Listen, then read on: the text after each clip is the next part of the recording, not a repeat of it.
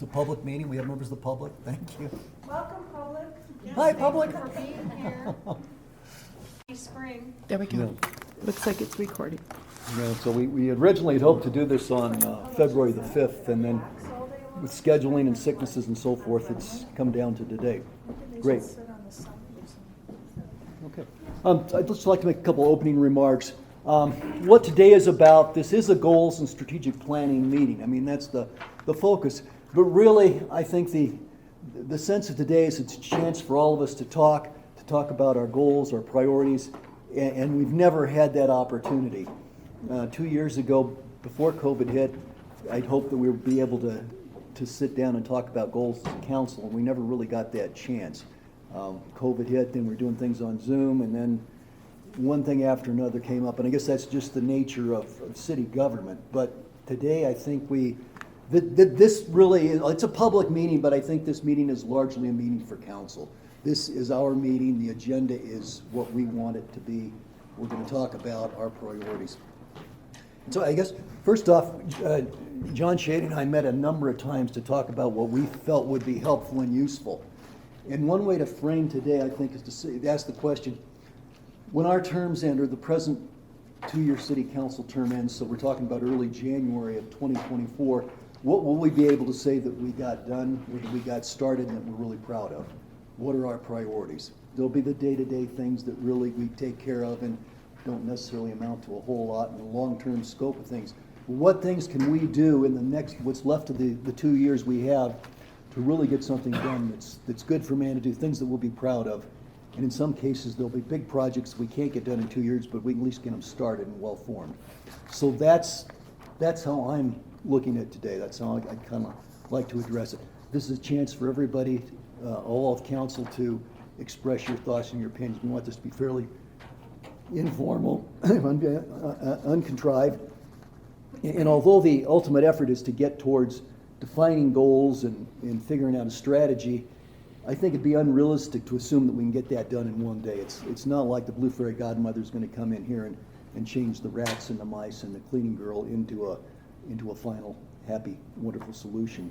So I don't think there'll be a single Cinderella moment, but each of you gets the chance to speak to what you think is important. We'll see how much cohesiveness we can get out of that. That said, John, you're going to lead off. Did you have any general comments you wanted to make along similar lines? No, thank you, John. Okay. I think when John and I were talking about this in January and February and whatnot, to me, it sort of kind of hit me that things can change really quickly. You know, I think everybody who's been following the Ukrainian thing, things seem to be pretty normal for that country on February 23rd, and on 24th, they were invaded. And I think we're sort of at the cusp of that as well. Yesterday, I had completely different thoughts, and today, I guess I wanted to do, these are all the little marker pens we have here? Right. Oh, sorry. And Okay. each of us has a pad up there. Oh, yeah, so- thank you, John. Yeah. So the So I pad is, thought I'd write down sort of, even though I really don't like icebreakers and stuff like that. Does anybody know what that number there is? That was the number yesterday that Colorado Springs has to collect to get their ballot for 420 on the election. And in my opinion, once this sort of kind of happens here and they go to the ballot and there's a chance that passes, I think whenever that election happens, that's going to be our big change day. You know? And so I've been thinking about that. I've been tracking their social media and whatnot. And so if they go for, what is it, 11/02/2022, or they could throw those signatures in, the clerk can trigger a special election. I think either way in terms of how they go with it. But I don't think that's a particularly large number of names to get. Okay, John and I think, or John, I think that email went to everybody in terms of how much money was spent in our election, right? yes. And I so, believe so. John's, I thought it was like I thought it was about 110, but John's remembers 120, 420 shops, okay? But anyway, I just think that we need to be prepared. So to me, in the last few weeks, my thoughts about what I wanted to do today and what I wanted to achieve by 2024 have really been changing in my mind in terms of from maybe some particular things to some more of us really grabbing a hold of kind of our capital budget, okay, and figuring out these eventualities of when this might pass and getting ready for this kind of thing, because I think we've seen that number's pretty huge in terms of what could happen. I know that that other category that we talk about, okay, we have to use that word, the other category. I think probably everybody in this room knows what kind of maybe rolls up in that other category, but Becca's over there. Yeah, I know. What's in that other category, is a pretty big number that kind of drives a lot of our numbers. And it looks like, it seems like it might be something like, like $4 million a year, something like that. Is that what we get, or is that what's $4 million? That's the hit we take, Oh, in and terms that's of a hit based on ballpark what number. percentage? Hmm? That hit is based on what percentage of a reduction? It would be 3.2 at 90% reduction. 3.2 is 90, so 4 is if our shops close entirely. No, well, not close entirely, but Well, no, four to me is a pretty good number that I kind of did some modeling on as well, okay? And I took some of kind of those numbers, okay, and I assumed that the first year, okay, as things kind of ramped up, you know what I mean, the first month, we probably see pretty normal income from that category, and in the second month, as they sort of kind of ramped up their regulatory and the application process, and people kind of came online, and people kind of rearranged their square footage and whatnot to decide what kind of business they were going to be in that sector, that by the end of the year, we're somewhere running up at about this kind of a running rate in terms of not having this in our budget. So, to me, and that's what percentage of our budget, roughly? Denise, do you Isn't have it like that off? 40% or? But no, it's not 40, 50, it's 30%. I think it's 30, right, Becca, is the number? If I remember correctly, they're not 30%. Revenue itself, yeah. Yeah. So, It used to be I'm gonna 50. steal one of their numbers Moved it here and to say 30. 30%. That's a pretty big monumental hit.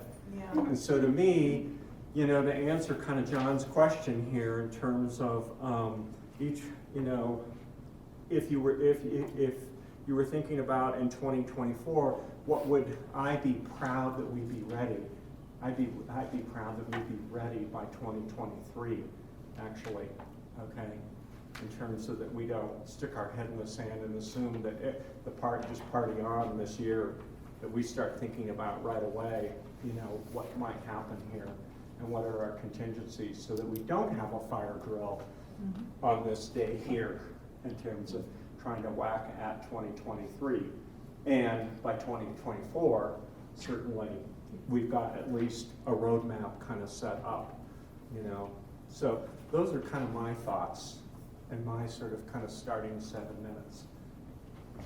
Great. Thank you, John. Yeah. Actually, you've got a few more minutes if you want. Oh, do I? Now, when we talked about this, we thought, well, we'd have 9 people and we'd all do 7 minutes, and that's just a little over an hour. And so, But to me, and sort of kind of a request to staff, I went out just for grins and whistles, and I know that Bob's been talking about this year after year and whatnot, and so I noticed he's here as well. I was hoping we could update what's on the city website with our capital thing, because what's there ends on 2023.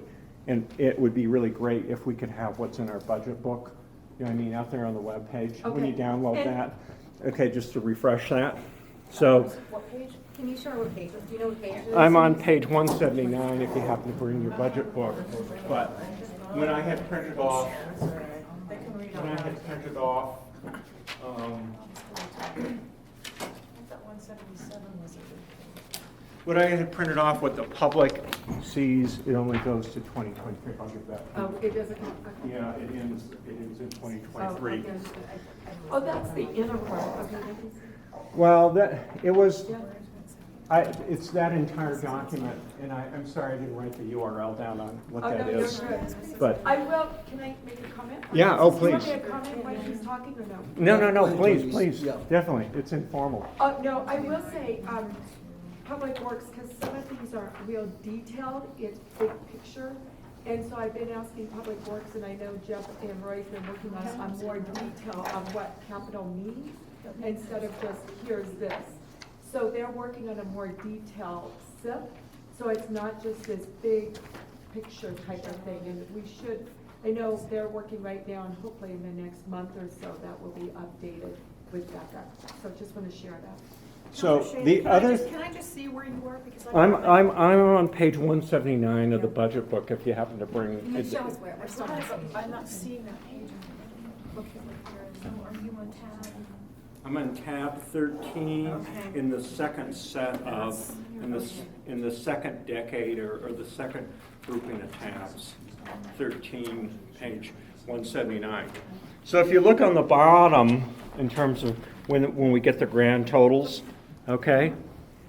I need to get my reading glasses out. You know, the number that I've been modeling, which is somewhat short of this number here, 4 million. Wow, this matches the grand total at the bottom of our pages. I mean, it's almost like our entire capital, you know, rolls up underneath here.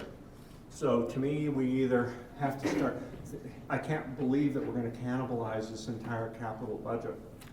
So, you know, what tucks up underneath if we take this kind of a hit, okay?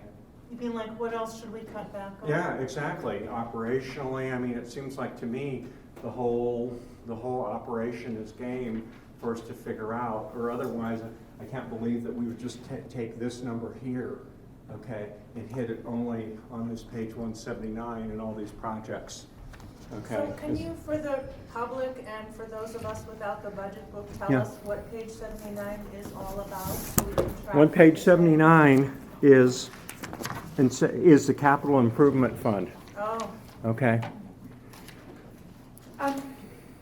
Yeah, and that goes to 2026.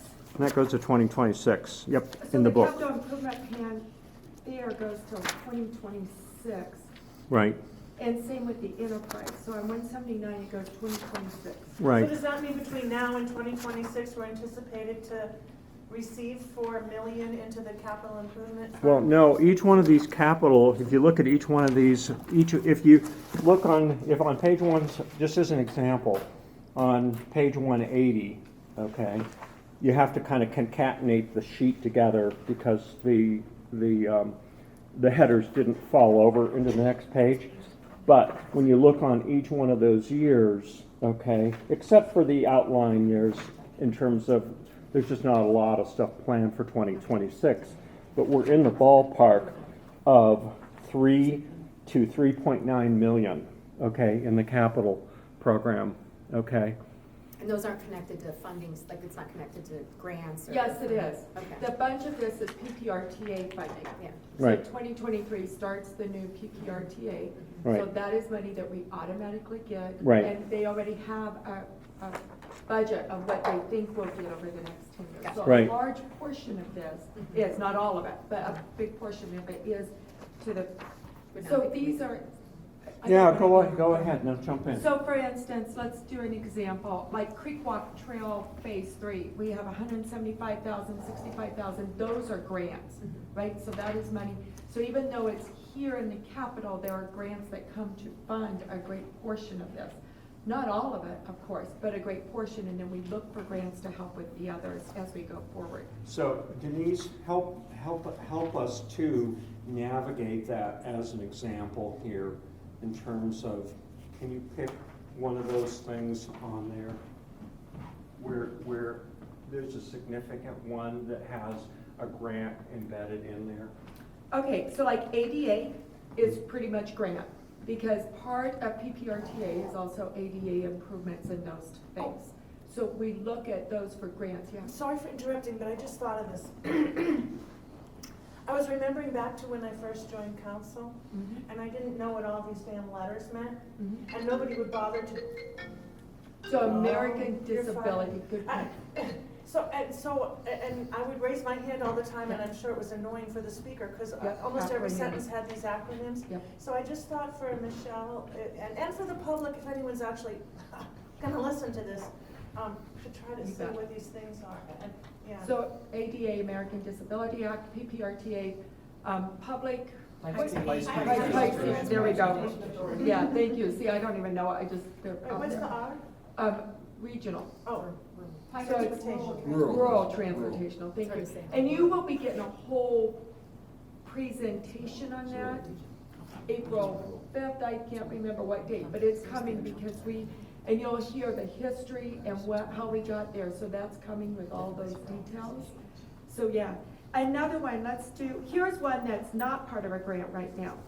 City Hall remodel HVAC, right? That doesn't have a grant associated. Now, if you chose to take on City Hall in the next 4 years, I'm just saying 4, because I don't see it coming before then I go for DOLA grant to cover half or more of it. And if not, then you wouldn't be able to do it. So there's those type of things that come through here. So most of this that's capital is associated with some type of grant, right? Or some type of funding. There are some that are not, but the majority of them are.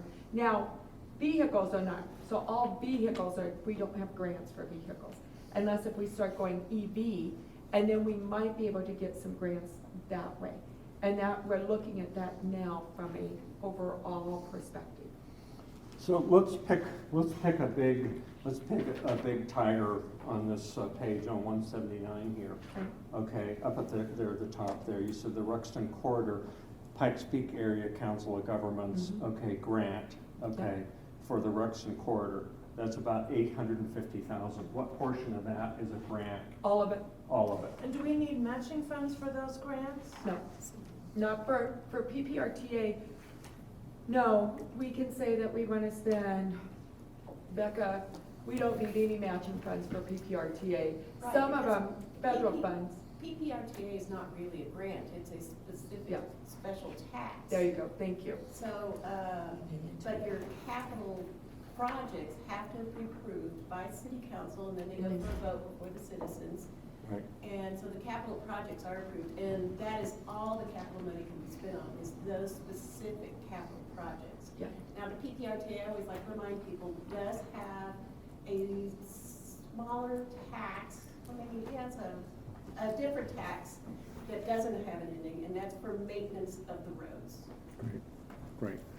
So it's not a grant, it's commonly confused with a grant, but it's actually a tax. Thank you. And it does, yeah, you approve it, then it goes to the CAC, right? Right. And I believe it goes to CAC, then it has to go to PPRTA's board to approve. So it's a pretty in-depth process to get those approved. They listen, right? You go and you say, here's what the ballot initiative is gonna be, so we'll be bringing that to you. Right. Because that has to then go, that will be on the November ballot Right. also. So I guess to me, what I want to get back to, from my standpoint, my goal of like John's question, okay, what would I like us to achieve, or what would I be proud we achieve, that we would be able to start off 2024 if this happens to us in the next 2 years. And I think they're going to probably take more than one whack at it. I think they're going to keep whacking at it, you know, in terms of until they get there. I was kind of hoping they would be asleep, be the sleeping giant over there, and not put this before us.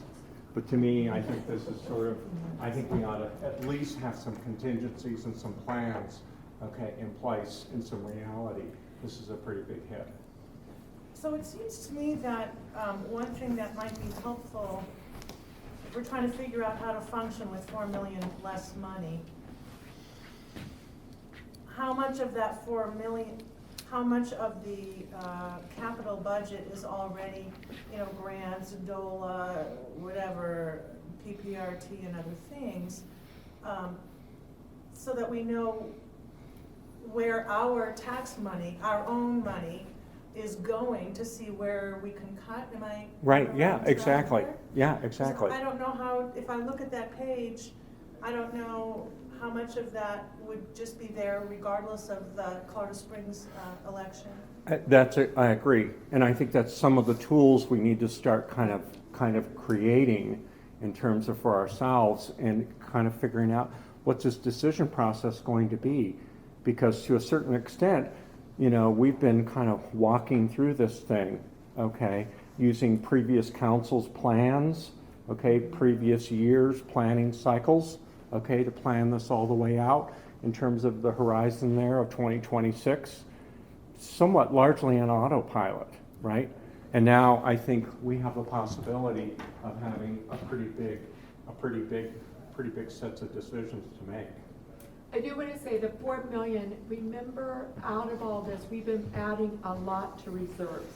So this isn't all operations. We've been taking a lot of this and using it, building our reserves. Right. And then doing some capital projects. Right. So when we presented to you, when we did that, I wanted that done before today. We haven't been able to do a bunch of analysis. I mean, there's a lot that has to be done that we need to get some details behind it. Right. And one of them that I showed to you and I said out loud, I have to be careful what I say. Anyway, so. Do we have the expertise we need on staff right now? Not that I'm sure we do, but I mean, does staff have the time to do this work, or is this something that we need to look at as a council in terms of investing in support to get what we need to make these decisions? I think it's time to bring our financial planner in more and really help us run some models. I do believe that it's probably time to get some models going and really have them help us. And we pay them, and we need to start utilizing them with some modeling as we go forward with Becca support, and really looking at different aspects and say, here are the models we need, here's what happens, on and on. Question. So obviously this ballot measure is different in that it would affect all of the currently medical marijuana facilities, and it's my understanding there's 120. I think 100, okay. yeah. And so if this were to happen, if this ballot measure were to pass, do we understand that the approximate time frame it would take for all of these establishments, if they were to go to retail, to get licensed?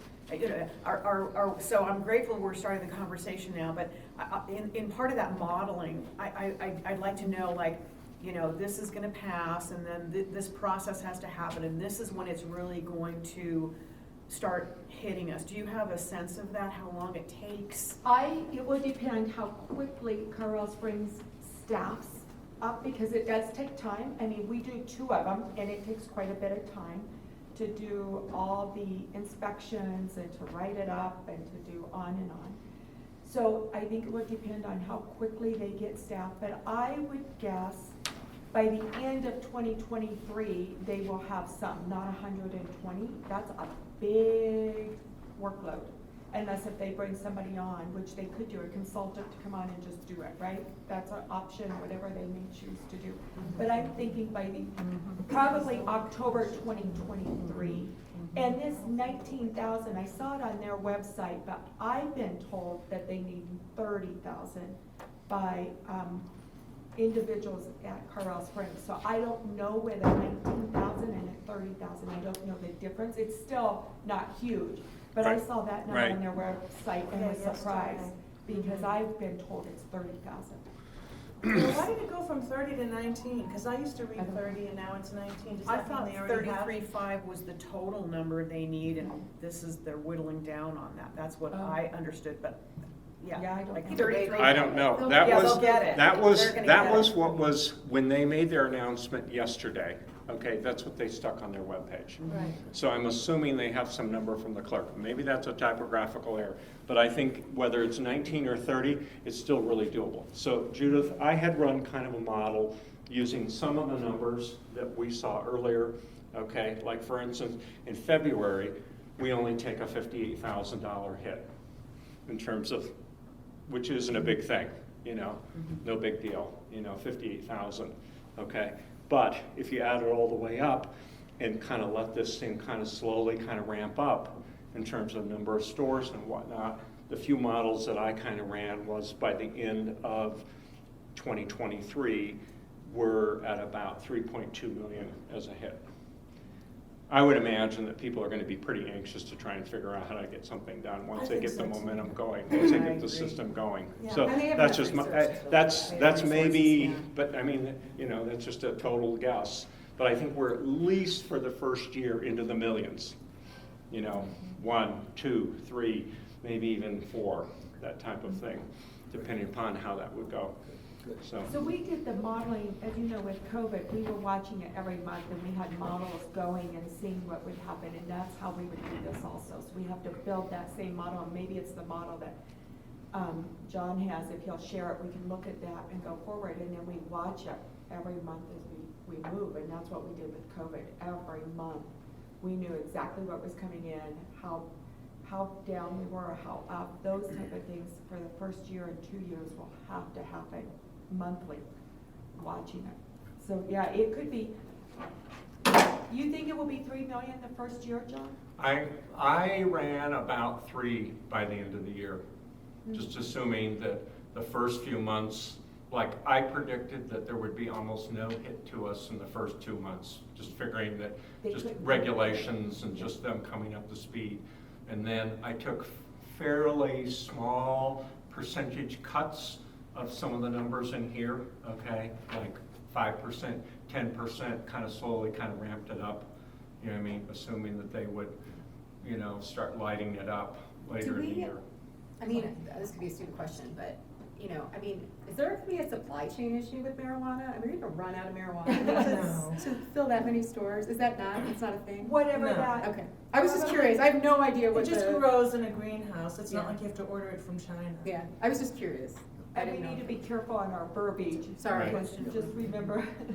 So Denise, can you also, since you handed this out, how much of this stuff is public that you handed us? I think it says other cities, can all of that, we make sure that so that isn't just one area, that's all that's under Okay, other cities. so it's been made so that it could be shown to the public, this document here? Yeah, Because I think before we had some right, titling issues, right? yeah, Right, Okay. well, and probably this also includes the other in city. I yes. shouldn't say probably, this does Yeah, include it it. Yes. Okay. So we're all right. not just identifying. Okay. Right. And we're allowed to talk about the category, not the Right. breakdown within. Yes, it. exactly. Yeah. So do we already have a financial consultant firm that we use? Robin Stiefel, and we, Robin was with Steeple, she's moved to Piper Joffrey.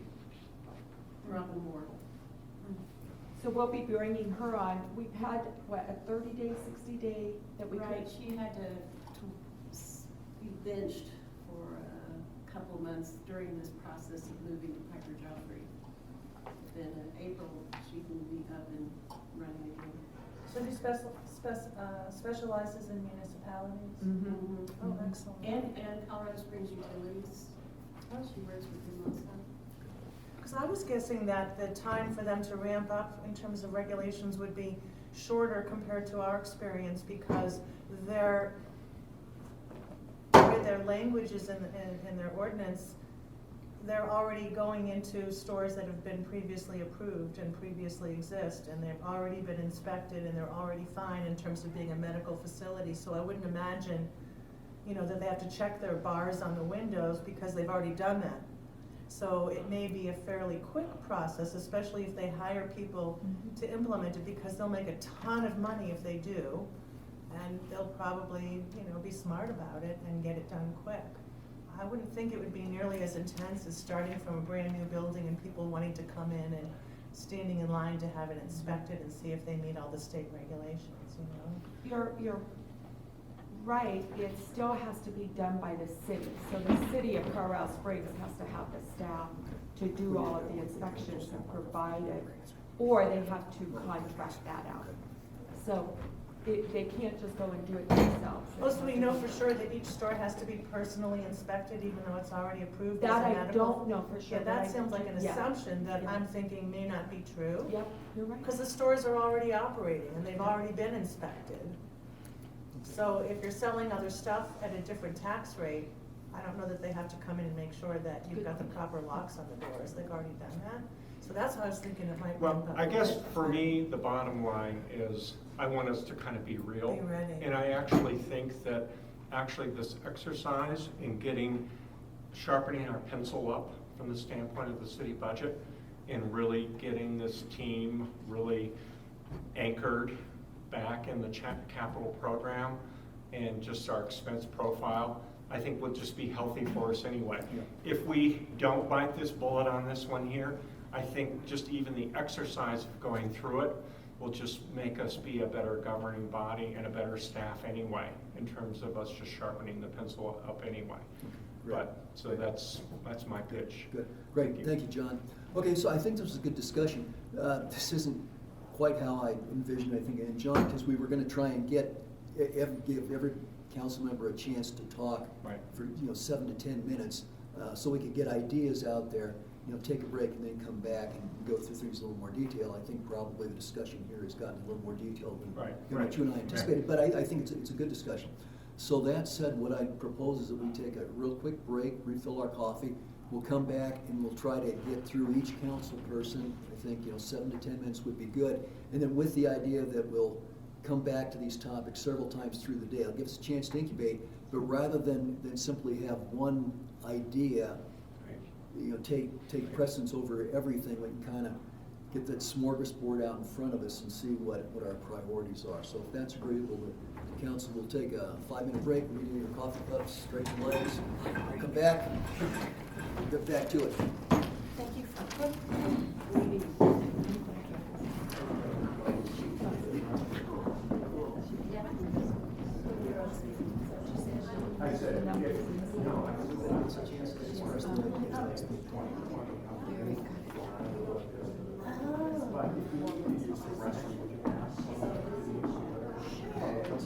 Because earlier. We're turning it up and down. Up and down. Well, we can turn the heat up. We can, we'll do that, we'll turn the heat up. I'll turn it up during Well, breaks. I just thought, well, yeah, that's I'll great. turn it up during breaks and down during, because otherwise it's too hard to hear. Yeah.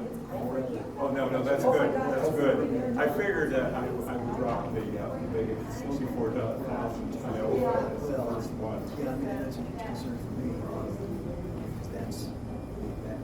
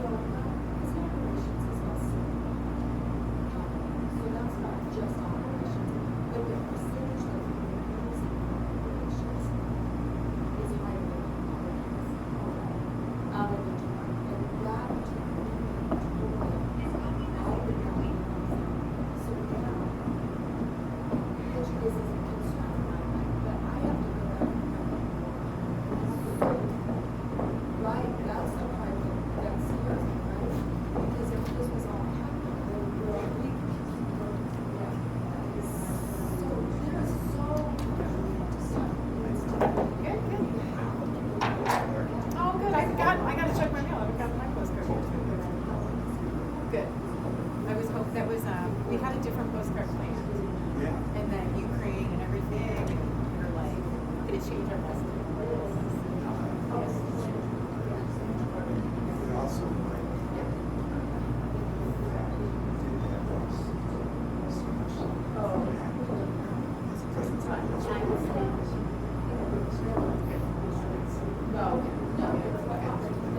Yeah, no, it's been, that was a COVID thing, right? It's not all it's been out. What are we gonna do? We're like the ones that post turns out to be for, you know, it's just as Manitou, we can't do anything else, it's still.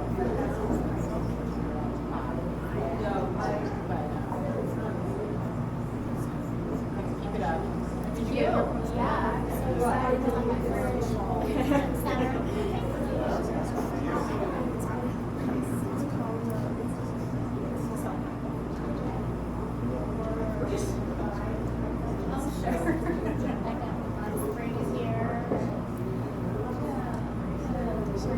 Hey, Michelle. Yeah. What is this? We're in love with this. We're like, what is this? Alpaca? I have no idea. I thought that it was a Yeah, well, you did good. So anyway.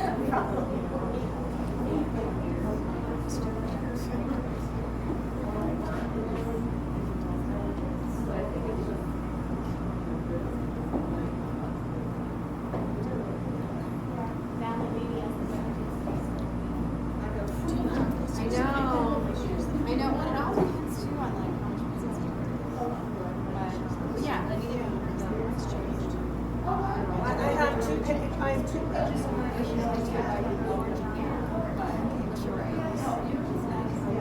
Especially, I think we're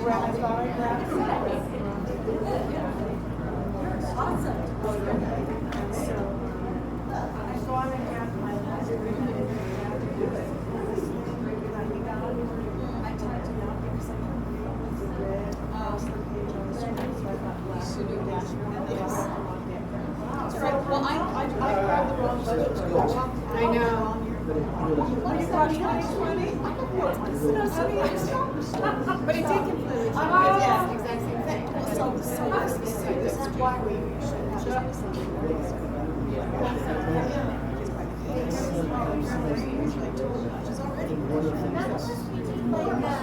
like horseback riding in the morning or something.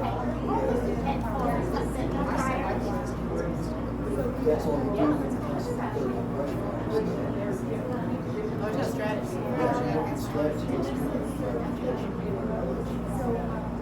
So yeah, so in a weird way, it's probably good, but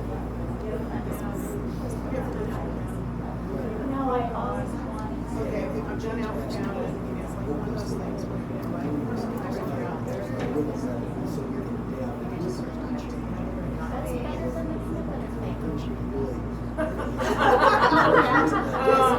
the peanut butter thing. That made me so grumpy. I mean, not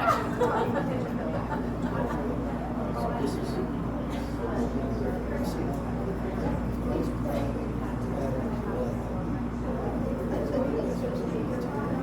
Well, there's less pressure too then, if you don't get a chance to make a point at once.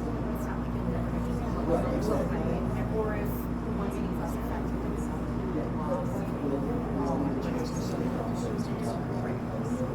Yeah, I like that. But I always work by both in college. If I had a class that was meant to be very appropriate, I was in trouble. But if I had like 15 papers, I'd be like, oh, great. Because I was living in a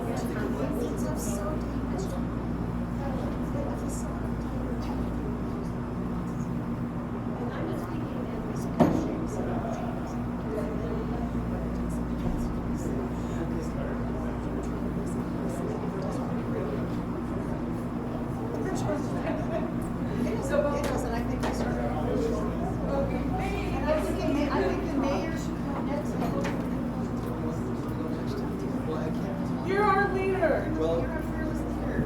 We rely on you. So we are the vegans. We want. well, you know, I'd be happy to go and fix it, okay? And remember, each of us is gonna go, it's not like we're just leaving our topic up for this is a one-time presentation. You know, this is gonna be a conversation. Oh, that's good. That's good. So if we could get back to it. Sorry. We can get Grab coffee. some water. Grab some water. Get water, coffee, orange juice. Because it was just something here. I'm like, what is this?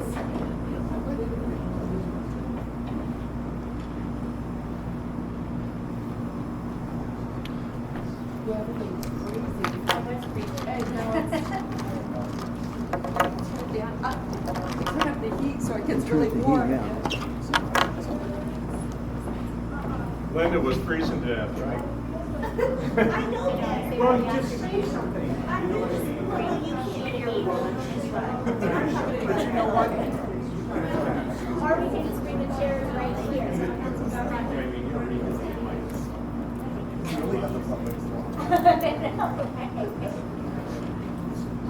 but you can scoot right on. John, I think at 1 o'clock we should bring our chairs and sit outside. If we get enough work done by 1 o'clock, we can see about that. John, are you next? Yeah, I got drafted to go next, so Okay. and that's fine. I'm not happy I could go last, I could go next, whatever.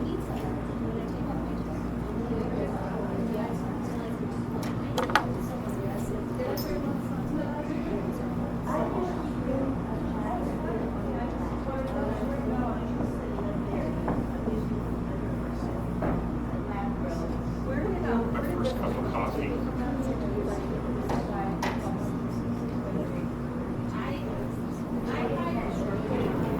If I can do it in less, that wouldn't be a bad thing either. I'll do it on my phone since I know how to work it. Oh, okay, that's fine. Okay.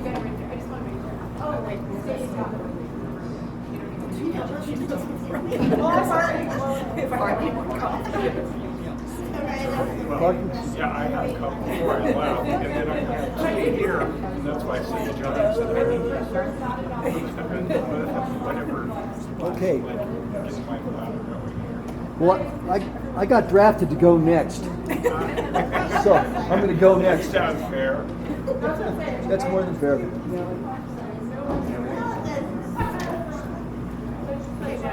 Okay, back to work.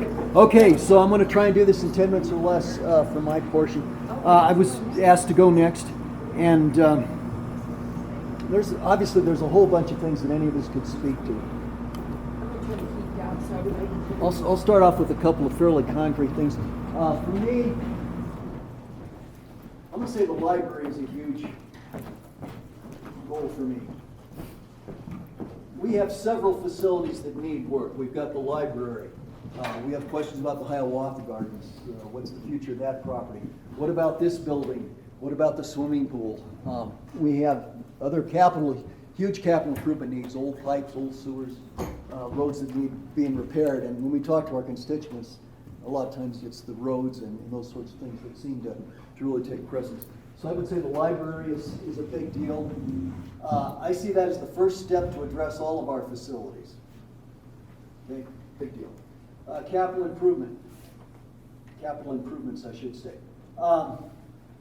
And this isn't a surprise or a shock. I think we've made good progress in the last several years. I think we have a solid plan, and as long as we have the money coming in, we can get a lot of things done. Obviously, what John was talking about, the potential loss of a huge amount of revenue, that's a gigantic concern. I'm sympathetic to that, certainly. I think we all have to be. But I would hope that we push on capital improvements as much as possible. Certainly while we have the money, while we have things like infrastructure, assistance from the federal government, CARES Act, and we'll know more about that in the coming months. PPACG has done a few things to help identify how the smaller municipalities can go after money, but that's a continuing story. Library facilities, capital improvements. And those are not anything new to us. We have parking and the congestion. I think we're making progress on that. I think if we have a sustained approach, if we remain resolute to get those things done, we can take care of that. Something that strikes me as huge, and John really kind of made an allusion to this, is what's our future? And here John's talking about the economic future. Well, that's hitting us in the face. It's up cold, it's up and very personal. We've all got to be concerned about that. But for a number of years, I've wondered about what's the economic future of Manitou, what's our sustainability. We've always been so skewed towards tourism, that's it. Property tax is really only something like 10% of our revenue. So when a resident says, well, I pay taxes, that's very true. But how much of their share of what actually costs to run the city do they pay? And that's a disturbing kind of thing to have to explain to a constituent, I think. What can we do to broaden our economic base? What can we do to manage and mitigate risks? So with that, I would say certainly the economic future is a major concern. And that's something that I think is truly visionary. I don't see immediate changes coming about, but I do think we should take a close look at that.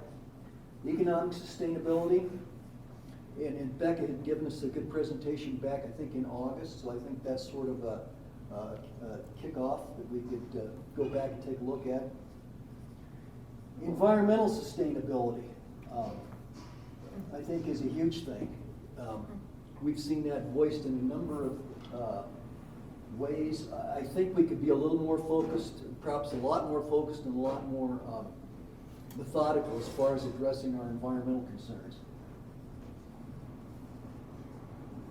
You know, last November we actually dedicated a hydroelectric generator up at the water filtration plant. And to me it was a huge moral victory, but as I thought back to it, it was actually Bill Kerner who probably had that idea 30 years ago. John, you may have been on council at that time. And I think the biggest obstacle then was Colorado Springs Utilities. But if it takes us 30 years to save a planet that has maybe 30 years left, we need to step our game here. So environmental sustainability.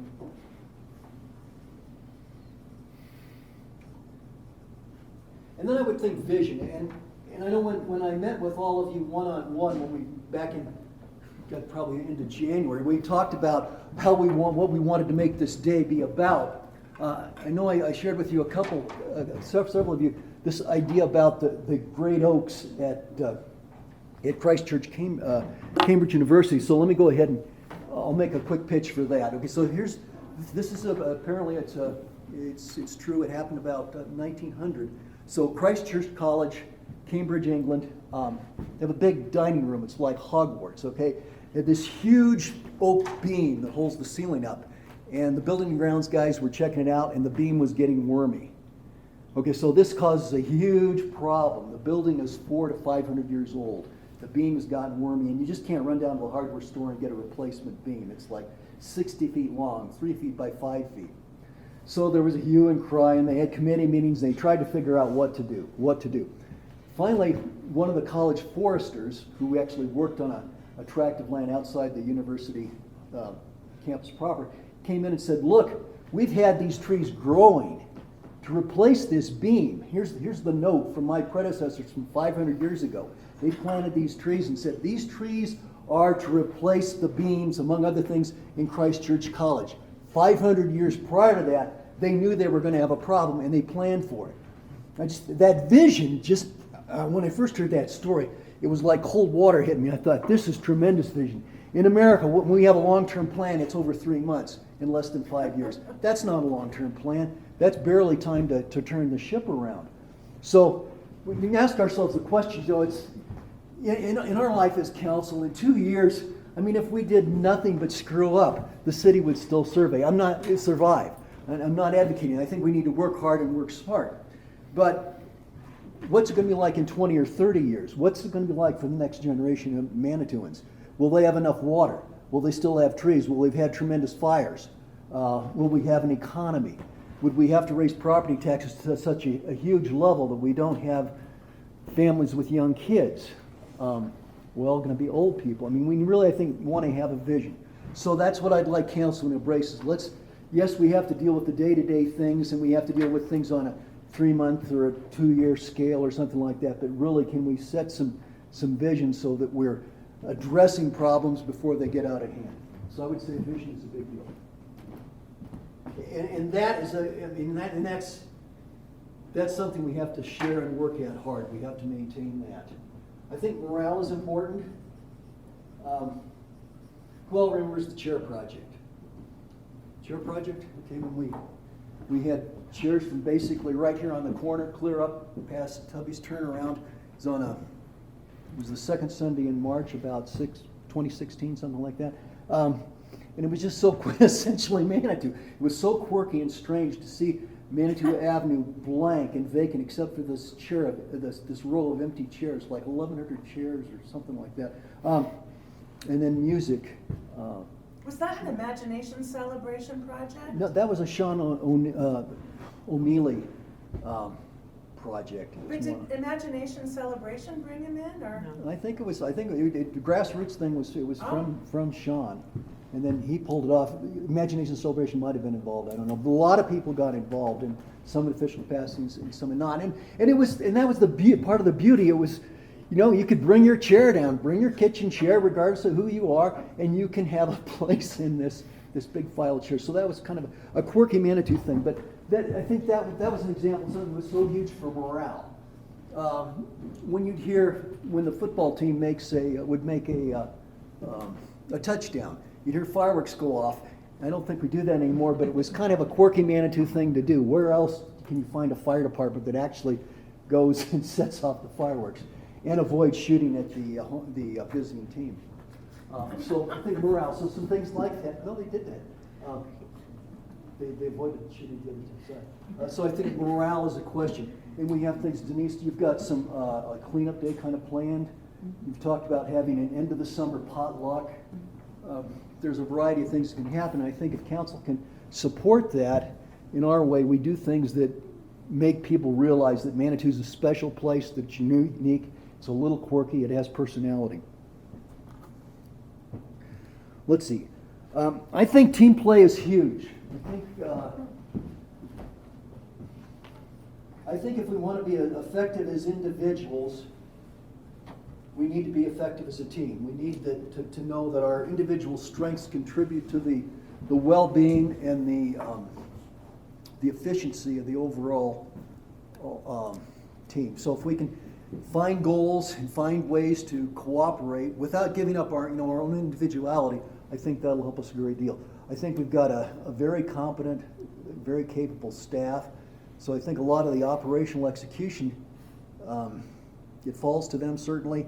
And we have that luxury. Not all city councils have had a competent, functioning staff underneath them. So I think we have an opportunity there. We have lots of opportunities. There's lots of problems. There's lots of things we can do to fix things.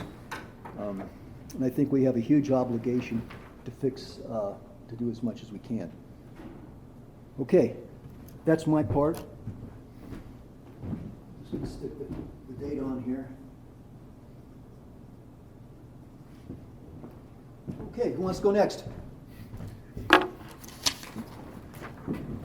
Judith, next. would you do it? Yes, I will. Thank you, Dan. Sure. You can have Happy any- spring, everyone.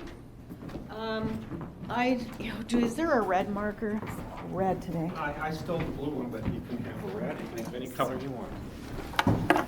So, I'll date night too. I wanted to start by just, segueing a few things that Councilor Shada said. I'm grateful that he started. Oh, it's hard to read that color from back here. Is it? Okay. It's not dark. I'm enough. gonna actually write really large too, Yeah, so, right. let's try bright pink and see if that works. Oh, no. No, we'll go with blue. So I was just reflecting on, when this council, with the exception of Michelle, was sworn in January 2020, and Natalie too. In a couple months, we were hit with COVID, right? Major pandemic, and just kudos to this group, and while this is a little different, this kind of feels a little bit like our next big issue. And unlike COVID, two things, we have advanced notice. We know this is probably coming, or if it isn't coming, we're gonna get prepped for it anyway. But we also know that if it comes, we're not gonna get any rescue money. So having said that, I'm really grateful that we started with that. We've been talking about this retreat since January, February timeframe, and it's been rescheduled a couple times. And my presentation has changed many times since then because of things change on a daily and weekly basis. So I'm not going to repeat anything that anybody else has said, but I am going to touch on that and maybe some of that. So the first thing that I want to talk about is parking, traffic, congestion, mobility, right? All of that. So autos, we'll just say autos, right? And I specifically want to talk about that with relation to our big players, right? Who are our big players? the cog, the incline. And then I just put everything else. Okay. Everything else. Okay. And in the spirit of transparency, I want to focus right here on the cog. Because, why?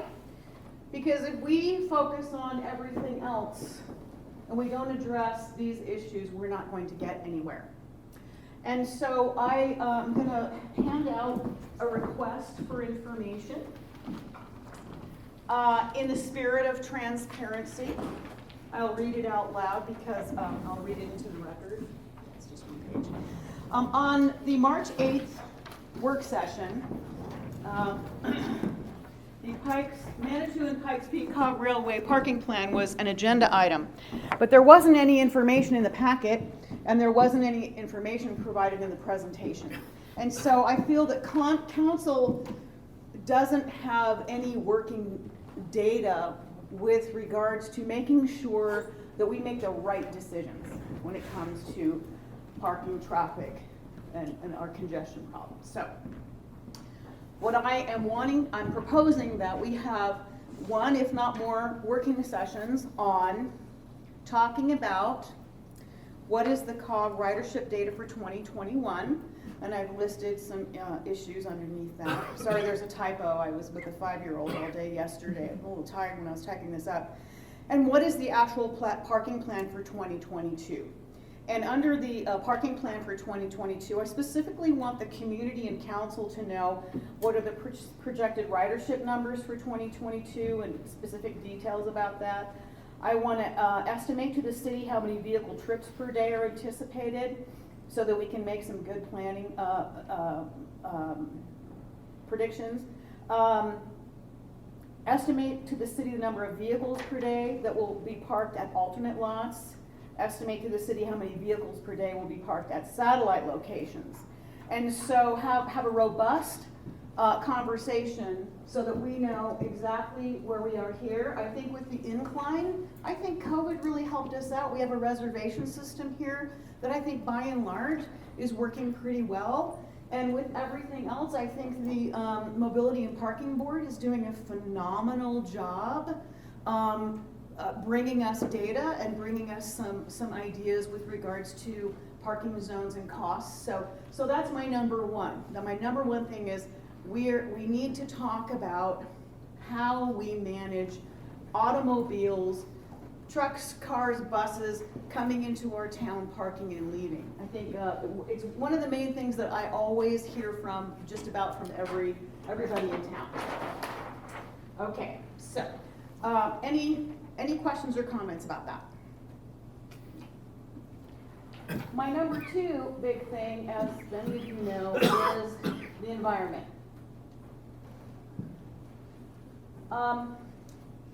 It's actually my number one, because if we don't address climate change,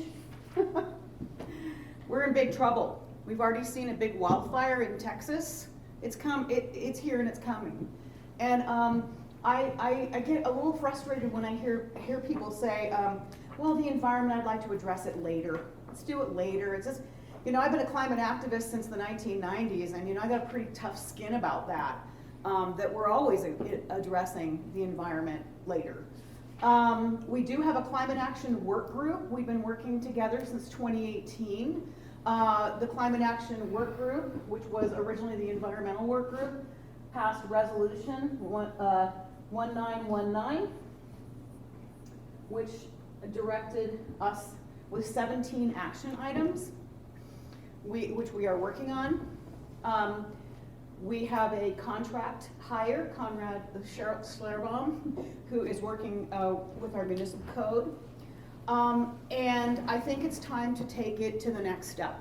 I think it's time to elevate our climate action work group and make it a city recognized sustainability and environmental advisory board. Sustainability, there's a lot under the sustainability umbrella, right? There's the environment, there's climate change, there's the economy, there's social justice. So I am proposing that it's time that we elect a Sustainability and Environmental Advisory Board. I have not fleshed out a name for it, where we have community citizens who, we have very many citizens in this town who are really phenomenal. We have experts in air quality. We have some people that are experts in tree planting and management and so forth. And I think it's time for this group to come and, with the guidance of council and staff, be directed on several projects every year. In 2018, I had the pleasure of meeting Samantha Bailey. She was at that time with PPACG, the Pikes Peak Area Council of Governments, and she was our Colorado Springs liaison to the environmental work group that later became in 2019 the Climate Action Work Group. And she has since been hired as the Colorado Springs' first sustainability coordinator full-time. And she and I have developed a very good working relationship. And she brought a proposal to Colorado Springs City Council several months ago for them to elect their first Environmental Sustainability Advisory Board, which passed. City Council now has their first advisory board. I was going to prepare a whole packet with you. I do have a copy of the final ordinance, and she did share with me Colorado Springs Sustainability Action Plan for 2022, so that we could have a template going forward. And I'm making a pitch here because I don't want Manitou to be left behind.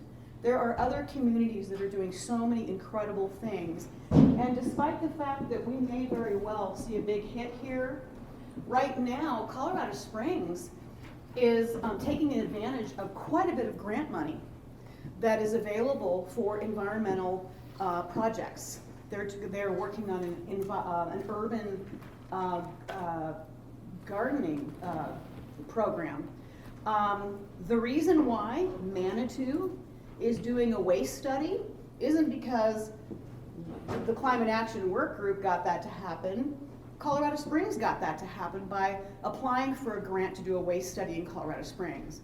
And our contracted sustainability coordinator said, hey, can we piggyback on that? Is it possible to add Manitou into that grant? And that's how, and so that is going to be part of that grant. So I want Manitou to have an advisory board that is elected by summer of this year, so that we can start really taking a big bite into what Manitou wants to focus on in regards to the environment. Whether it's fire mitigation, whether it's time. Well, if you could sum up. Time. So I kind of just talked that out. Any questions about either of the things that I have presented?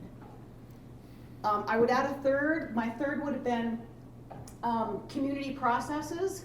Community process, which is included the library, not the product of the building, but the community process. But I don't have time for that. But if it comes up in discussion, I'd like to be part of that discussion. We should have an opportunity later on Thank to you. touch on some other things. Thank you so much.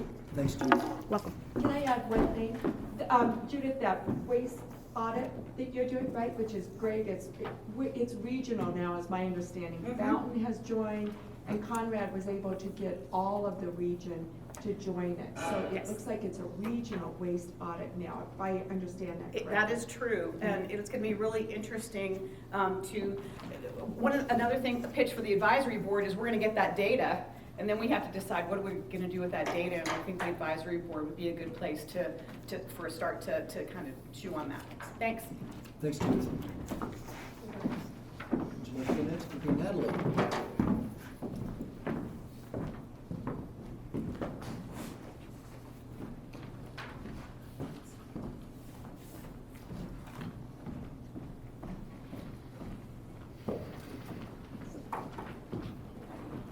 So I also put something in writing, mainly just for the first two pieces on here.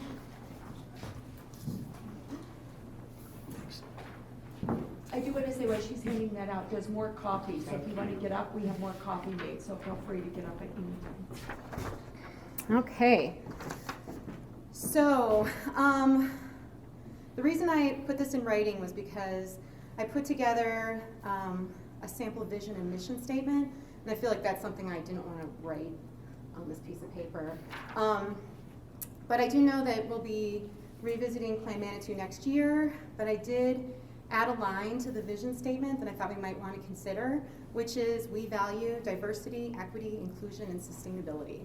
And so that's in the center of that vision statement. Other than that, it's the exact vision statement that we have right now.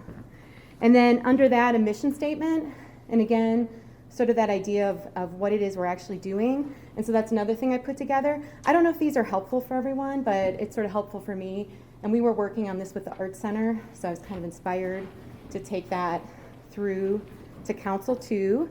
So again, on behalf of the community of Manitou Springs, the City Council demonstrates good governance and works to assure the city is economically prosperous, socially inclusive, environmentally sustainable, and protects its culture and heritage. And so again, just something that's been on my mind. The other thing that's been on my mind is demographics. That some of the numbers that came through this year really kind of hit me in the head. You know, I mean, the average age of a person in Manitou is 43. The average home size is 1.9, so it's actually less than 2 people. 9% of our homes are families of 4. So that is really an eye-opening number to me when I look at our future as a community. 91% white, non-Hispanic. That actually is pretty standard for our community. And then again, our population size, we're down 169 people. And so whether that 169 are people who have passed away or whether it's our young people graduating from high school and moving out, I think in general those numbers suggest that we're not necessarily thriving. And then again, only 4% of our residents live and work in Manitou Springs. And so when I started thinking about 4%, I started listing the people I know who live and work here. I'm pretty sure I could list that 4%. But all of them. I know I did. Yeah. And so anyway, so I just, you know, I think about those things. I think about as I drive into town, you know, the 7-Eleven is still vacant, Hiawatha Gardens, the library, the Stagecoach, you know, my old building down the road, Ruxton.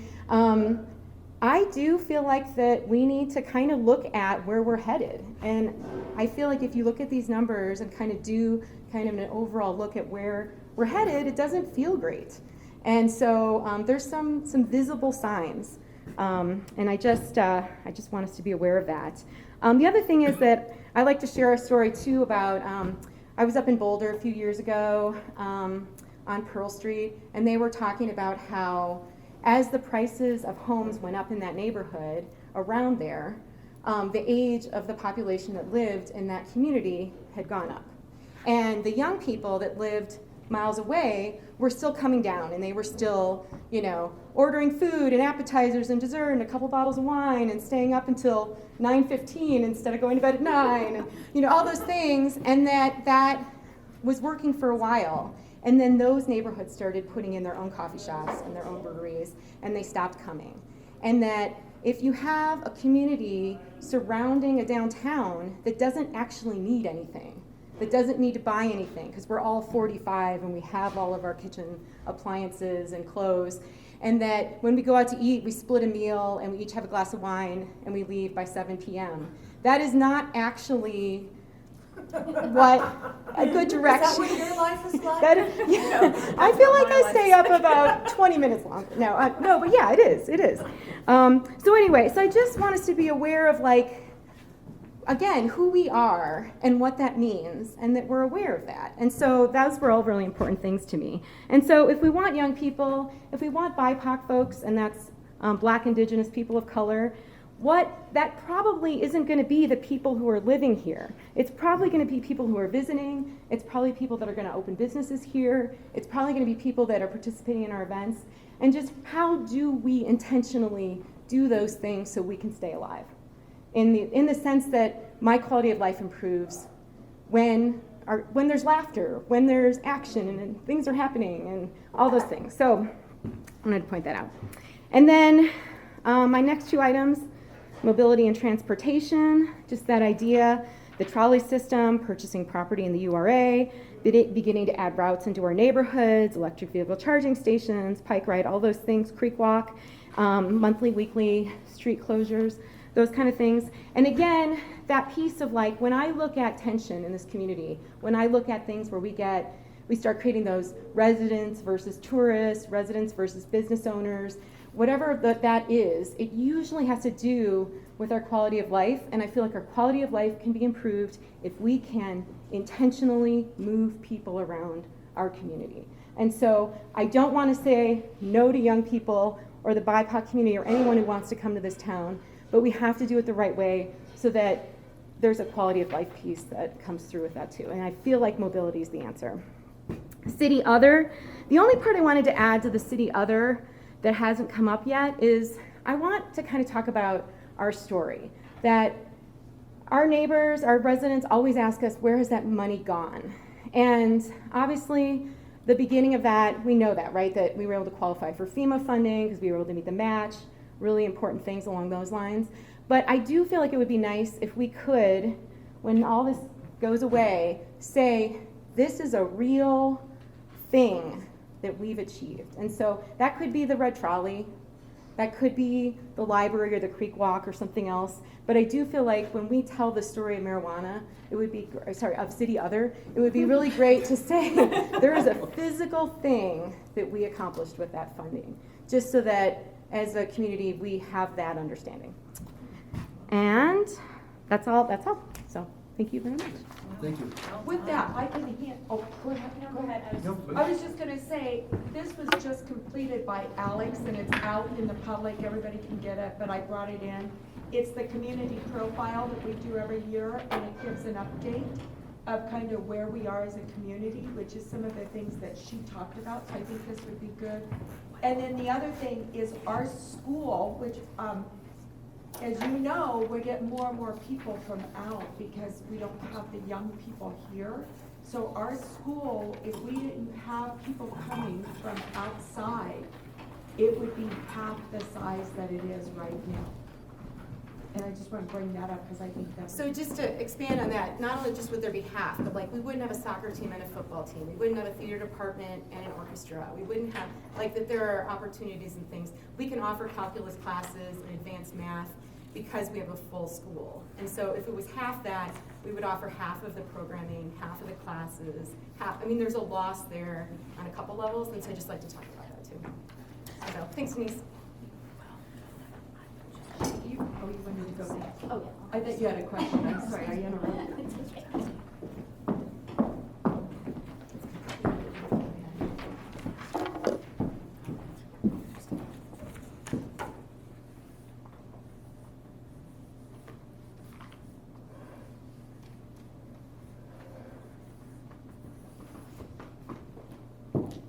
Morning. So I got my thoughts together this morning, even though I had a month. I'm so glad that Natalie addressed diversity. I know we did talk about it a month or so ago, and I am 1%, or I am part of the 9% of non-white. And I do want to work with Leslie, and as I was campaigning for City Council, one of the questions I asked her, I said, how do we attract people that are not white, non-white, whether it's people that live here, whether it's people that own businesses here. I mean, that's kind of a huge deal. So I think out of the three between the library, Hiawatha, and City Hall, it was Hiawatha. I was thinking of a community center would be amazing. So I looked up the word community with Google, and it's a feeling of fellowship with others as a result of sharing common attitudes, interests, and goals. So the community center would offer classes and programs, and I understand that, having a library, we do have some classes and some programs, and so it'd be different. We would offer billiards, ping pong, foosball, covered basketball court, a splash pad, lobby TV room, senior club, those types of things. And then within the last month or so, we did have someone talk to us, a resident, and he had mentioned closing Manitou Avenue. I thought that was brilliant because the city of Colorado Springs closes Garden of the Gods. I'm not sure how often they close it, but it allows, you know, people to come in and not be worried about they can bring their bikes in and not worry about getting run over by a car. So I think that'd be amazing. So everybody could use Manitou Avenue, biking, walking, any mode of transportation that does not include cars or motorcycles. And then parking. Parking, finding a happy balance between residents, businesses, and tourists. And as I've been sitting here this morning, everything is with this letter, C. It's everybody being cohesive, and then change. We had COVID a couple years ago hit us. And then we have this coming up sooner than later. Like, it's, you know, not that far off. And then we have city council, we have the help of staff. So parking, back to parking, finding a balance between residents, businesses, and tourists, and why are our employees currently paying to park? So they are, with our revenue that we get from sales tax, these employees are having to pay for parking. So it was very hard for me a couple weeks ago to sit in city council and keep my tone, like low tone, because as a downtown resident, I will not be able to park in any of the 3 parking lots that I pay for. So if I can't park at 2 o'clock, that server or the closing person at the glass shop, where are they gonna park and not be late to work? So I was thinking about it, and I'm like, okay, do we have separate employee parking? The car wash that used to be there across from Maggie's, what is it doing? Is it for sale? Do we make that a parking lot and then shuttle them in? And then as we've been talking about the library, and as I've been meeting with other people, this poor task force, I don't think we need another task force in 4 years to come to us and say, and present. So I think we could find a happy balance between Tina's model and the architect. And then for me personally, for 22, 23, 24, and 25, I'm going to be meeting with residents and businesses on a quarterly basis. So thank you. Thank you.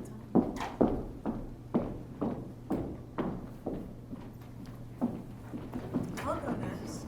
Okay, Julie.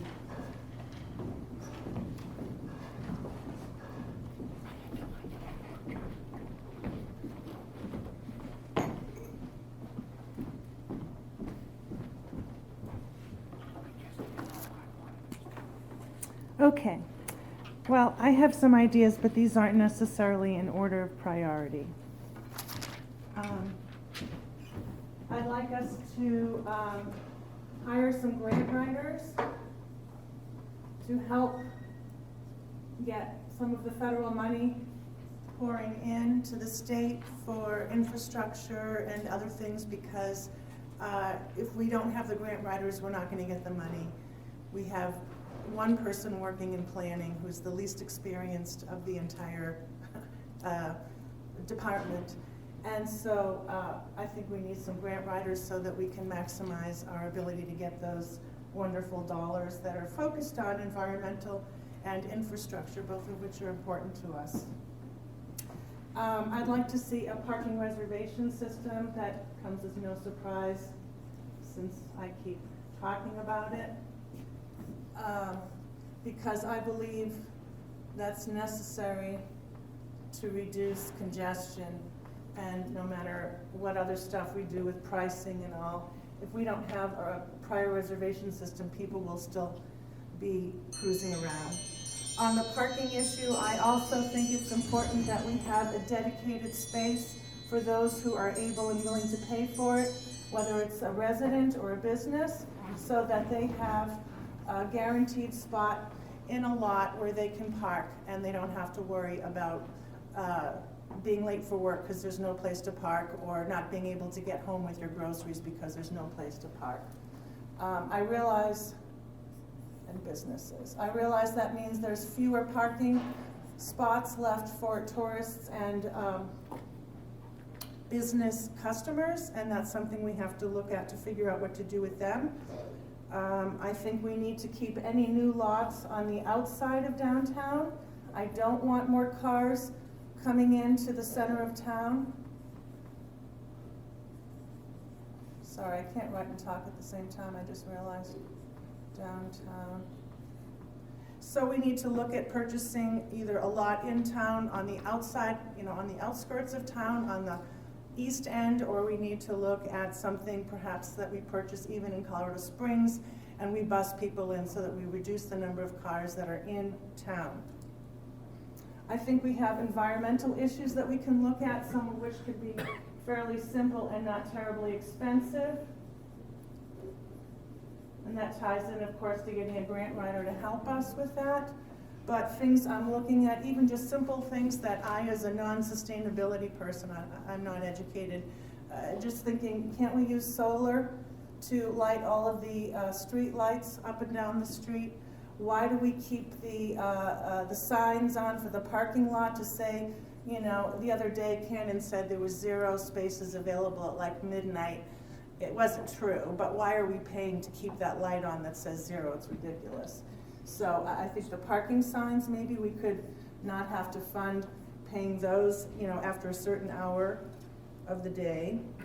I want to look at creek walk to see if we can use creek water for that one area that we still have the right to use that creek water to water our parks. I realize that requires equipment that we could purchase with this grant money. I want to look at maintaining a library system that is truly freedom of information as opposed to censorship, and whether we want to look at some point, diverting the dollars that we now spend from our mill levy, from our taxes, rather than paying that to PPLD. What if we kept that in-house? Because I'm very concerned about PPLD and the direction in which they're obviously moving. I'm interested in looking at possibly terminating the URA and using URA money to help supplement what we're going to lose when we're $4 million in the hole. And also important to me is process. I've gotten a lot of feedback over various issues about the community process and how that works, and people are frustrated. The Becker Street Bridge was a good example where the community came in en masse and said, we're concerned about this URA design, we don't like this, we don't like that. The response was, well, we've had community engagement. And they said, well, yeah, but that was where we were listening to your presentation on what is going to happen. We would talk about our comments, but nobody took them into account, and there was no redesign. Or if we have an RFP, for example, that says the architect is required to draw up to 3 drawings, and we hire them and they draw up to 3 drawings. And then we come back and say, gee, we want some changes. Oh no, I was only hired to do 3 drawings.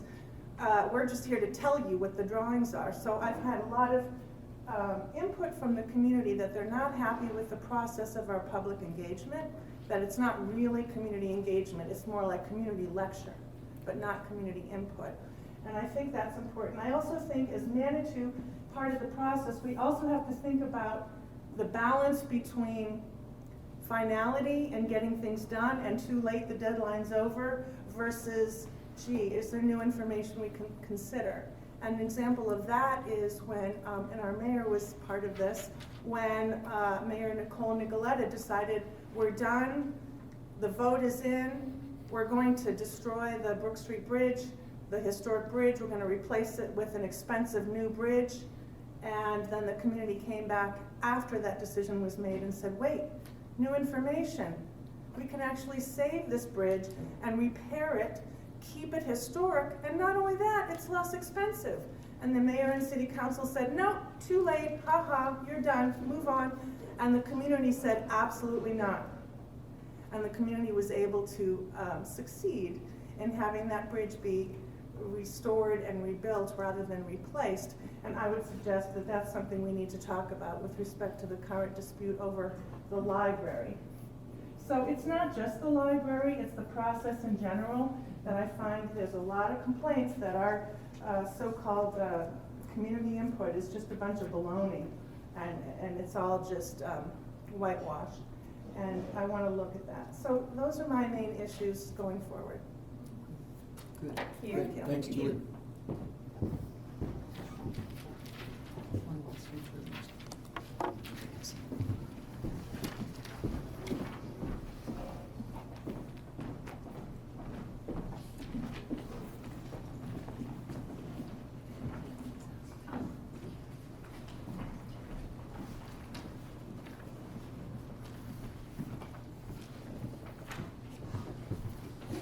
So I too have switched numerous times and been thinking about that and not really sure how to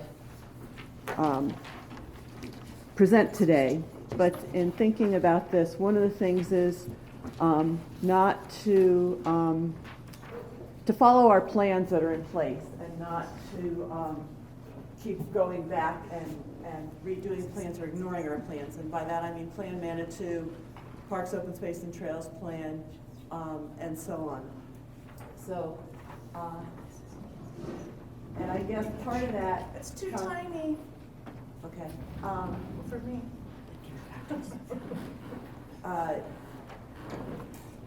Is that I think efficiency as a council, efficiency as staff, and efficiency as a community is critical. And I don't think we have that now. So I think we become more effective in general as a community, primarily because I think we stabilize staff. So I think staff stability and a competent, good staff, I see the city's making a 180-degree turn in the past 2.5 years with the staff that we put in place and the reconfiguration of staff. So, and if we task out something to our staff or a board or commission, in most cases, I think we need to really take what they say to us very seriously and not pick it apart. And I'm very guilty of that as well. But so staff stability contributes to efficiency, and that obviously will contribute to that potential $4 million deficit.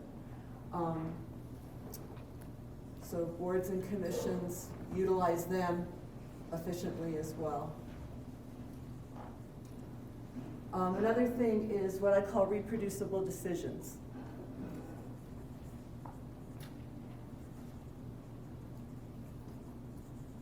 And by that I mean that we have a process by which we as a council follow, and this might be in great part best practices, so that we actually come up with a decision that another council might come up with the same conclusion given the same facts and conditions. And I don't feel necessarily like we have that at this point. I think we need a 2-year budget plan for our remainder of time on council. And with that, I think we need some really, and this goes along with the reproducible decision as well, some really clear criteria with how we prioritize projects. And with that, I think we also need context, and a lot of times I don't think we use context to draw conclusions. And I know my writing is terrible, and I apologize. Thank you, Natalie, and whomever else typed theirs up, because it makes it a lot easier. And I think today goes toward us understanding, I think definitions and common understanding of things reduces misunderstandings and confusion. And sometimes we're not very good at clearly defining what we're about.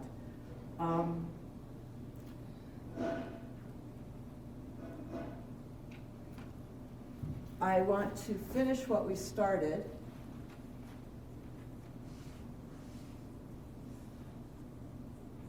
And that goes along with the follow-up on plans. We've got a lot in the pipeline right now. I would prefer not to go back and necessarily stop any of those projects. I would like to maybe prioritize them if we have to. I will probably be proven wrong on this, but I'm less panicked over the reduction in, potential reduction in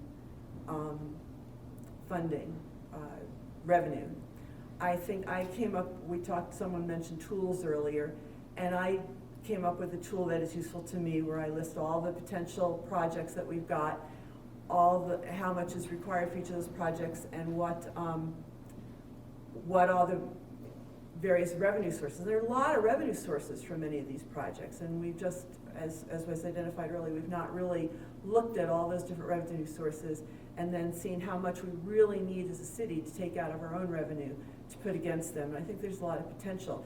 But with that comes even more the criticality of staff doing their work and us doing our work, and us remaining at that high level and giving high level guidance and letting staff do their jobs of actually executing our guidance. And I think that would really contribute toward efficiency. So with that, the Hiawatha Gardens, the Creek Walk, the library, there's a whole lot, the entire capital improvement plan that's currently in our budget. I agree that mobility will end up, if we can crack this nut, that will go a long way to addressing many of our issues. And I certainly respect I think that the folks who have done just yeoman's work on bringing these proposals in a very data-driven, which I appreciate, way, will go a long way toward helping us with this. And a couple other things that I think, morale, community, and I kind of listed it as culture. As we look long-term, and as we look back, it's the whole thing, you have to look at your history and build on your history. Don't do abrupt changes. Don't change your azimuth quickly. So the culture and heritage of this community is very defined, actually. I think it's pretty clear if you really look back through our entire 150 years. And it is arts and culture, heritage and history, outdoor environment, and health with our waters. And I think those four things really help define our past. And I would like to see them continue into our future, and that's what we capitalize on. I was at a conference earlier this week on Outdoor Recreation Alliance. And people came from all over the region. Excellent I've been to it several times before. And Colorado Springs talked about, as visitors come here, they are really desperate to look at their workforce. They need to develop a workforce in Colorado Springs.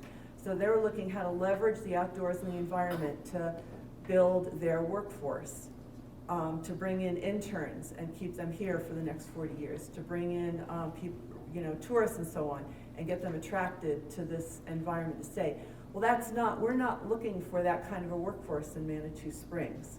We're not dependent upon industry or space industry for our revenue. We have historically been health, arts, culture, and so on is what we're about. I was at a conference in Pueblo earlier this year, and their thing that they're capitalizing on is agriculture. That's their number one thing that they want to do in their environment, because that's their history. That's what's important to them. That's what defines them. I think with the Match Initiative in Manitou, what defines us is that arts, culture, and heritage. And so as I'm looking into a 10-year plan, I think that this starts driving how we develop that 10-year plan. And I do ultimately, and I'm always talking about this, I think we've got Plan Manitou, so I don't want to go back and recreate the wheel, but I do think it's definitely time for Plan Manitou to be updated. So really a solid strategic plan that council is heavily involved in, and defining the future down the road. Because you've heard me say this before, what would I be pleased with? What would I be happy with, I think was the question. And you've heard me say before that we don't burn down as a city and that we don't go bankrupt. Those are my two, yes, it's a low standard, but both of those are pretty devastating. And there's a chart that, here's the most likely outcome and here's the most dangerous outcome. And this is how you put your resources. So, or you start doing a risk assessment. What's the worst outcome that you could have, and what's the most likely outcome you could have? And you start listing those all, and you can kind of see where you're going to end up where you need to put your funding and revenue and so on.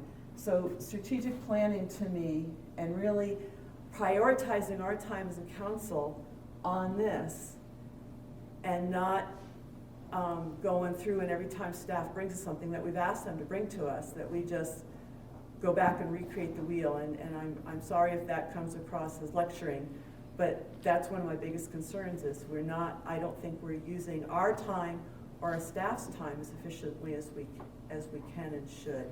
So I think that those are my big things. And lastly, I guess, just have to say this given some of the other things, but if we get 70 to 80% of agreement from the community, maybe even 51%, that's pretty damn good in this community. So I'm not looking for 100% solution, and I'm a big proponent of putting a stake in the ground, getting to a point, make a decision, put the stake in the ground, and move on from there. Keep going back and back and back, and redoing things over and over again. I find inefficient and not helpful to our future in reducing that potential impact. So I can't read the rest of my writing, so I guess I'll stop. Thanks, Nancy. And I'm sure you can't read my writing either. Sorry about that. No, actually, your handwriting's better than mine, so follow it. If there's no objections, I think now would be a good time to take a little break and get up and stretch our legs. Yeah. I can't warm up, later unless it's just like, what did you I think you're right. Health safety will. Oh, I see. It's like, I used to start just by stumbling and safe, my phone is. Right, I can relate. Yeah. I don't have the thyroid. It's weird how it makes your temperature very strange. Yeah.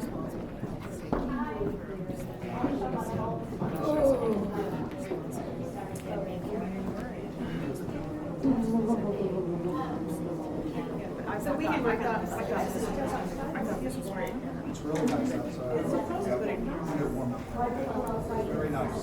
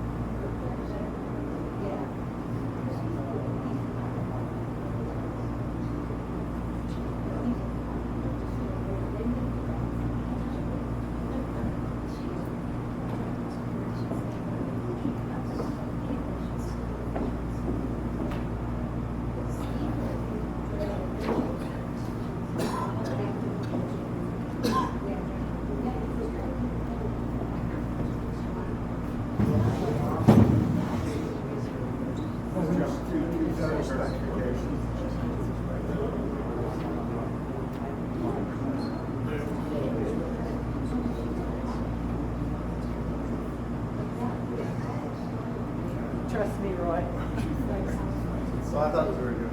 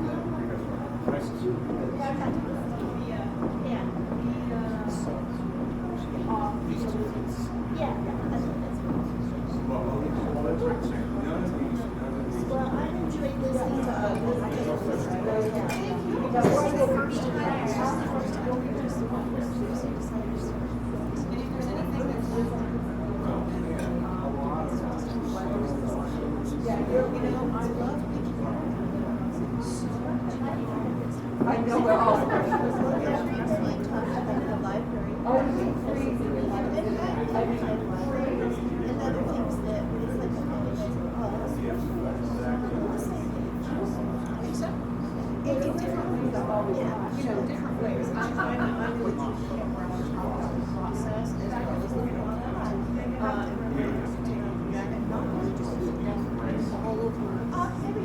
Just to make sure that I feel it. Well, over here.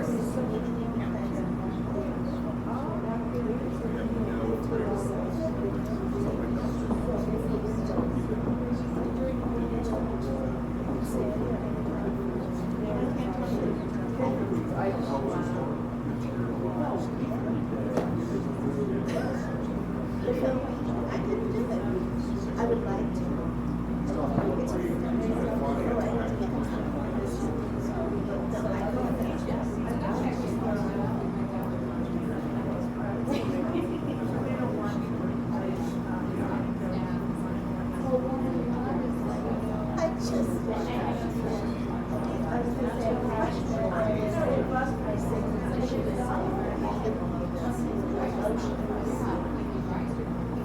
There's no reason, there's no excuse for us.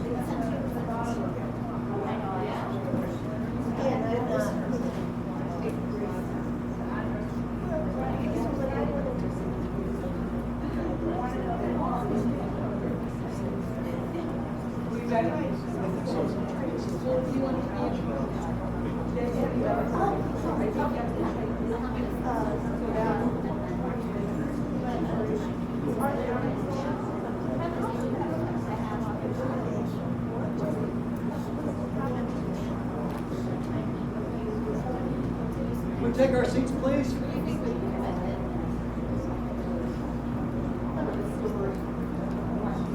Mayor?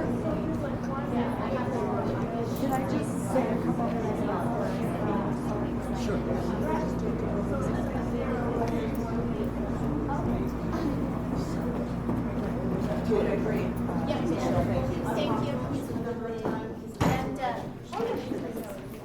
That's straight out of the,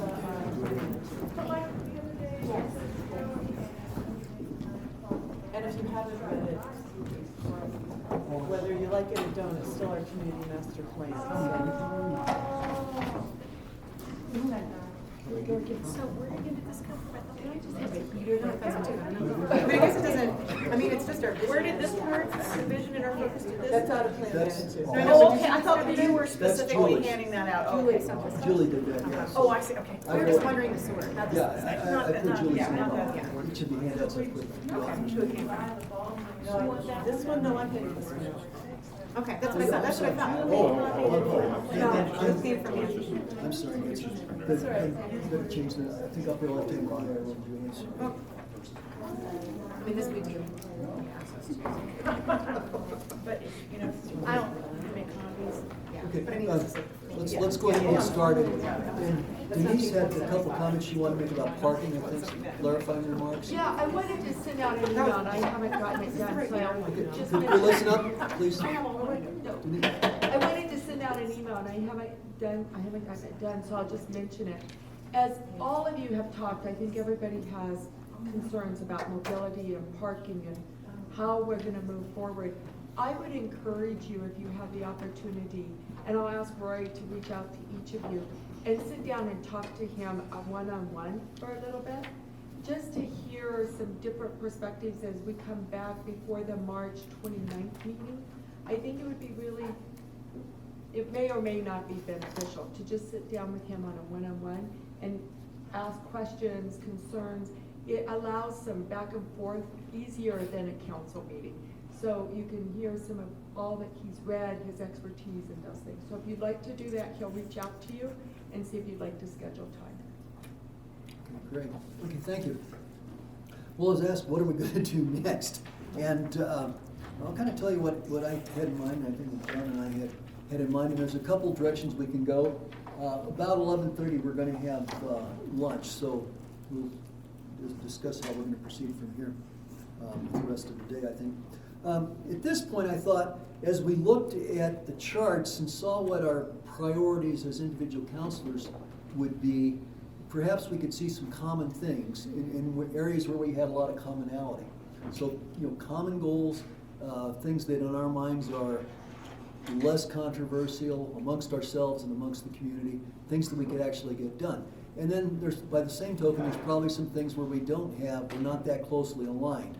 So maybe we need to think about that. And as we go through this, each of these we've looked at, I think, at a relatively high level. There's a lot of details that tie into each of these things. There are a lot of things where things are related. Certainly, everything seems to take money. Everything we like to think about what's good for the long term of the community. And how do we execute to that?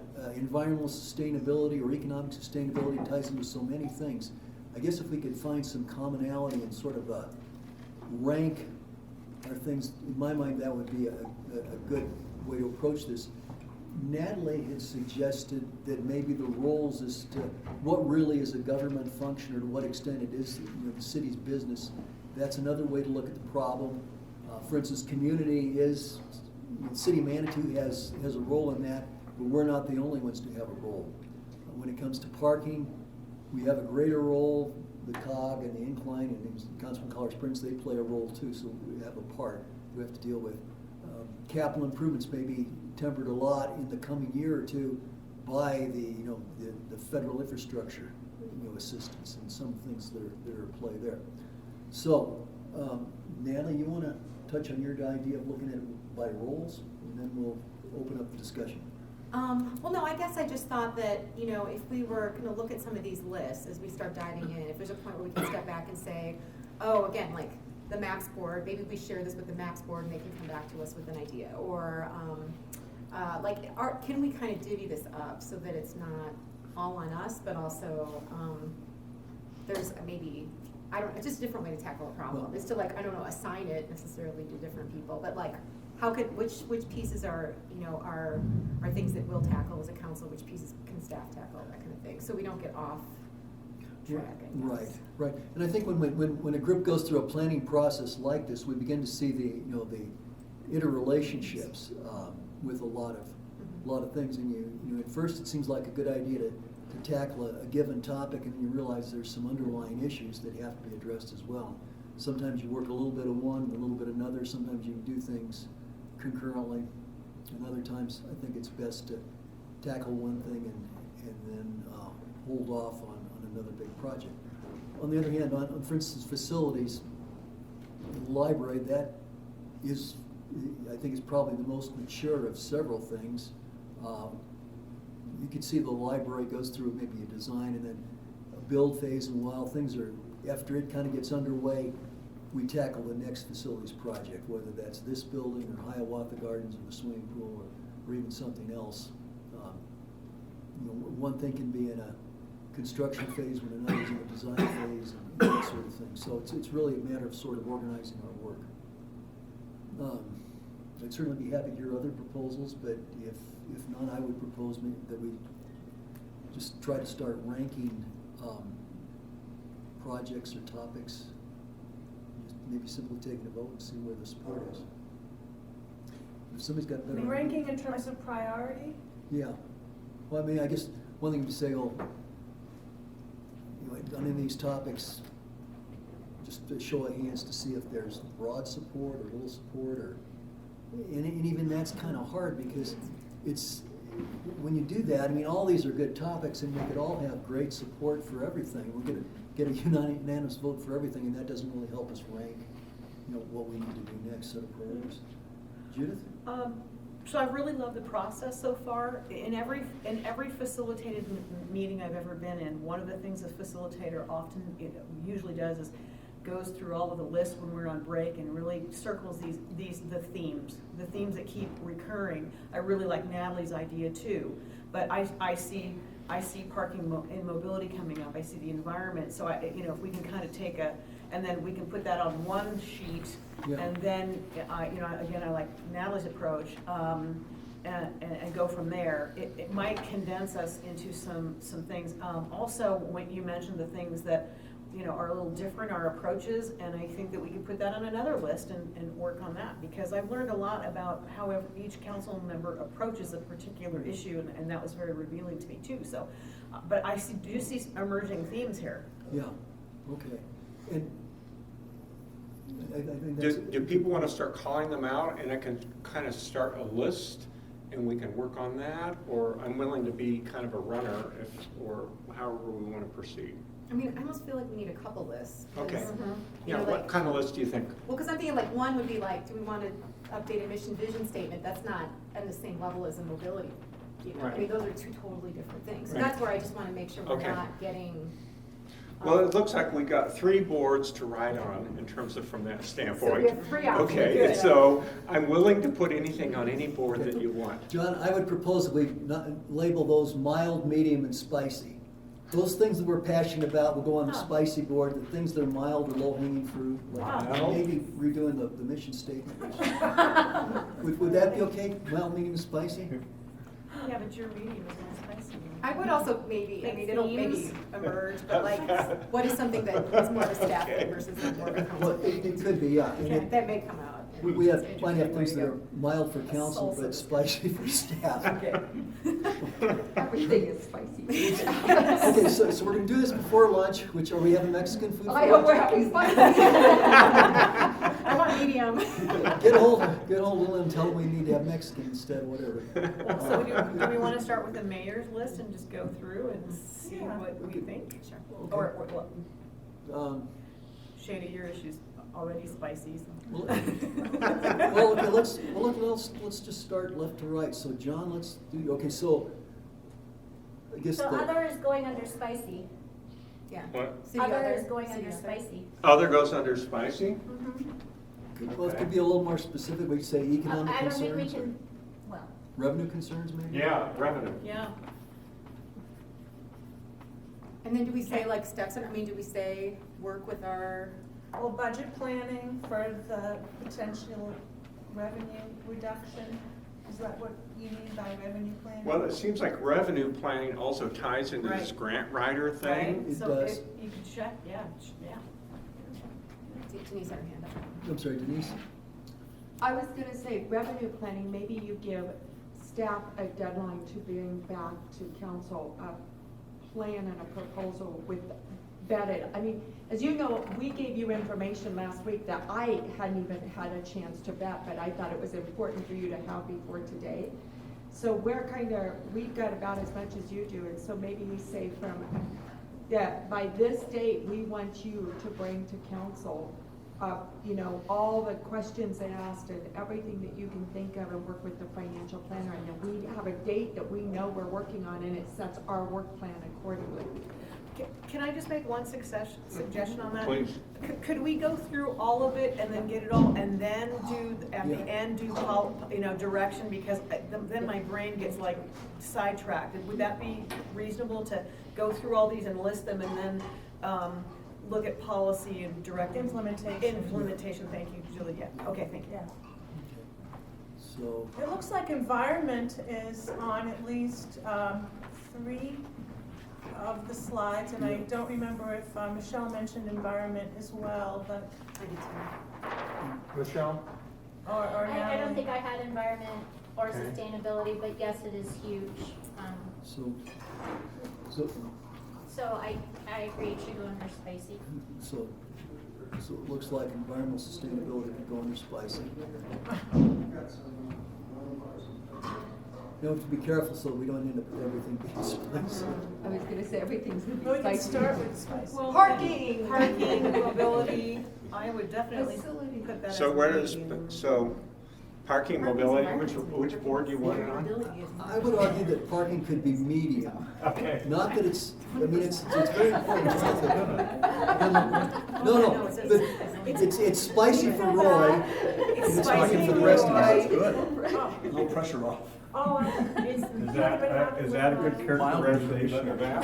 Well, I think It's because, spicy, but I mean, that's it's okay, I'm hard good, for me, good, because good. when you were to say, okay, the first step we should take for environmentalism in Manitou, I would say is transportation. Right. So, Right. I don't know how to, like, what is that, what does environment mean? It's environment without parking is kind of. Yes, Yeah, yeah. I mean, we can plant But trees it's up all day there. long, but It's it's, up that's there. not the actual well, problem. it is. Well, I no, think when community we came up in start different discussing, ways. you can, like, under environment, we can start banning Mayor plastic. mentioned You know, morale. and like, no more of the red and white, blue, black, yellow bag that I see every day. Like, that's like suffocating the planet, those bags.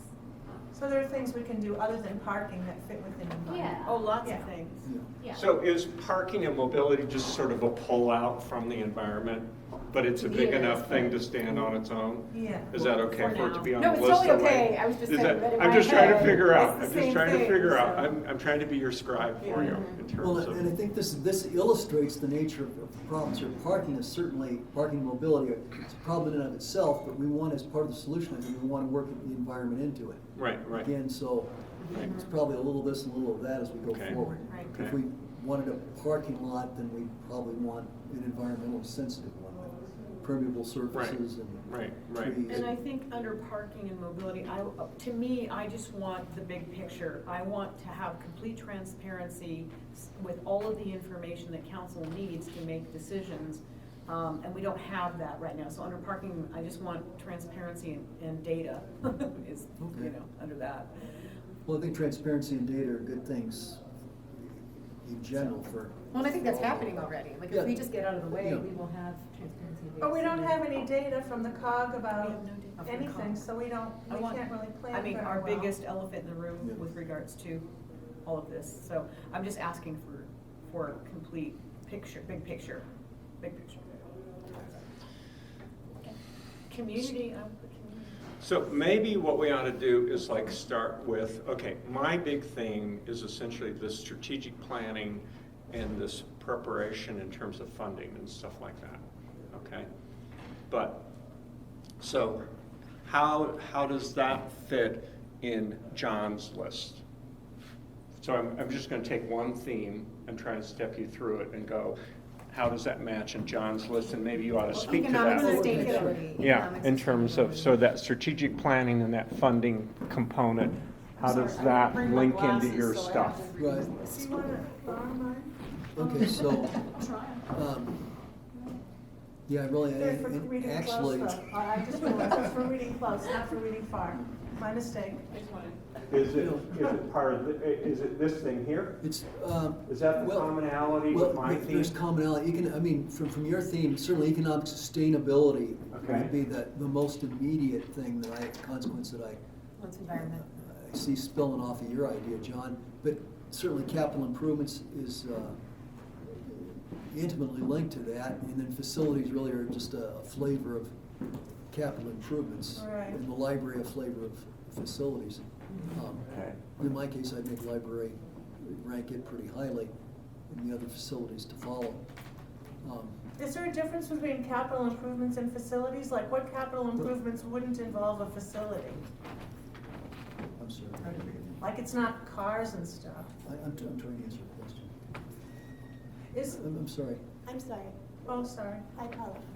So John, when you're talking about capital improvements, is that different from facilities? That's a good point, Julie. It seems like the same in my brain, Well, but maybe you're thinking I'm something sorry, different. it is, and I guess in my mind, when I think capital improvements, I was also thinking of water, sewer, and streets versus facilities or capital improvements where we've got. So We've got infrastructure. infrastructure, yeah, That makes so sense. Okay. that would differentiate that. Capital improvements does include vehicles, anything over 5,000 is a capital improvement. Okay. So I guess what I'm trying to figure out is taking one theme and working it all the way through and finding the commonality, Okay. if there is any, or the linkages. Yeah, So from the standpoint of funding and strategic planning and capital improvements, John, you identified your stuff a little bit, Yeah. okay? Judith, how about you? You had more than one flip chart. Is there any commonality with, or Well, what- resonance with that? When I went after the mayor, he listed several things, and I didn't feel like I needed to, Oh, to, okay. so, yeah, meant several things that he said, but really my two were, I'd like to see this, city, really be environmentally conscious to the point where we are, we're copying our sister city, Colorado Springs, and stepping up our game with a sustainability advisory board, of some kind. But that can also come under economic, because we are missing out on a tremendous amount of grant money, which Julie mentioned, with regards to a number of things we could be doing. But I would just say environment, and also mobility and parking was my other one, because I feel like we don't have a tremendous amount of information, particularly from the COG, with which to make sound decisions about mobility and parking. So you've already got parking and mobility down on medium, so that kind of covers my number one. And you've got environment down, which I think covers, most of what I wanted to talk about. My third thing, and I was time limited, was I'm agreeing with Julie that I'm much more concerned with the community process regarding the library or other structures than I am about a physical building right now. I want this community to come together. I'm willing to listen to any good and look at any good idea until the shovel is in the ground and it's funded. And I think that we need to do that as prudent. Okay, so is that a theme you're proposing to put up here on one of these Process. things here? Mhm. Process? Community process, or community, because it comes with Michelle. So community / process. I'm just gonna stick it here. I think that's a Yeah. good place for it. Yeah. And you covered everything on my list. Okay. So I have a question. Yeah. When you wrote capital planning under spicy, does that, I'm guessing, incorporate the mayor's suggestions about economic sustainability and capital improvements? I would assume that Is that, do you want that underneath there, John? those are, Is that linked there, or is that another theme? No, I think it's linked there. I think it belongs there. I guess I would put economic sustainability under revenue planning. So they're To me, just it's- different words for pretty similar. Yeah, you know, things. I think they're two sides of the same coin. And, Yeah. you know, But mine, I think, fits under economic sustainability when I look at aging population, demographics, you know, how we age as a community. I mean, I think that all falls under economic. Does that fall underneath it, or is it a new theme, is what I I'm think it asking? falls underneath it. I think it's all connected. Okay. When we talk about revenue and planning. So how do you want me to put, what's the placekeeper name you want here? I don't, whether you want to say demographics? Demo? Does that mean like to analyze how the demographics change will impact the revenue change? Is that what you're thinking? Well, I just think that, yeah, maybe it is a separate thing, but like demographics should also be another thing that we consider when we make decisions. The demographics of our community. And part of that is that we are. How we make decisions, we don't have any criteria for how we make decisions. Right. Okay, Michelle, themes of stuff. Themes that link into your stuff that you Like- see interconnected like that's themes already, or that's things? not on here, huh? Can I do a thing? Or does it Yes, have to be yeah. a theme? Please. Okay, well, I was thinking Hiawatha Gardens for medium, Okay. because, we don't want what we have going on with the library. I don't want to repeat with Hiawatha Gardens. So So, that'd be community. So is that that makes- community process? Community process, yeah. It could, yeah, Hiawatha Gardens can fall under community process. Okay. Um, And then I know you only wrote one word down, but I know you have a much bigger list. okay, yep, and then So I if you see- could kind of walk through that and look for the matches or the so, themes. Yep, I see parking and mobility under medium, Okay? and then, I think we talked about diversity and all the fun thing, I think we put that under spicy under, Do you want a new thing underneath here? I mean, is that sort of kind of like, it feels like to me that's a little bit what. Oh, yeah, the It just seems like demographics, yeah. it's a little bit about, it's developing a different idea, which is Natalie talking about in terms of this intentionality that we're showing to kind of develop and deal with these demographic I like that. issues and things So like we can that. step it So up what a would notch. that be? Give me a word to write down. We can always cross it out.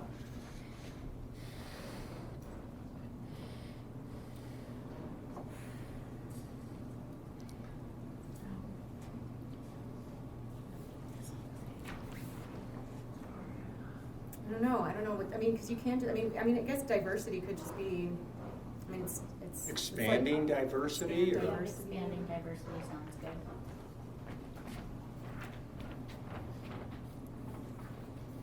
That's a big category. I mean, That's what I mean, it's like sustainability. I mean, yeah, But yeah, also yeah, calling yeah, it yeah. also I was right, thinking of you all need the processes employees too, very Yeah. compound. In your comment. I'm just trying to get things on the board. We No, can you're right. rearrange Yeah. things Yeah. later. Yeah. Okay. Natalie, Any more stuff, Michelle, that you see? I'm sorry, I was Denise? just gonna say, under Natalie's comment, it says diversity, equality, inclusion, and sustainability, so you had it kind of all in one, equity. I don't know if you wanna add that. And that's also one of the pillars of sustainability is social equality, so they all, that's what, we're good, we're good. One of the legs. So how do we decide if it goes under medium or spicy? I'm not paying, you know what, I've given up on those Yeah, those right now. I'm just looking for categories space. Yeah. I'll concede the mayor's idea of spicy by doing stars or something. no salsa. I've just been trying to find places to write things down.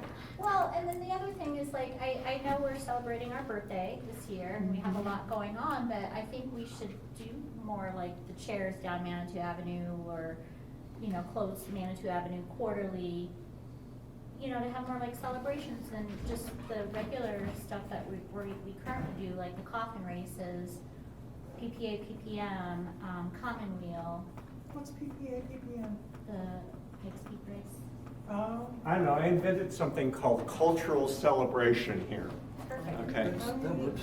okay. Is that okay? Or somebody come up with a better word for that?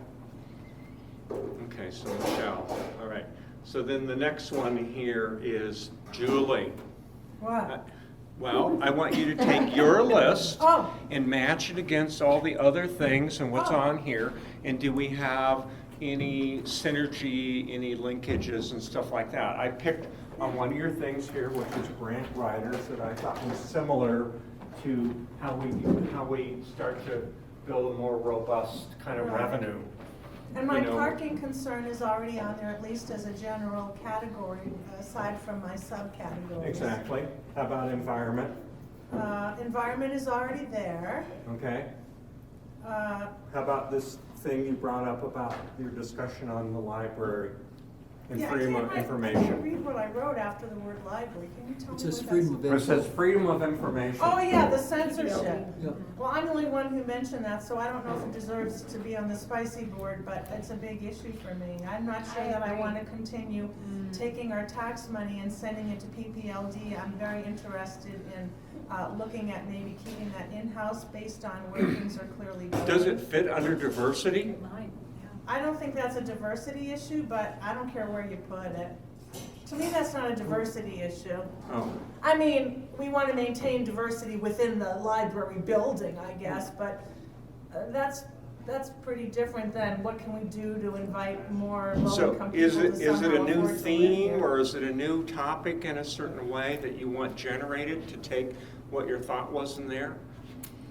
Is it a new major title or does it I tuck don't underneath know. what I we mean, have? I guess you could put it under cultural because it's not celebration, but it sure is cultural to have a library that has, that's not free anymore. That's a cultural impact on our community. I put it as a separate Theoretically. one under mild.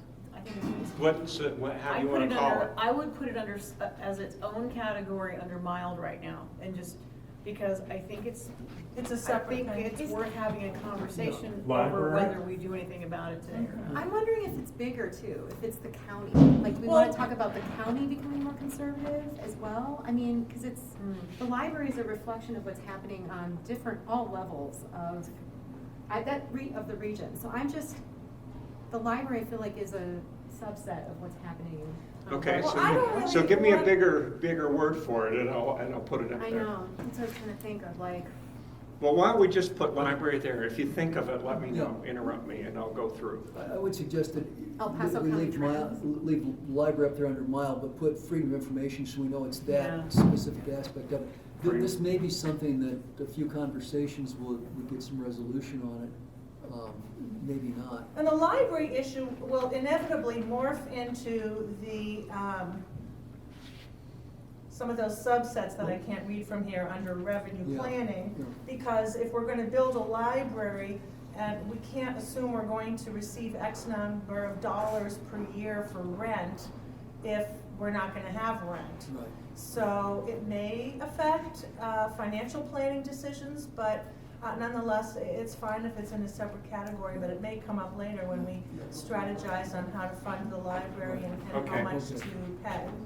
With regard to your thought on this URA thing, how does that match this? Does that tuck underneath this revenue planning? It's a revenue Because it's planning money? issue. Oh, yeah. I would- Yeah, it's what do we do with our revenue? Do we wanna keep giving it to URA or not, or what? Or give them more? I don't know, but it's part of the revenue thing. I think that's a Okay, good place. and to look. then process, is that here for you?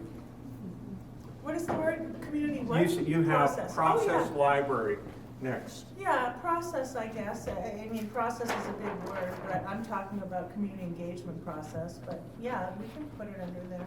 Okay. Yeah, thank you. Nancy's list in terms of synergies and stuff like that.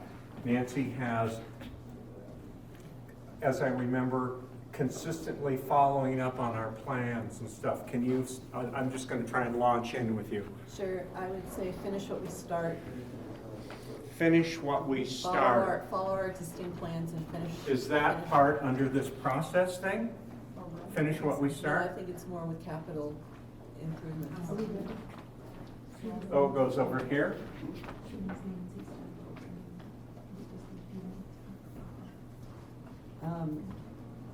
Does that mean like don't start too many new capital improvements if we haven't already finished the old ones kind of strategy? Correct. And that would also reduce pressure on staff to not have to start every shiny thing that we see to implement. Right.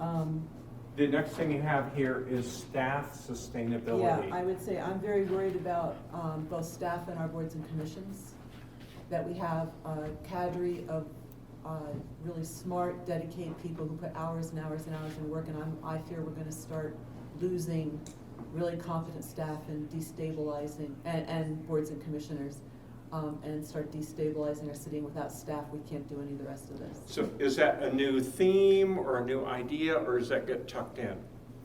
Help me with that. I would suggest it's a new theme, but I don't. What do you want to call that? I think it's a subset of community process, I kinda do too. It or at depends least on they how we intersect, talk about community process. because they're juxtaposed. Do we have more community process, or do we let I staff? mean, I can put it in more than one place. I can, so just if it matches or if it's a new theme all on itself. I would be inclined to separate it out. Okay. I mean, we have the community process, that's one thing, we have what the staff does. I'd put it under medium, under a new category under staff processes. Because I agree with Nancy that we can't make any of this stuff happen if we, But Nancy seemed to be linking this, her staff stability, and boards and commissions oh, I see, together, okay, right? okay, I can't read it, so, okay. Is that right, Nancy? Yeah. That you had Okay. some I linkage think we there? have a Okay. lot of, Mhm. yeah, I think it's a personnel issue. We have a lot of very high-functioning, excellent people currently. We're getting more and more, we have, over the past 2 years, become more stable, which has allowed us to do a hell of a lot more.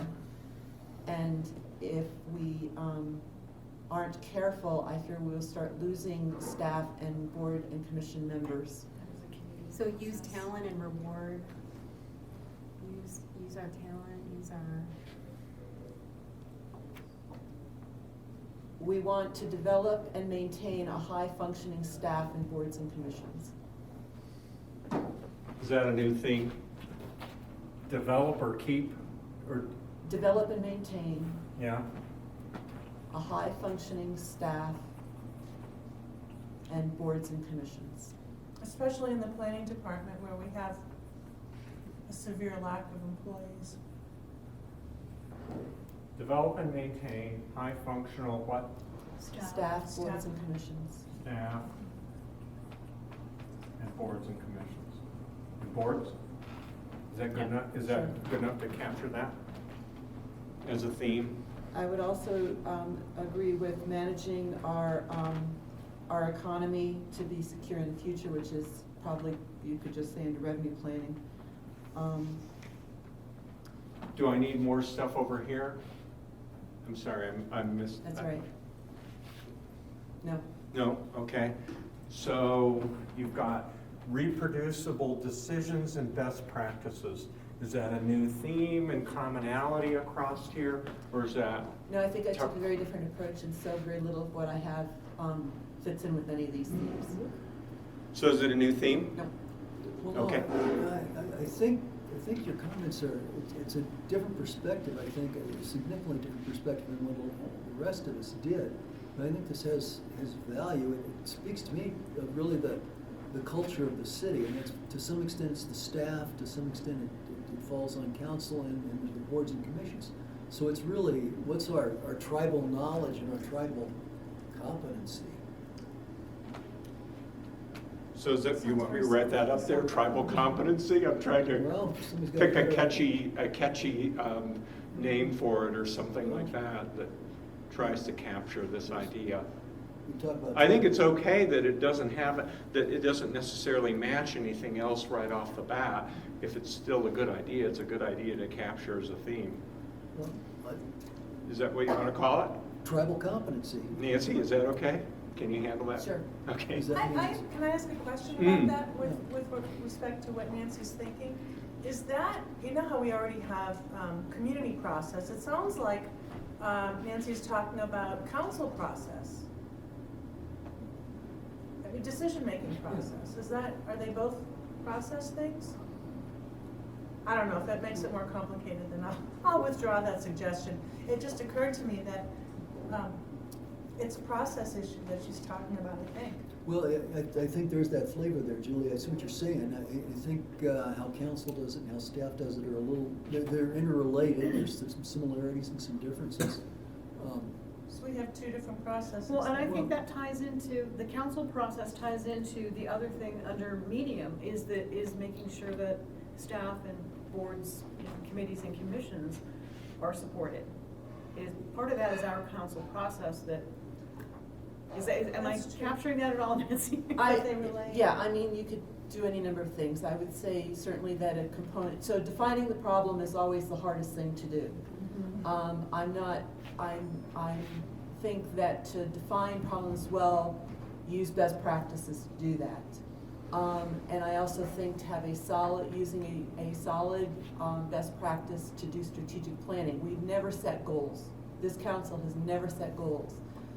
We've not, I don't think ever, other than seeing it in the budget book, we've never talked, and someone brought it up, or Natalie I think brought it up this morning, that we have a common understanding of the vision for our city and for our council. We've not done those sorts of things. So when I mentioned definitions, I think that's clearly part of it. If we don't have a common understanding and direction that we want to go in, it's really hard to come up with issues that we want. Well, we can all come up with our laundry list of issues. That's easy. But prioritizing those and using best practices to prioritize things, we're not going to know where to address the revenue or to apply revenue, so it is difficult to do revenue planning. So to me, the first thing that we need to do is start with vision, goals, and then go through a best practice when you do strategic planning. And part of that is defining problems really, really well, and that is difficult and it takes a lot of time. So do we start with this vision goal thing in your mind? For strategic planning, I think that is critical, and because I think we all have, one thing that I said about this council, and I truly believe, is that we all absolutely want the best for this community and this city. And I don't see conflicts of interest at that level.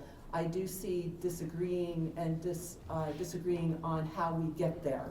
So, am I jumping too far ahead? I'm trying to synthesize as we're going along here. Did I get it or not? No, or that's am I fine. close, or I'll cross it out? No, that's good. I think you're close, John. Okay. I mean, again, that's something we're not going to solve in one day. I see it as an ongoing process. I'm just going to put an asterisk here for Nancy's thing, maybe that connects it there. Okay, so Nancy had another thing, 2-year budget criteria, and what is that? Something, it looks like 10. Using criteria to prioritize. I don't think that we've set commonly agreed to criteria to come up with what our priorities should be. That looks like a subset of what you just have under goals. It is, yes. Okay. Can I do another asterisk there? Okay. You said common definitions of things. Yes, because I think we all often, and that's a communication issue, which is always, the number one thing when it comes to working through things. So does that fit in themes or common things, or? No, I think it's just something we need to look out for. Because it helps with the community process too. It if does there's a common greatly, yeah. language. Definitions underneath here? Communication / Communication. definitions. Okay.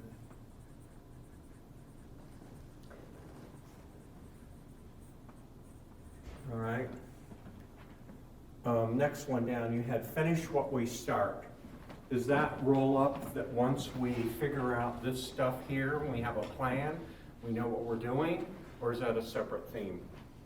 I thought we already had That goes in with revenue. You stuck that in under the You stuck subset under of revenue. revenue. I know, I did. I'm just asking, does it belong there now that I've found it again? I'm trying to make sure I'm, everybody's list that I'm walking down through it Right. and doing a match. Does it belong there, or does it belong over here, or is it a new thing? Well, we don't have to answer it's an that. action step of, if we have goals, to me, that's an action step or an implementation step. Okay, that's why I was thinking that too here, which was this sort of kind of somewhat fits underneath here. 2 asterisks. Okay, next one, mobility. Does that tie into this? We've listed. Parking and mobility? Yeah. We got that one covered? Okay, culture. Well, cultural celebration, or is it, it's a little different? Was that? Culture is part of the decision-making process to me, is that's probably one of the criteria that we use to determine or our vision, actually.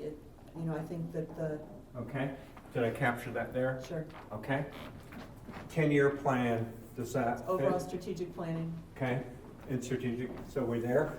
80% of agreement, knowing when we trigger and we do something. That was your conversation on that. That's just a comment. We're never gonna make 100%. And is that a community process? It is part of community process. Yeah, we have to, and maybe that's a definition as well as that.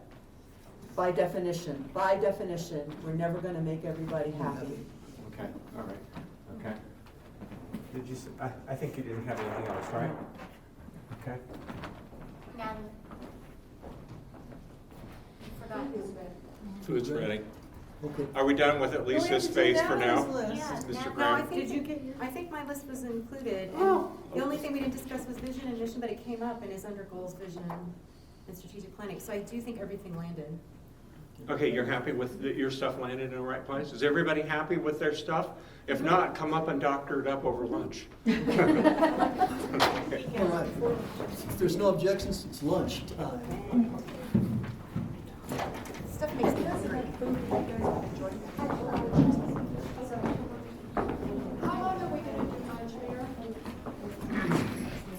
Yeah, how long are we gonna take for lunch? Because I need to. I need to let them know. No, I'm wondering how long, just so everybody knows. I think this is. Okay.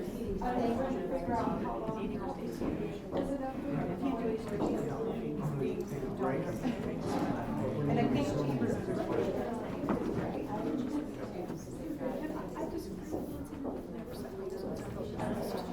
Retreat, we did have a facilitator, I did go around. I've done that in the past, but. You read it.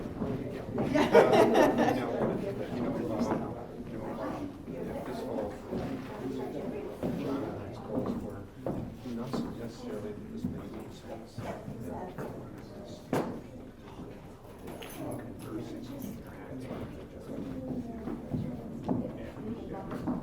That's my main goal. Yeah. That's my main goal. Is,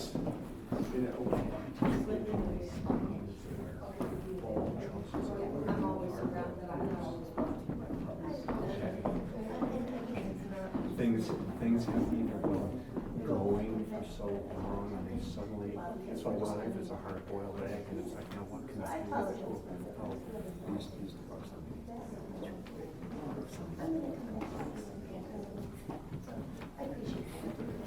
What time are we coming back, Mayor? Oh, you're doing a good job. Let's say 1:45. Okay, 1:45. 1:45? Everybody left. Bob, Todd, you can I join really us. like that. We have plenty of people who would like to join us. Oh, that's what I wanted to start in years. Oh, okay. There's Bob Todd. Bob, Yeah. quarter John, to how long are we one. gonna take? Quarter to one. Quarter to one. 45 minutes, I think that should be good. Does that seem reasonable? Quarter to one. Quarter to one, it's almost 12 o'clock right now, so 45 minutes. Would an hour be better? No, I'm okay, I just need to know, because I have my old dog had a and I want to go home because he's in diapers at this point, he's 18 years old, and I just want to make sure he hasn't made a big mess of himself. Well, look, let's shoot for 1:45 if you're not here. Well, no, I can go back and forth and that all the time, I move pretty quick up and down these hills. No, I understand. I just want to let you know. Okay. All right. I was, and so they're gonna get lunch ready for us in Yeah. 10 minutes or so.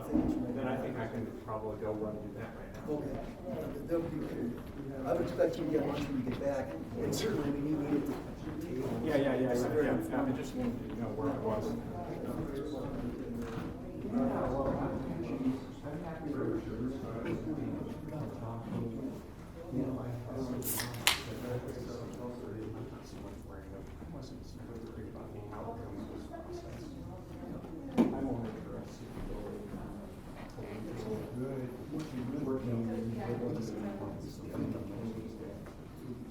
Oh, which parts?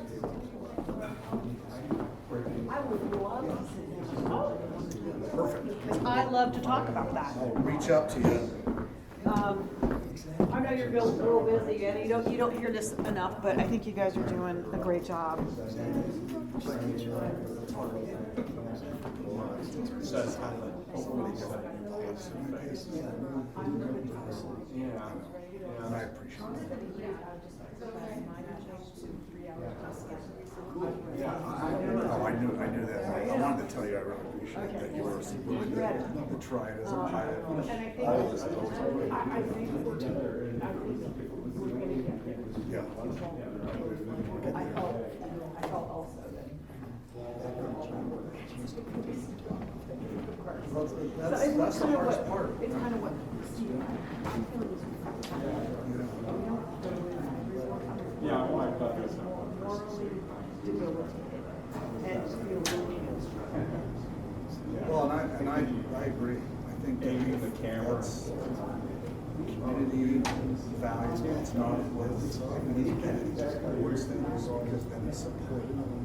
And if it's not, it's, and I hate to say this, but it's just a lot of groups, but a board change. I'm gonna be right back. Yes, yes. Are you going up? I'm going to. Oh, sorry. No, I was, my old place.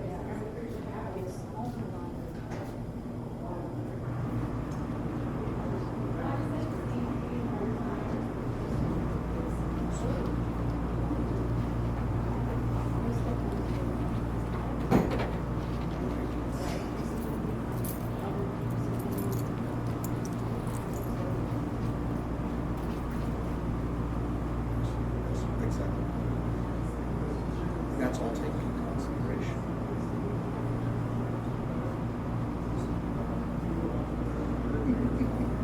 That's what I heard. Scott will pull his hair off and he laughed. No, I get it. I get it. Totally.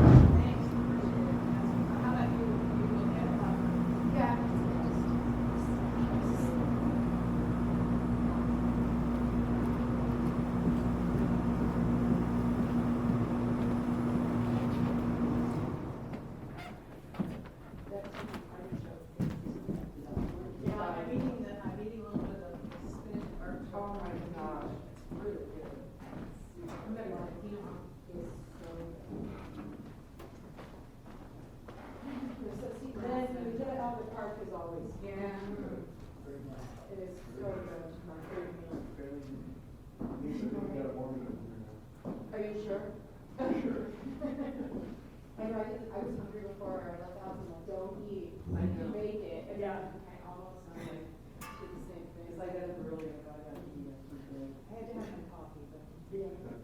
The eggs though, I don't know what you do with your eggs, but those were amazing. They were so light and fluffy. I'm married to an ex-chef. Yeah. Just so wonderful. Yeah, he was an executive chef at a restaurant in Pittsburgh, which I'm sure is not there anymore, but I'll come home and he can open the refrigerator, I don't see, and he'll concoct something. No, we have you probably do that. We'd like to spend. Very good. Very good. Anybody else? I know I feel branded, but they can eat. They're gonna probably want some, but, Oh, yeah, come to take care of the animals probably.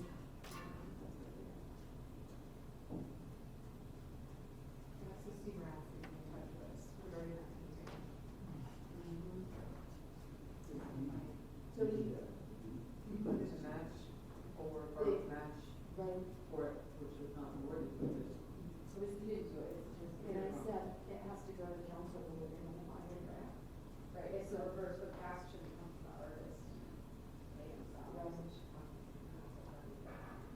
But he was like, great, Natalie, you pitch it, you do this, you do this, and then I'm like, well, I should keep myself. No, it's a public, to me, it's used as public art, to go through the crane. Yeah. Or, That's what I, well, I mean, I said that too, I said, there's, I said, you know, and when I asked him for to talk to me, and, as well, to kind of give him some guidance, I'm trying to do that, but yeah, certainly, because he wants to do another one from Crawford as well, so the carnival. how long has that painting been hanging here? I don't know, before, I can remember. 14 years? I had those days where he approached me and said, what was the report, and I was like, that has to go to council, if they want to follow this. I'm like, no, another part is it, so $1,700 for it, which is, we had something with the art center, and 6 months work sells for $2,000, and so 7,800 right now, but like, we don't know that, so we need to go through the track record of sales, and let us know, right, people can't just come out to us and say this is the value, or, there's a whole process, I think, that has to, I mean, we can't create the there's a whole process. Right. However, if we buy it or not, out of city funds, has to go to council, whether they want to spend the money on this. And that's the only ones that have the money right now, is to say, and we want to do it. Well, and again, after that, should be more, but then there's a. It still has to go. It still has to And go. still council decides. Yeah, they still have to approve it. Oh, yeah. That, maybe, you know. I know. Yeah, cause so, I said, you know, put your proposal together, whatever, and I'll put it on the agenda with the council to review of how they want to manage this. Lynn, is it And it should have, lemon, artichoke, spinach, butter? No butter. No butter. That's Alfredo sauce. Oh, it's Alfredo There's sauce. butter in the Alfredo sauce. Yeah. Okay. And there's brown rice and people on Oh, so it. good. So like I said, he wants to push another piece, for the city to buy? So then the question would be, should you open up for a bid for all harvest? That's what. But then you don't really say how much you want towards it, so. That's right. That's how the part also to Manitou, because we don't fund, we don't fund position training, it goes to Manitou. It goes to, there's no, I mean, again, most artists, he set size at $34,000, so this is a little more. But that is his track record, so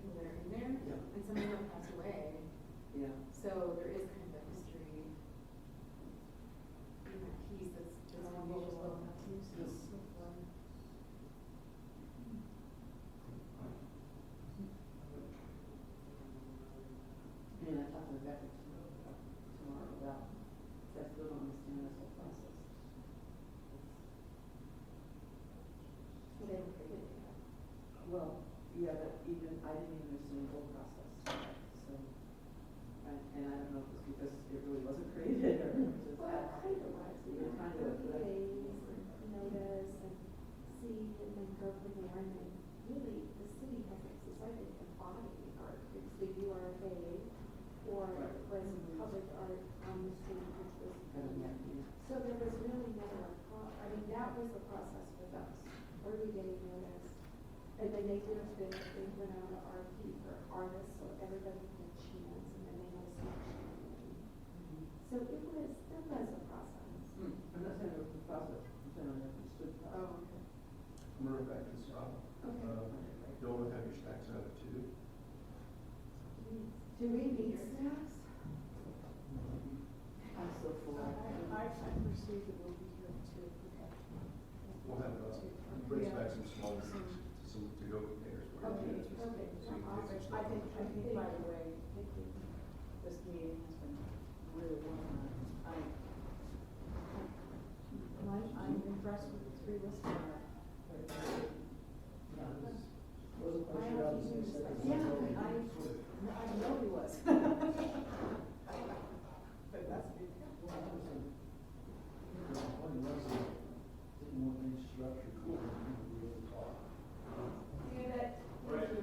Thank you. Thank you so much, Lynn.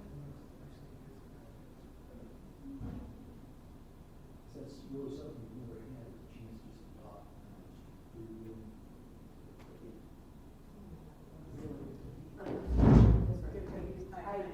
What would it take to do a dishwasher in here, right? Because we don't have a dishwashing machine in this anywhere. We can't do it. Oh, wow. No, we don't have the breaker system. The electric system would not sustain the dishwasher in our car. So I said, so could we just redo that one area? No, we have to redo the whole electric system. So, yeah, so I can't do a dishwasher, which they can't add a new breaker? I mean, well, according to Jeff, because that's not my expertise, He's an electrician. yeah, he's like, this is just not, I'm like, okay, because I said, what could we do? Just from a sustainability perspective, instead of having dishes, and even for staff, we use these because we don't have a dishwasher. I take all my stuff home once a week. Wash it, and then, This is bad. well, still, I would rather use regular dishes. That's- Even put in a bigger sink without them. Well, we did a new faucet, so that came in this week, so at least we have a faucet that isn't dripping all the time and all of that. A new sink there is pretty pricey, because I asked that too, so we kept the 3 sinks you can wash, it's right last 2 weeks ago, I didn't wash it. I loved, what we did back seems like so many years ago, was it 2019? The climate action dinner, where people host at a table, and then we took all of our dirty dishes home and washed them, and I thought that was great. Oh, yeah. Okay. Yeah.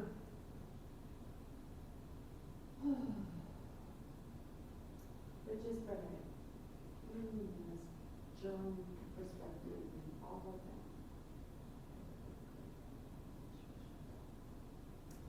Someday, one day. It's the only design mistake I made in my remodel, is I purchased a dishwasher with a handle. I should have gotten one that, it doesn't have to, because now you can't open it, there's a tool with it. Even though I bumped it out 6 inches when I found out my design mistake. There's one for my kitchen. Open it up 3 inches now, so. If that's the only mistake you make, That's so far. That's So pretty far. far, yeah, so far. So if I, have, money laying around, we'll give my daughter the dishwasher. Buy one and not rather than me. Oh, right, our fridge is kind of having that breaks, we tried to fix it, it cost money, and I tried to. And it still, so we called it back, we fixed it, it was 5 months, called it back, said, we broke again, I'm like, well, it's gonna cost you that much money to fix it again. So by the time you do it, it's fridge, but fridge was outrageously expensive. I was like, holy. Has anyone done on-demand water heater?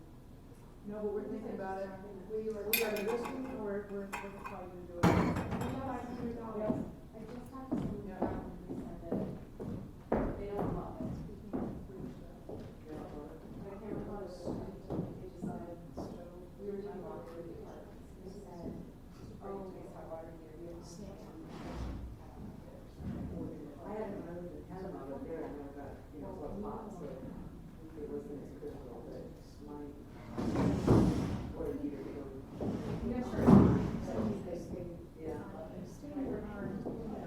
But it's for, I mean, efficiency, it's more so really not. But not more for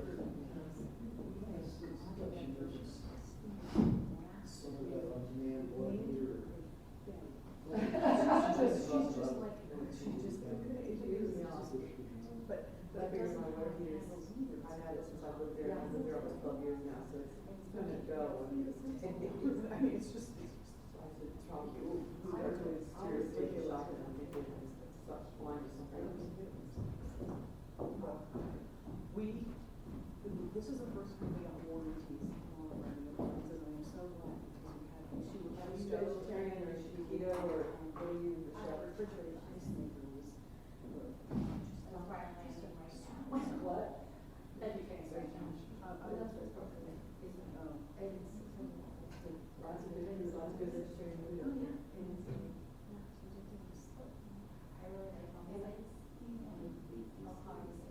Which one? I've never been there.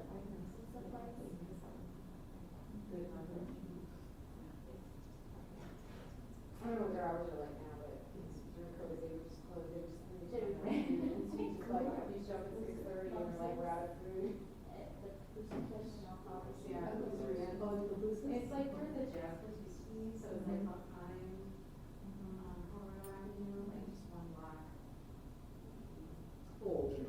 I tried to go to some Papusa places for Sue, and every time they're closed now. When the various places around the city that I try to go to, and I love Papusas.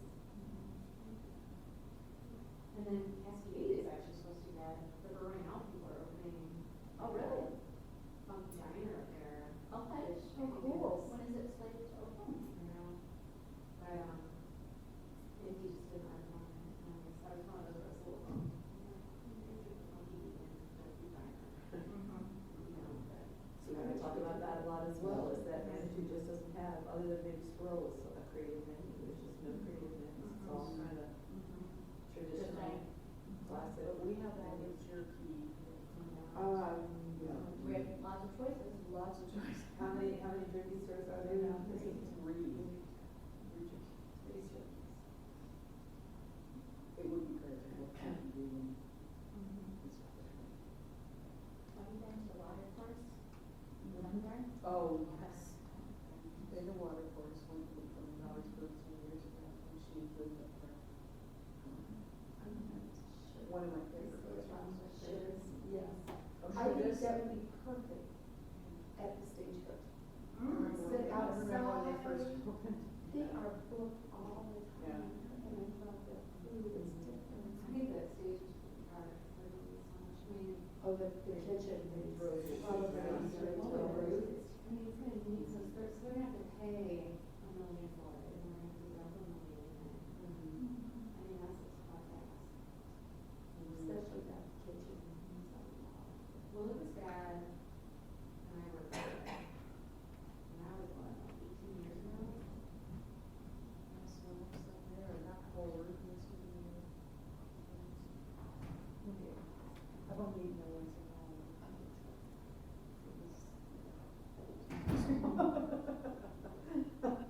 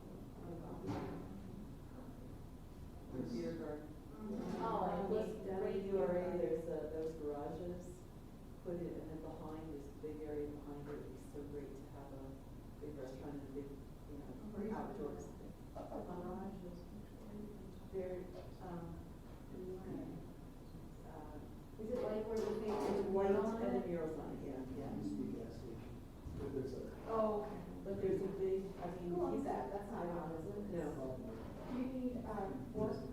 Yes. Oh, you do stuff? No, you don't, nothing.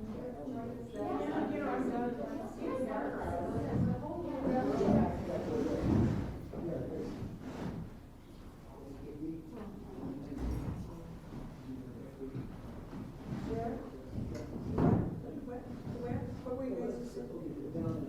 So it's like Adams, and then there's the big or whatever that weird place is. Oh, the bay, yeah. And then that white one. Yeah, and it's got that really good creek property. That's the creek. There's a home on the lower level. Yeah. I think so. You used to have a horse that would cross the creek and that's where it's property. Stay right in just south of baseball or south. I walk my dogs back there frequently, and it is a real haven for the homeless that are out there. I don't think I've gone by, but. They're hanging out there by Kentucky Fried Chicken on that bridge.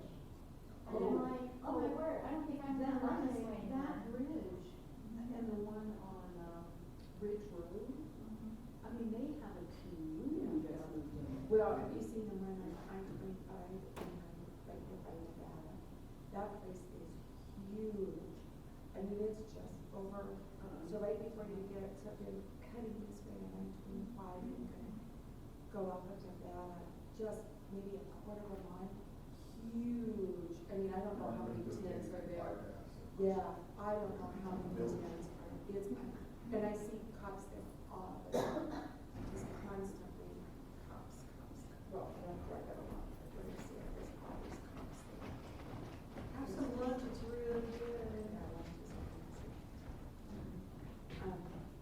But I know that Gary has three or four, I think that's three or four, like behind. So the one closest to you is vegan, and then it goes, there's shepherd's pie in the middle, and then it's vegan, and then chicken, and cheese. So I think closest is the vegan shepherd's pie, middle shepherd's pie, and then farthest from you is Chicken. You got it. chicken artichoke. I'll take a little bit of everything. Then chicken artichoke, the safe one. John, did Paul tell you that Paul wanted some samples from his product that he's selling? Yeah, so I took Paul in, along with the dog sitting, Uh-huh. and Paul thought she was in a candy store. Oh, she wasn't vegan. She was. Oh, we're talking dogs. We make all of our own dog treats. We put dehydrate or bake all of our. I put marijuana in my dog treats, because my dog is crazy. Oh, really?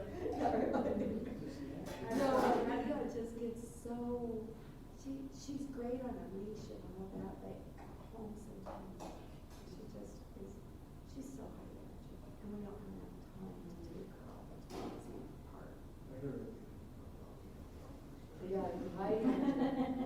I don't have high energy, right?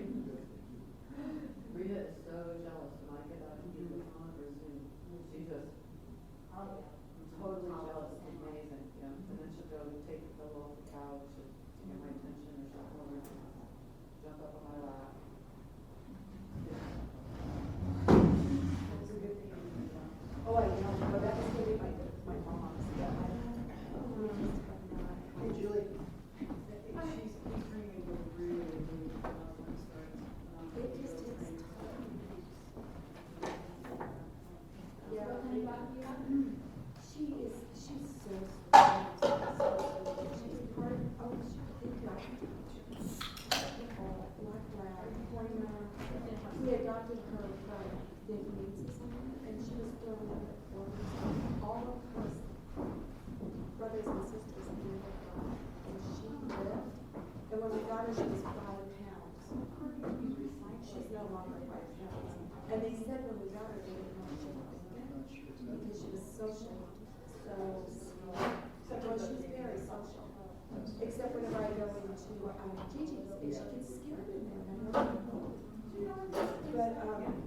But she's very social, but she needs a lot of water.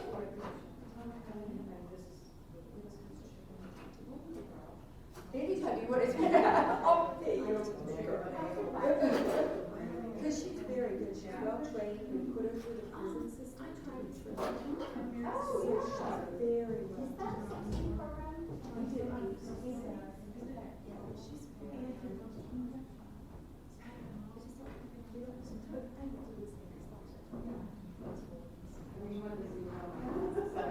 Yeah.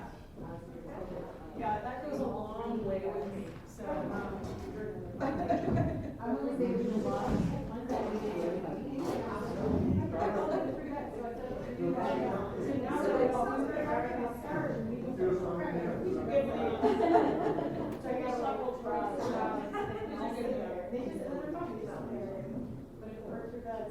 Then they fight.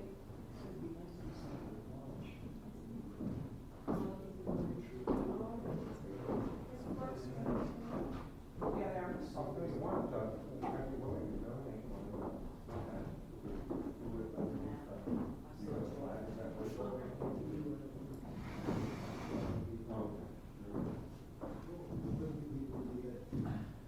So there was a study that said something about family. Yeah, I know, I just, I was saying, I don't want to be disrespectful. I read another study, and I do believe. I'm just saying, I've got a few little new pages, paraphernalia, but that's about it. Everybody, if you took a half an hour now, So as long as it's children, it's not Mm-hmm.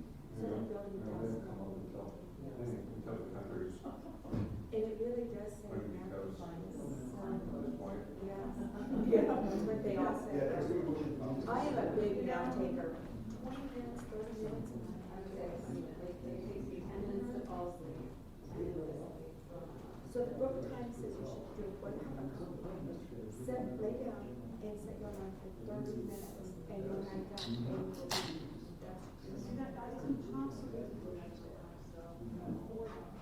This is what scares me, you know, No, not saying. my message. I know, I think it's my goal. Process. And so, Yeah. I do, and one thing that scares me about that is, they usually say, you need to figure out how to do that. But they want to figure out how to do it. You know what I mean? Oh, it's. That was very- They will. and drinks are over there. You know, when we leave, their problem wasn't, this thing's not in 5 days. We're gonna roll in capital city, we're gonna find the president, we're gonna find the chairman, we're gonna arrest them, we're gonna install the president. And then it's gonna be business as usual. And we don't have to blow the whole place up. And so now, because they got kicked off in the convoy all the way in, they dispersed. And now it's not so easy to pick them off. Now they're hiding in woods and they're hiding in small villages and, you know, they didn't take the central line because they got, screwed up now. They blew up so many vehicles and whatnot. Yeah, you know, and they, you know, they did this big, strategic thing with, you know, the troops on the front of the thing are eating 15-year-old MREs, they're all moldy and stuff like that. You know, just these little things that kind of demoralize and make you not that terribly excited about trying to get another loud for a feed.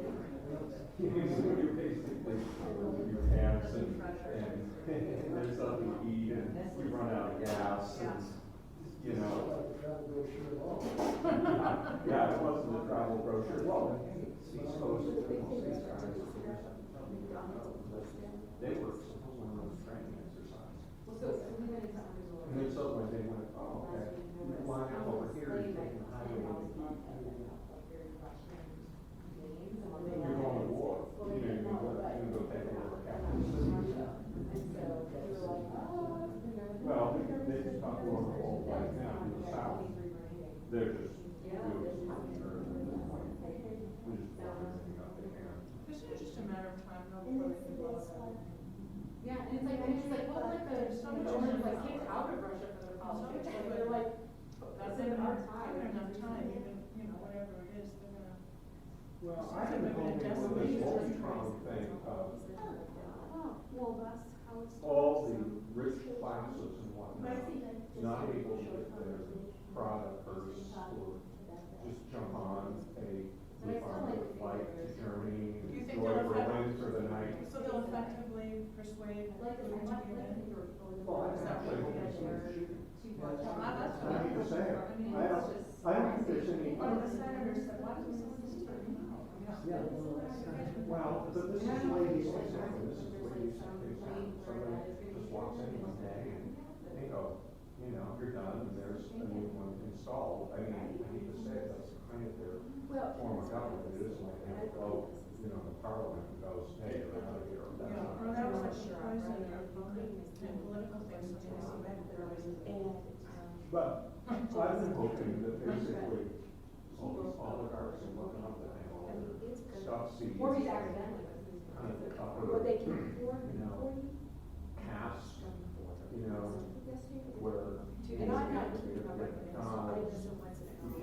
Yeah, but do you think who's gonna cave in on the war because the region? No, my point is these people are gonna end up having to do a college school, is my point, okay? You know, if it's just business as normal over there, you go to Burger King, you get 800 locations, and you can just go shopping, Google is still worth something, and the whole nine yards, but when you start to cave in the economy, you don't know who's gonna be the Soviet term, is gonna just show up one day and go, okay, you're done. So, No, she did this. I mean, I hate to say it, just be brutal. I mean, Soviet and Russian history does not really have, for the last 150 years, a process for power transition. That does not exist. Yes, exactly. The graceful transition Well, is the an process easier is phrase. that you poison any opponent who runs against you, and then you imprison them for some alleged thing. That seems to have been their history, at least recently. Oh, their entire history for 500 years. I mean, this is Tsar's dictator kind of thing, and, you know, one of these,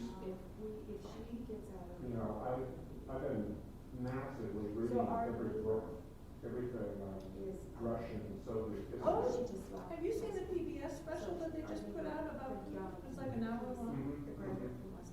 I fell asleep unfortunately during it, but it was really good, and I remember thinking, boy, I gotta go back and see the rest of it. Just very, very recent. Oh, yeah, well, It was on look PBS, frontline. like within the last 2 years. Yeah, frontline, yeah.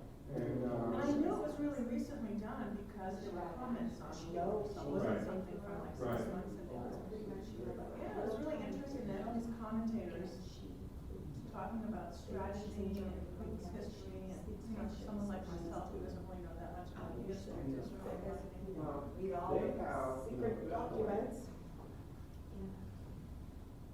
They have their entire national central bank reserves are all in foreign banks. It's not like sitting in Fort Knox, you know, gold bars, okay? And that's I what love works him. in the whole lot. OMG. Well, and talk about them possibly going to Vienna as the basis for the oil between them and China, you know about that? I just read that yesterday. It was in the New York Times. He is a truly. Yeah, they're trying to, consider the value of the dollar to be not as valuable as it used to be, given our huge debt and given that God knows what's gonna happen in the future. And then, of course, China wants to try to promote itself as the US, the new power of the world. And so they are in negotiations supposedly with Russia and Africa, because Russian oil is what supports Africa, they don't buy from us. So they want the Africans and the Russians to consider buying the oil. The Iranian using the It is supposed to be. I'm not smart enough to know, like, how does that affect the US dollar itself in terms of the value of the dollar or what, I don't know how You likely. see, that works nicely. If you can take it in and spend it in China. Okay? All right. That works great. If you can get that kind of thing. China's total trade with Russia is less than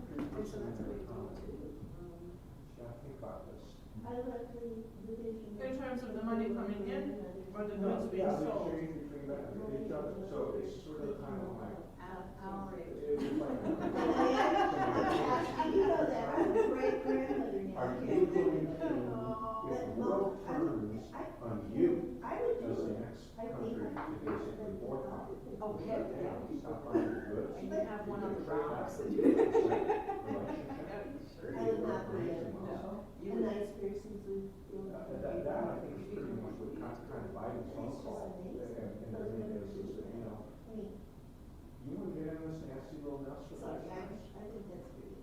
You know, where, you know. But then their answer is, as I understand it, yeah, but you know, what you guys can't possibly replicate what China and Russia provides to Europe, so Europe is still ours. You can't really do serious sanctions around Europe because they won't have any gas. Because you know dollars up. Well, They won't okay, have but any wait a minute. meat. This They is won't the other have any interesting thing long on time. oil. My husband, It's interesting I on support oil. it, take money out, I support you, and, Oil on the market is priced at sweet crude Texas price, which is, means like really good crude. Means it doesn't I take think much it's to a pretty refine. safe place. Okay, you don't have a lot of byproducts, you know, I've tar never and heard that crap, story, you I gotta heard get the rid story of about it. his Okay. bride. Was Canadian they had to evacuate, oil is really dirty, really nasty, really children's cold. home for Okay. disabled. In other words, their extraction process is basically steaming it out of the ground and cooking it out. So the income is exactly almost take more energy to get it all out in the damn barrel of oil that's and then the processing of it is equal to that. Russia, the world oil is really dirty. That's weird. All sell the huge this is not the top of the line stuff. And right now, Russia is so toxic. And it's part of our conversation.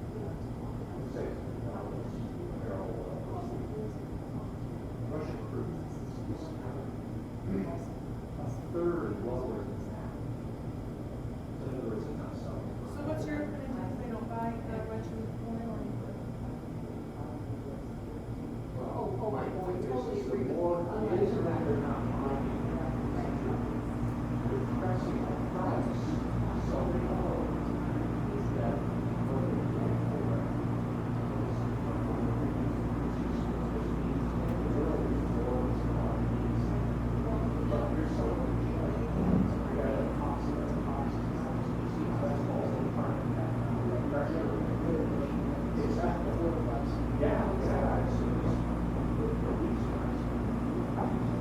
So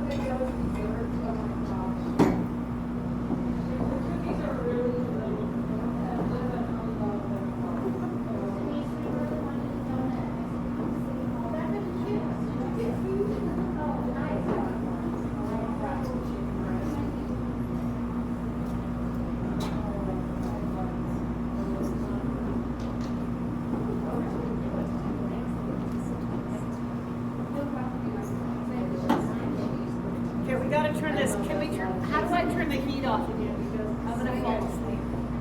I know, first time, so, yeah. I'm gonna get water and go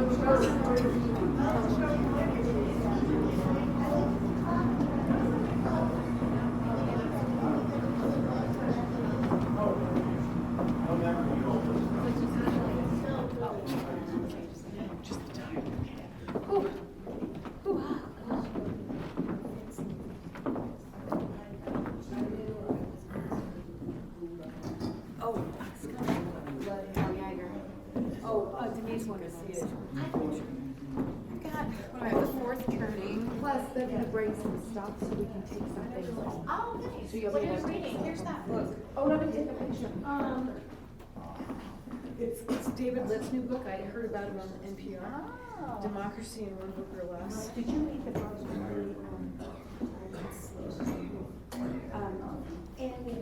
Yes.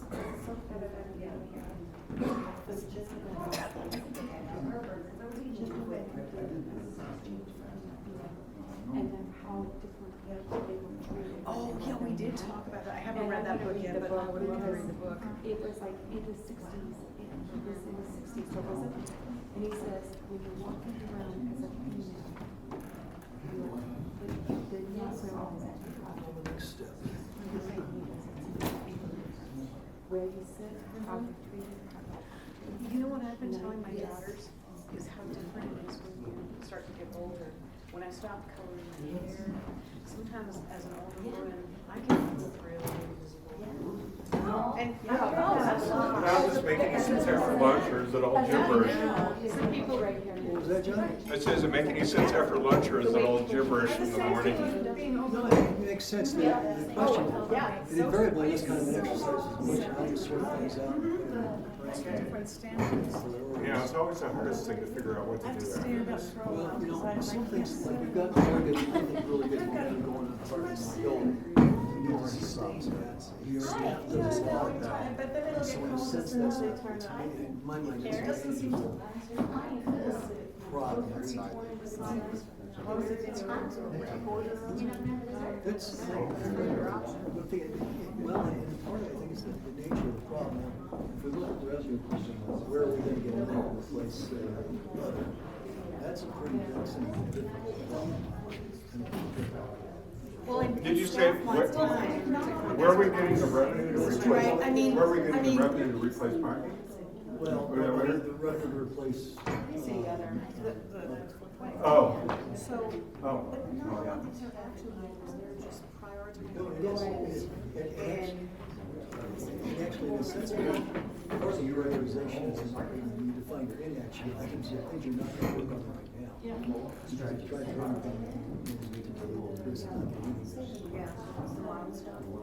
well, No, I hear you though. I hear you though. Well, and some of this is something that community yeah, and, you know, when you.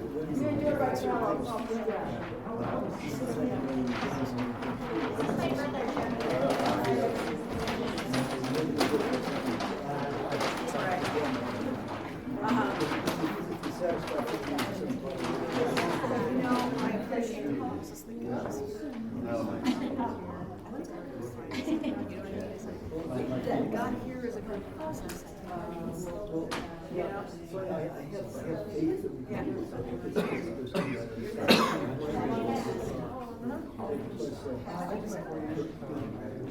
you get some things, it's a baseball game, football game, softball, whatever you do.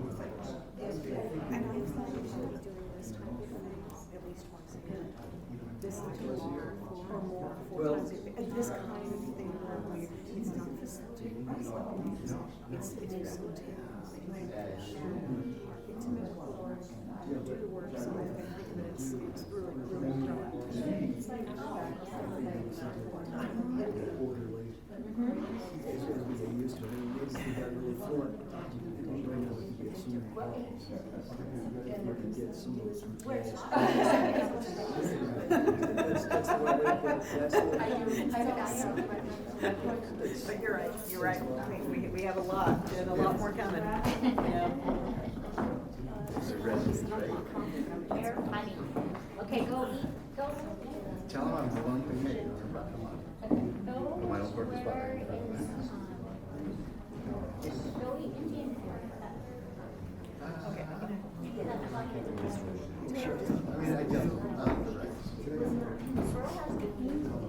Yeah, I'm waiting for her to come up, so we're I don't have questions.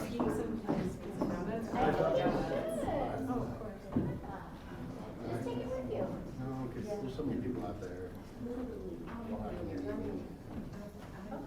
Their little kids driving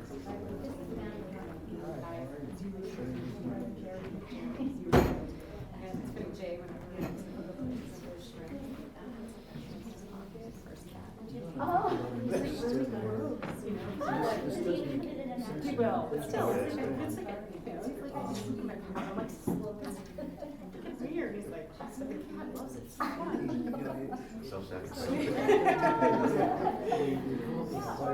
that's based on a number of things. Yes. How much leverage do you get off? Does it need to be done before something else or something else? Should they issue beforehand? We went there the other day. And looking to say, I would think that the next 2 years council is gonna need to spend an increasing, to spend more time with campus related those sorts of issues. I spent like $80 for just so. I mean, you just see, because those are my questions. Well, I got it. Daunting, as you alluded to initially this morning. I got Some things like community process, which shouldn't cost a whole lot of money, and it'll probably take a little bit of time to get started on that.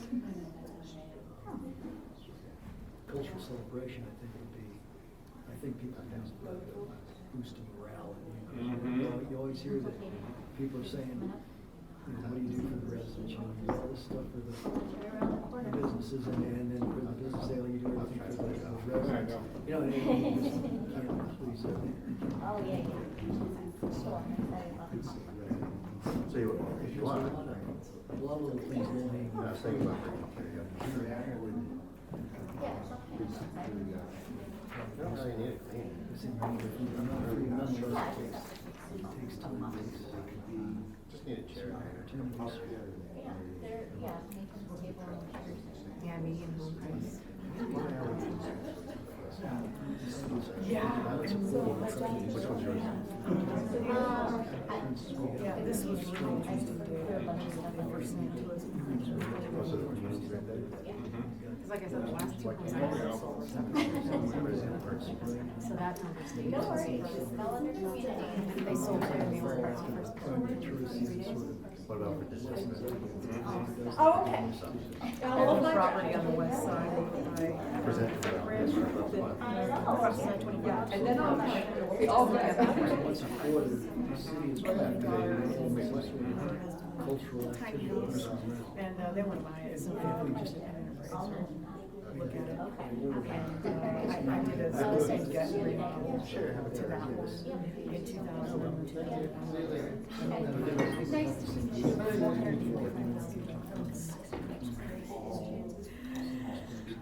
Yeah, so. 1,600. We're not related. Well, you know, there's several things to So our it. house parents, we were adopted separately. Yeah, I think there's some Well, things but- we. So I apologize. No. One of my brothers and I, another one was Nancy. well, there you go. And it's 411. I think we. No. I'll show you a picture. I've been going and Jeremy and I looking But at it's all new. community goals and We're gonna have it in. Oh, really? Yeah. Okay, and trying to figure out what the problem is. This is posted out. But I did Well, I know, prefer that's my it point, because it's. you know, I'm with you, sometimes we engage all these consultants, we spend all this time, we end up with some. So which, do you have Rainbow vision plan or something like that. Yeah, it's where the street sign is. Apologetic for doing find something, they find the chapter that says you're allowed to do that, and they don't read the half of the other chapters that say, don't touch that. Yeah, you know what I mean, don't do that. And so so, I'm trying to figure out, if somebody could show me a goals, vision, and strategic planning document that another city has done, that really provides them with a flashlight forward, I would like to see what that is in terms of how, because before I embark on the task, I just have to think, and it was one role. I mean, what am I gonna get on the other side of it before I start off and do it? It was too early.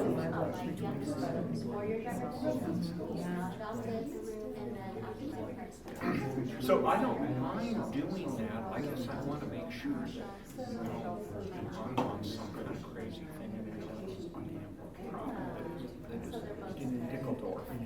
Yeah, exactly. And I'd rather get, instead of building the document, like, do some work. Well, that's what I mean, in terms of what is the process, how does it get us there, what, if we did that, what would we have in the end result, and what, and as a result of having that, why would we be better? Right, okay. See what I mean? Yeah. So, in the case of like revenue planning, grant writing, capital planning, and crap like that, I think that's absolutely critical to figure out how to do that. Right. Now, some of these other things, like for instance, just between you and me, on the parking and mobility thing, Or even my sister. To me, you know, something like, you know, 100 or 200 places down at something like LaFawn, where initially you had to do all that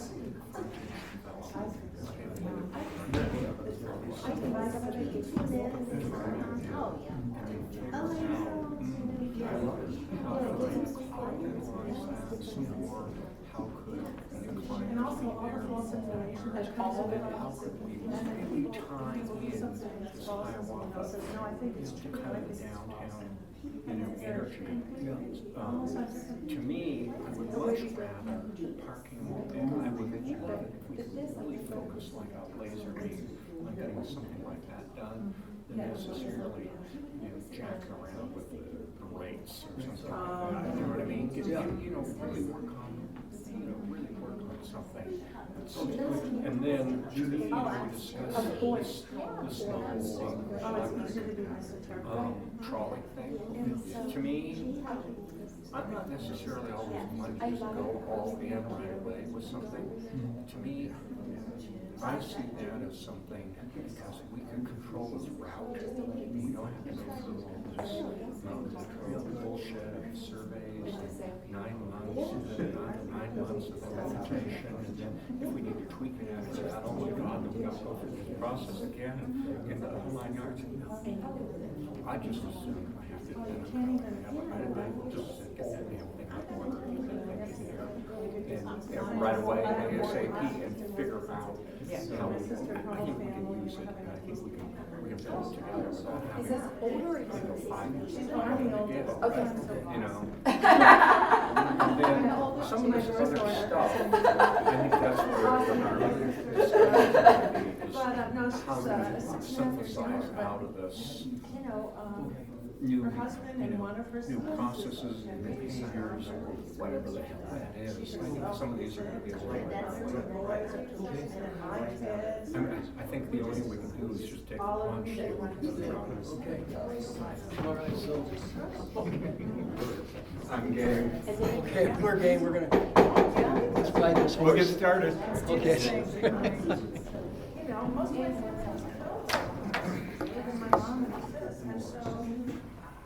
Black magic marker? Do you have the black one there, John? I think I sidetracked a black one. You were pleased to grab it. Okay, we're gonna try and get started here. Everybody get coffee, or we're fueled up? If not, help yourself when you want to.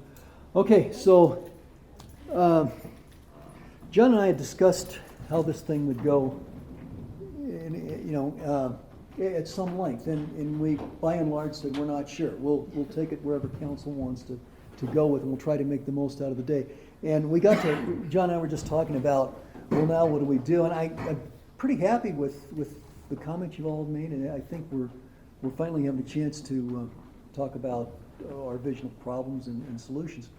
So what John and I were suggesting, maybe if we walk through one topic and kind of flesh out some of the aspects of it, we'll take maybe parking mobility, if we do that, or we take revenue. They're both fairly thorny. We can walk through those as an exercise and kind of decompose it into different aspects of it, of the problem. And for instance, parking, well, the simple thing we do is we just give all the problems to Roy. He takes care of it, comes back, gives us a glowing report, and all is well. Obviously, it's far more complicated than that, but Roy does have his arms around the problem, so he's doing a lot of that. Staff's taking care, Roy and other staff members are doing the operational parts of it, but certainly there's a lot of policy issues. For instance, do we need more parking? Do we need another parking lot? Where would that be? And so forth. So council could be involved. So John and I were thinking that's maybe one way we could go down it today, in this next, say, hour. We could go through, we could try and rank, we've sort of ranked these already. We could talk about each topic a little bit and see what underlying things need to be done. For instance, if we were to take community process, how would we do that? We've got several models. Hiawatha Gardens people have had different kinds of meetings and process things and whatnot. The library has done some. Citizens are not entirely happy with either of those two processes. On the other hand, there are citizens who are happy with those. It's Manitou. If we had free beer tomorrow, they'd be encouraged. If we had free beer today, they'd complain that we didn't have the gluten-free varieties or something like that. Not everybody's going to be happy. We could do that. So I'm going to ask for a quick, council, what's your pleasure? How would you like to, if somebody has a better idea, John and I'd be very happy to hear that. How would you like to proceed? Julie? Well, one reason that as important as the revenue planning is, and my first thought was, well, we have to work on something on the spicy board because that's supposedly the most important. But I feel like before we can really approach the revenue planning and all those subset areas, at least for myself, I would need to have a different kind of breakdown showing how much of our income, like Denise was saying, is not from tax revenue, or where is it coming from, what tax is it, so that we can anticipate what revenue like PPRT will continue and what won't, or what will be impacted by Colorado Springs, marijuana stores and other such things. So I think it might make sense to put the revenue planning on hold until we have more information about the income stream and the sources of revenue. Okay. Well, I guess the way I maybe look at it that way then is if we need more information pending, so then that becomes an exercise for staff with the intent that it's going to come back to council at some point. And like just some little chart to help me know which revenue is constant and which isn't, so that we know what we're working with. And I actually think that some of the financial presentations that Becca's done for us, that we had a lot of that, maybe the numbers would need to be freshened up. Or even if they're not freshened up, if you can say to me, oh yeah, that's on page 187, I'll say, oh good, let's talk about it now. But I don't have my book with, I had no idea where that information would be in the budget. Okay, and we don't need to do that today. I mean, today is a real high level day, so, but I think maybe we could go I that way. think that one, as I said, we have to do some more research. I mean, I presented it to you and I had it 24 hours before that with some of all the details, maybe 36 hours, just so you had it for today. So we need to take some time and really digest and dig deeper and then bring back to you some additional information and what this looks like and here's this and here, all that which you need those details, and we have not had time to pull that together yet. Okay. Well, if it's okay, then what I propose is that we maybe drill down on this revenue plan, this whole financial exercise a little bit, and maybe we can figure out who needs to do what, and kind of begin to build a timeline that's somewhat realistic. And very likely, every time I've done this in a work environment, we came across things that we hadn't anticipated. So our plan A invariably morphed into a plan B or C or whatnot. But that's how we make progress, and I think that's Can I how- make a suggestion? Sure. I think it'd be satisfying from my standpoint if we had one chart that is almost very decisional that says, we definitely want this. You know what I mean? So that basically staff and everybody were real clear what we want out of this in terms of, so that everybody knows, you know, how the beehive distributes after we leave today in terms of what we're doing on that and who's doing it and when do we have an expectation that it might be done. To me, that would be real satisfying. And if we only ended up with one thing on the list, that's okay. You know what I mean? From that standpoint, one doable, articulatable thing to do, okay? Because if this needs more massaging, then we can figure out another form to figure out how that's done. But that would be my first flip chart that I would suggest we enumerate, is something that has really clear direction as to what we want done, and if possible, articulate kind of the deliverables. So everybody knows who's working on what. Would that be helpful to have at least one flip chart that shows something like that? Okay, Julie?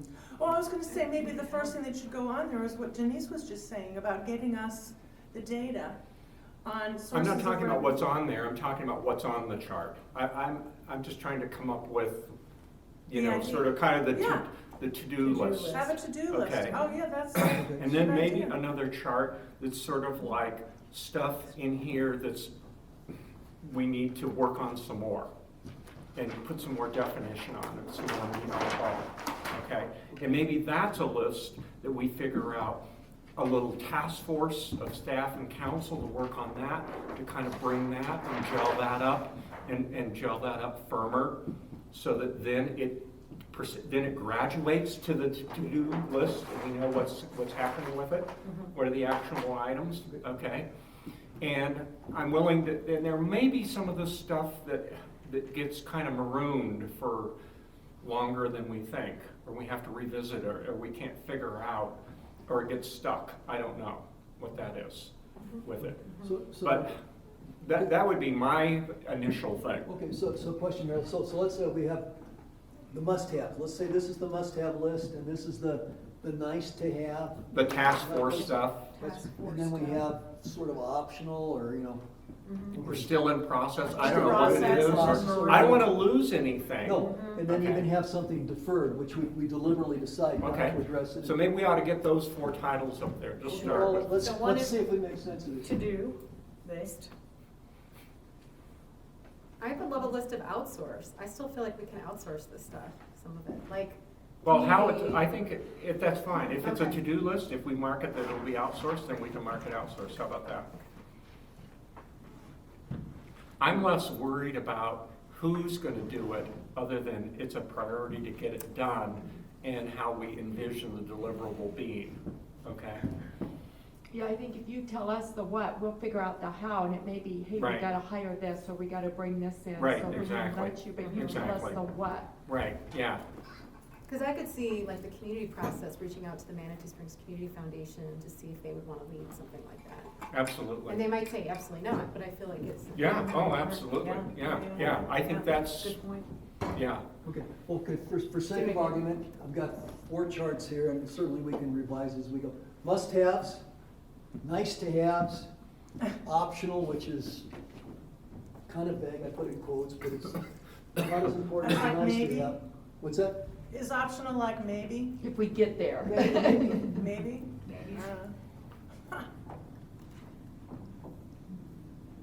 And then deferred, which is maybe we say, this is not that important for right now, or we know that we have other things we need to do before we get to deferred. Meaning it probably just is not going to get any resources.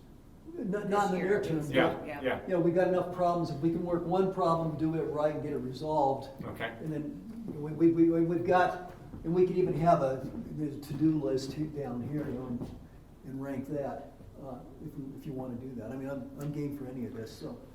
The first thing I would like to nominate to be on the must-haves is the strategic planning, vision, and goals. And I want to speak to that real quick. I've been looking at a lot of other communities' strategic planning and goal documents, okay? Some of these, I don't know what the heck you do with them, okay? I'm not certain how they created these things, but it didn't help me much, okay? And I've been looking at communities that I know. You know, in other words, I've been looking at some community strategic planning document from Tiddlywunk, Ohio, that I don't know the community, you know? So I've been picking places I know and then trying to figure out, does it seem like on the ground any of this is happening? Is any of this unfolding? You know what I mean? Is this part of their culture? Is this stuff that they're actually implementing and changing, okay? Because to me, if you go through that process and you end up with a document like that and you never do any of it, to me, I don't know why you did it, okay? So I want to put that one there on this must-have, but I also want to have really some good, and maybe council goes out and maybe staff goes out and looks at other communities' strategic planning documents and picks one or two that goes, wow, this is a work product that we would love. In terms of the format, you mean? Well, yeah, in terms of just how they articulate it and how they're figuring out how these things become actionable and things like that. And are there artifacts on their website or from what you know their community, they're actually getting this thing done? Or is it just another dumb, stinking document that sits in the file drawer that people... That sounds pretty. Yeah, it sounds pretty, it looks like you checked a box, but you know, it doesn't mean anything to the community. They don't ever get anything done as we're going through that exercise. Yeah. So that's one of the ones I want to nominate to be on the must-have. Okay. Anybody else feel that way or not? I just wrote it down without looking for votes, so maybe I just don't know how to start the process. Strategic planning, I think we all agreed that that was, pretty critical. yeah, I mean, Nancy called it the 2-year plan, the 10-year plan, but we all know that we've got to make some decisions pretty soon about all these competing projects. Yeah. So I would put that under strategic planning. Okay, so if that's okay with everybody, must-haves, we'll consider strategic planning essential. It seems very reasonable to me. Okay, let's tell you what. Why don't we go through the spicy list here, and we'll see where we how we divvy that up. John, I was just going to take a marker and Greg, mark no, off. take the blue one. It's easier. No. It's I easier was to read just the going to, if we got it on there. Okay. So we're tight.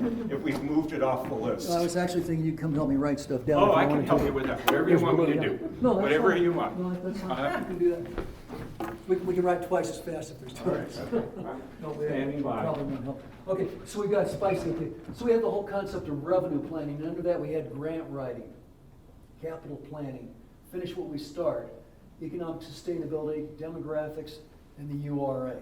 And I guess these are all parts of that same puzzle. I think a must-have on that is we need more information, we need more data from staff regarding, you know, where we are now and where we might be, you know, given, yeah. What kind of data though? What? Well, you mentioned, you know, having information on what's stable with regards to our revenue and what's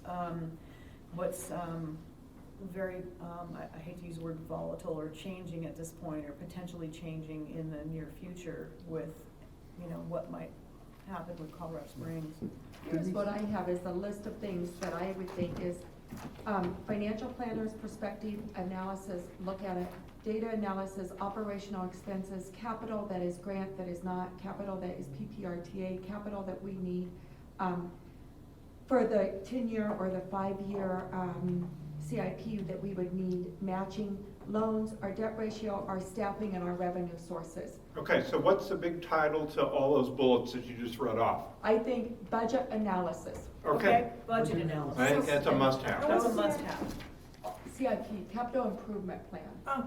So that is, because all of that has to be looked at based on every scenario, and that's what and so we could do that per scenario. Okay. Can you put ... because, and notation Denise's list? Yeah. So we can go fetch Well, it's that. not just Denise's list, it's also all those subheadings you have under revenue planning. And that's what I would just say. wanted to ask, is that of everything you put on there, that's all strategy, grant writing, where are we with grant writing? Because that's a more, could be immediate, could not, could be. Okay, relative to grant writing, PPACG is looking at getting a grant writer. They were a month ago. I don't know if that's been updated. CDOT has a grant writer, but that grant writer wouldn't be available probably to us directly. It might be available through PPACG, but we don't want to get a splinter of that person's time.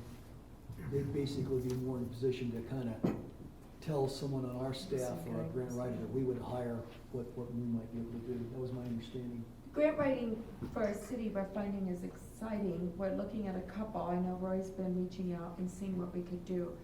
Historical grants, for instance, Michelle is an expert. You're not gonna find anybody better than Michelle on the Historical Society of writing those grants. So some of the grants are really, CDOT grants are different than a historical grant. So and we had a grant writer that knew a certain type of grant, but didn't know how to write another grant, so I had to find somebody to write that. So it's hard to find a grant writer that can write all different grants.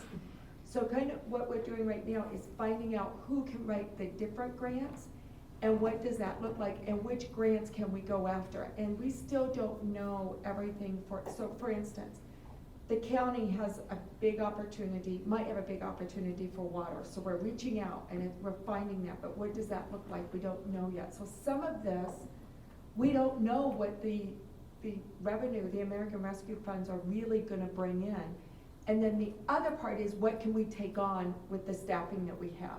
So project management comes with that. So that's where we are right now. Do I think that bringing a grant writer in today is the right answer? I do not. If you tell me we do it, I will do it. Can you But I don't explain think why it's that. not, other than what you've already said? Because I don't think we know what our match money is gonna be in 2 years. But the grant money, it's only gonna be available for like a year, No, right? that's not true. It's a 5-year. The American Rescue money is looking at 5 years. So of if we what miss that out looks on the like. first year cycle, cause we're waiting around to see the 2-year thing, then you're suggesting we can try to get the monies in years 3, 4, and 5, but don't go for it the first 2 years? What they're looking for right now is. Who's they? The American Rescue is projects that you have ready to be dirt ready. I mean, it's dirt ready, it's ready to hit, it's ready, it's gone through the process. It's like, and we're not there on very many projects. We have some plans, like even the water tank, right, that we're getting ready to build. It's 2 years out, 1.5 years out before we even dig dirt. We have to do surveying, we have to go through and get easements. I mean, there is so much work behind that we have to really work on it. Creek Walk is one that we're almost ready on some of it, but not all of it. We have up there that we don't even know, right? We're still working on the serpentine. So some of these grants that's available right now is dirt ready grants, and we're not ready. Or shovel ready, sorry, thank you, not dirt ready, thank you. So And when for is the next instance, grant cycle? every year it comes out. Every year they're gonna be January? bringing it, all throughout the year. It could be, it's not like one grant cycle is here and one grant cycle is there. It's throughout what comes available, when it comes, who's gonna have it. Some of it is political. Am I building the right relationships at the county to make sure when they come I can partner, or that we get a part of it instead of all of it going to a big project? So there is so much work, and you know this, Natalie, there's so much work for grants and how it comes through. It's not just, oh, let me write a grant and submit it. It does not work that way. And so, we have to know what projects you want to take on. Because I'm not gonna go and do a grant for something and then I come in and you guys say, nope, we don't want that project. So through our SIP, we have to know so bridges, we have a bridge that is in dire straits, right? We're trying to find out what we can do with it, serpentine. Soon as we get answers to that, then we're gonna start going for that grant because we need it. But I can't do that yet because we're still working on some issues. So, does that make sense? It does. I was just trying to synthesize that with the other information I have. Since we're losing Karen Birchold, and she's the expert in infrastructure where it comes to hazard mitigation and DOLA funds and all of that. And I thought, okay, well, there goes the DOLA money. No. I talked to. Go ahead. I talked to Michelle, after she, retired, and she said, you guys better get some, grant writers involved, because I'm only working part-time, and I only specialize, like you said, in historic. You need people who specialize in these other things. You want, the system to pump the water out of the creek and water the grass, and you want all these other things. She said, you need to hire a specialist. And so what I'm hearing is, yeah, but we're not ready yet, so what's the point in hiring someone if they're just gonna stare at the wall and there's no project for them to be developing or writing a grant for? But it may be, okay, we need a grant for the creek, and Skylar's working on that right now. So we make contract, and I used to do development. I would do a contract with a grant writer to write that grant. $2,000, $3,000, write this grant, be very good at it. And there are grant writers that do contracts per grant, right? Now, the biggest challenge that we have right now is the reporting of grants. So we're working on that, and we're gonna bring somebody in part-time to help with the What does that mean? We have to report FEMA grants, and you have to look at your ROI. Do you mean your data collection? I don't know Well, what you're reporting on reporting grants back means. on grants. So FEMA grants are astronomical, and there are some cities that will not take a FEMA grant unless it's so much because of the reporting mechanism. You can spend $50,000 and $20,000 is nothing but reporting. So you have to do a ROI. Is this a grant that's worth it? And how much reporting are you gonna have to do? And there are some cities that will say, we will fund this project instead of go for FEMA, because it's too much. And we haven't even closed out all of our FEMA grants yet from the flood. And they have to come in and go through it, and they audit every single thing, and if you're missing one thing, it's like, oh my gosh. So you have to do an ROI. You don't wanna go after a $5,000 grant if it's gonna cost you $10,000 to do it. So I know we're getting into details, I'm just But explaining. Denise, what I want to ask is this. From what you're telling me, and I think this is useful, what I want to ask is, on this particular item of grant writing, okay, is that a dimension or two words that we have on the board, okay, that we need to have on one of these charts? Or is this stuff that we're managing as we need it, as we could go along? We're managing it right now as we need it, but we may need it later on. So that's what I'm telling you. So what I would ask is, when we do staffing, because let's be honest, staffing is an issue, right? As we look at budgeting, we've got to identify our high priorities. And we're managing the grants as we need them. We're getting ready to bring somebody on part-time temporary to get us caught up on the grant reporting. And then we'll have to look at that. And then as we find grants, Roy's working with a couple of people to see if they will start writing the grants for us specifically. Right. So I'm just trying to figure out, we put a lot of things on the list, and I realize there's some of these things that are on the list of thoughts, ideas, verbs, nouns, adjectives, and stuff like that. So I'm trying to figure out, where this goes. Or if even if it goes on the list, because you say that we engage grant writers on a as-needed basis. That's what I'm hearing you saying. That's what we're trying to do now. Okay. So could it go on the deferred list, because you say maybe right now it's covered, but later we may need to revisit that? Would that be an appropriate place for it? Yes, and the other part is we're trying to figure out what projects we can take on next year. Because we only have so many staff, and every project, is broadband right now is gonna start taking some additional time, right? Because we got a grant and we gotta get things done. So every grant you take, we have to have the staff to manage that project. Right, exactly, right. And what this city has done is gone after tons of grants and absolutely do not have the staff to run it. Right, right. Okay. So it sounds like to me, at most, grant writing, John, goes over deferred. Deferred. Oh, deferred, Next one. Okay, I had at some point on this one. Well, what's the difference between that and deferred? I guess there's not a whole lot. It's the same. At some point. It made sense to me at the time. At some point, Okay. I think is Deferred, well. deferred the same Deferred, thing. I kind of like my mothball. Okay, so we'll put grant writer there, and then we have the understanding it's on the list, and it'll work its way. Could I ask a question? Please. Is a grant writer the right person, or are we looking for a, revenue, someone to go out and look at all the revenue sources and put together a funding package? Two different things. So that's economic development more like, Doesn't a funding package mean borrowing money? No, I was thinking it more in terms of different projects would have different funding sources available to them.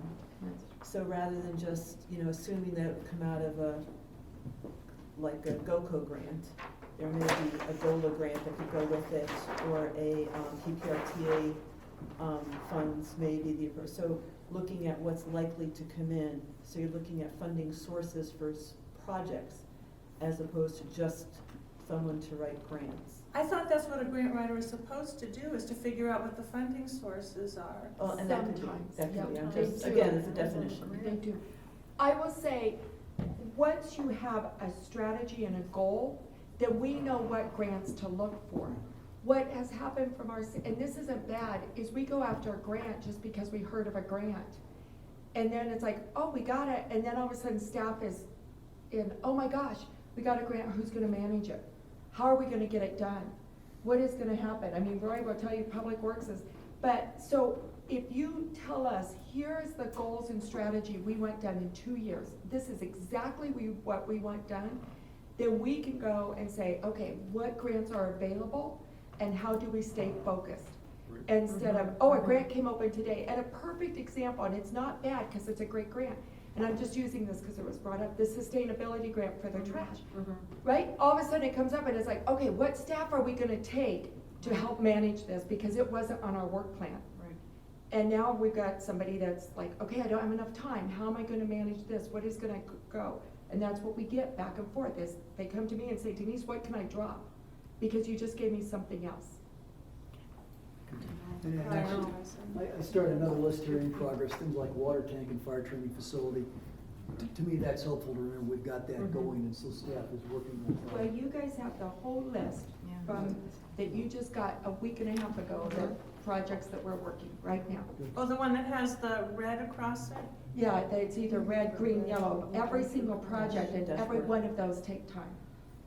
Yeah. I brought it with me in case anybody wants to read it. So I'm just while we're here. So I'm gonna continue to, or from my standpoint, kind of drive where we are on the board to make sure that things are getting picked up and put here, or we just have decided there. So are we still working on this so-called spicy list? Spicy, yeah, so. Grant lighting, we had a good discussion on that. Right, yeah. Okay, so the next one down is capital planning. Is that already nested in one of these things? Isn't that part Or of is it must-have? a new thing? I would think it's gonna be part of the budget analysis to show you what we have currently in place, and you will say yes or no based on, and the very details, and it is more detailed, it's not live yet. Public Works has done a really good job of doing more detail, due to Roy's great direction. Thank you, Roy. And that's an area where I think we've got good momentum going. Yes. So, I mean, to me, it's still a huge concern because there's so much work to do, but I think that's. Roy's really working out, he's leading that phenomenal job. Okay, so the revenue planning, economic sustainability, that, how do we want to address that economic I mean, that's really looking to the future. It's what are we going to do with? Because the thing with economic stability for me is, I mean, we gave that to the chamber without additional resources or staffing. And so I feel like we need to accept that the chamber is doing what the chamber can do. And if anything isn't getting done that we would like to see done through that system, I feel like I think there's a bigger conversation. So when I talk about economic sustainability, I look at the chamber, the city, Crane, I don't know a number of organizations coming together. Who's Crane? It's the creative district, but in theory the creative district is supposed to do economic development. Oh. But they change the Crane. But anyway, stuff like, I see that as a big thing, but I also see it as a multi-tiered. Yeah. Well, and historically, there have been times when the city created an economic development commission, to go in and figure out alternatives to our dependency on. We had that 501c3, Yeah. we had Kitty, you know, we've had a variety of There've been versions. a lot of things. It seems like each time the Economic Development Commission went so far, and then it kind of, it lost momentum. It basically. Well, I think Kitty was able to do the downtown improvements. Well, no, it did. I mean, and a lot was still tourism based. I mean, and that's probably the main song we'll always sing. But Is there anything I should know about what is already happening with respect to economic development at the chamber? Because That's other what than the I fact think that so. they, Yeah. I think there's a bunch we don't know. yeah, other than the fact that they advertise, Maybe it's and we've had some information. information from Leslie about what forms of advertising they're doing, and they're trying to move more toward social media and less toward, you know, putting an ad in the AAA magazine or something. Well, I think the other part is that if we say, we don't want any more beef jerky, you know, businesses advance. Natalie, I'm sorry, I need to move because I couldn't hear you. Oh, What sorry. would you just say? I said, if we decide, if council decides we want to, you know, support economic development in a way that we don't want any more beef jerky establishments in Manitou, right? How, if that's what we want, and the chamber isn't capable currently of helping do something different, I don't think we can keep saying, Leslie, stop it, like, quit getting more beef jerky. Like, we need to help Yeah. that process. Yeah. And I don't feel like we're helping that process. And I don't know what the answer is exactly, you know, but I'm just saying that there's a bigger conversation that maybe needs to be had. Does that make sense? Yeah, because you're not just talking about sustainability, you're talking about diversity, economic diversity. well, To me, I guess my comment about kind of the chamber and their economic development stuff is, I guess I need to get a clearer idea in terms of what they're doing, because in a sense, I think those of you know, I'm not terribly tickled with us creating events right in the middle of the summer when the town's already full of people. I don't see how that's economic development, just because it sounds like to me we have maybe somebody who's creating events. I think that's a great idea to create an event in the middle of November when nobody's here and we have plenty of parking, okay? In the middle of the summer, not so much with me. People are already here, that kind of thing. So maybe it's looking at what the chamber's currently doing, okay? And I've lived here, as well as some of the rest of you have here, long enough to know that it used to be we were a tiny little town next to not so much of a big town, and we had to really promote ourselves, okay? And now I'm wondering, how much promotion do we really need to do at this point?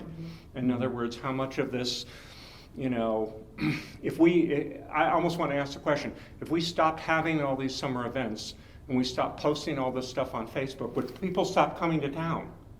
And I know that's sort of kind of a scary experiment, but I think you can ask that question. So in the case of economic development, having a whole bunch of storefronts empty on Ruxton, which there should be some really great energy and interesting things going on there. And we know we've had, 1, 2, 3 businesses right off the bat when you come down in Wichita lot. When you go in either direction, what does this say about our community when these businesses are just like underperforming or just closed or just bed springs stacked out front like this weekend, you know what I mean? Yeah. That kind of thing. What does this say about our community in terms of, you know?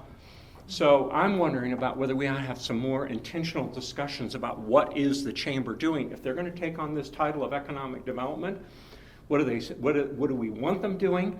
What do they think they should be doing? Or are they just doing the same old thing?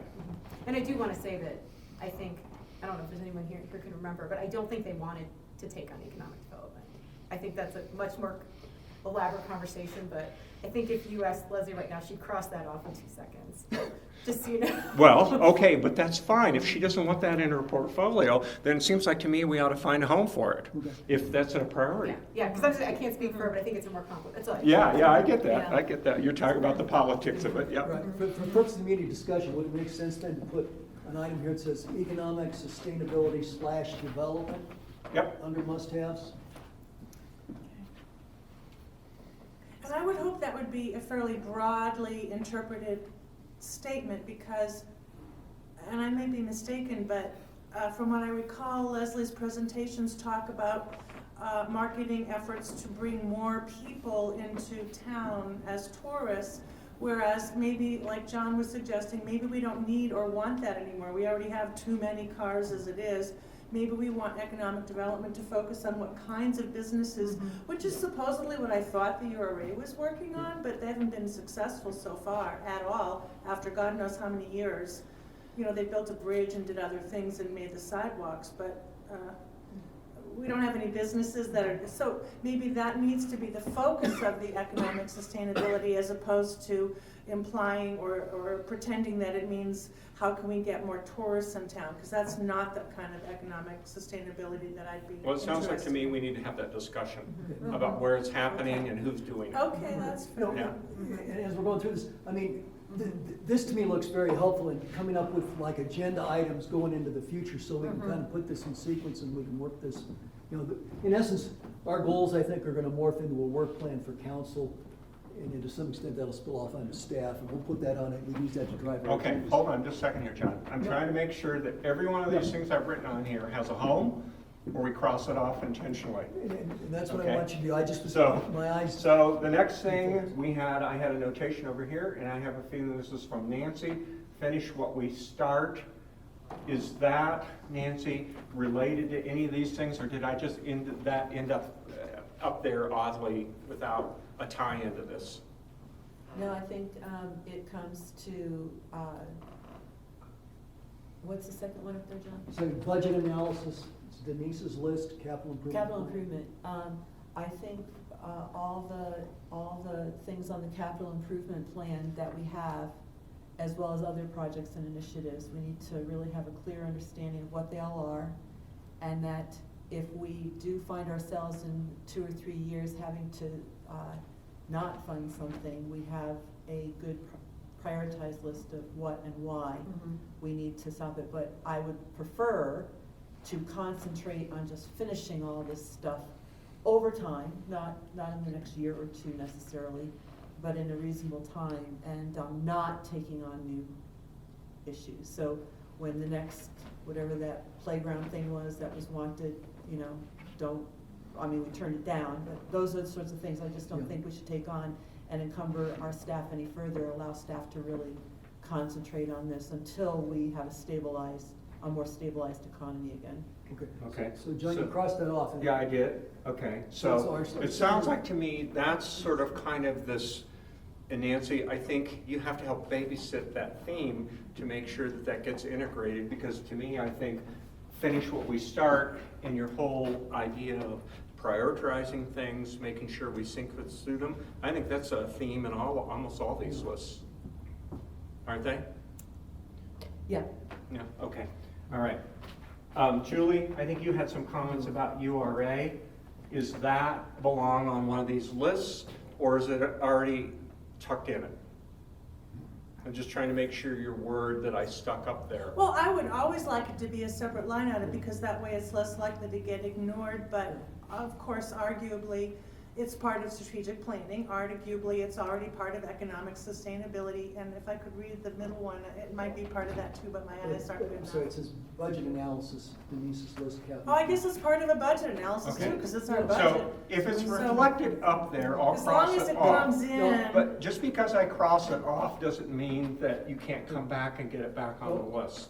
I'm just trying to make sure we at least visit it right now. Okay, I would argue that that should be a separate item up here. I think it's an important topic. I think it's an involved discussion. Okay, so which one of the ones does it go on? Must I have, would separate. or nice to have, or what? Where does it go? Must-haves. Must have.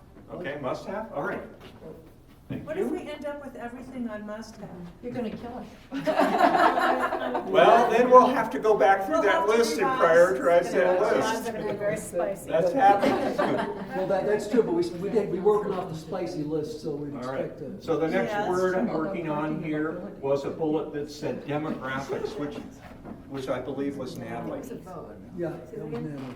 I'm calling on you. I said, working on the next word on the list, which is, it said demographics. Oh, right. It was tucked under there. How does that fit over here? Would that make sense to put that under budget analysis? I think it's under, I mean, again, I think it's a URA one. It's gonna be under, when we look at all of them, right? We're gonna be using demographic information to determine economic development. We're gonna use demographic Not information. necessarily. You don't think so? No.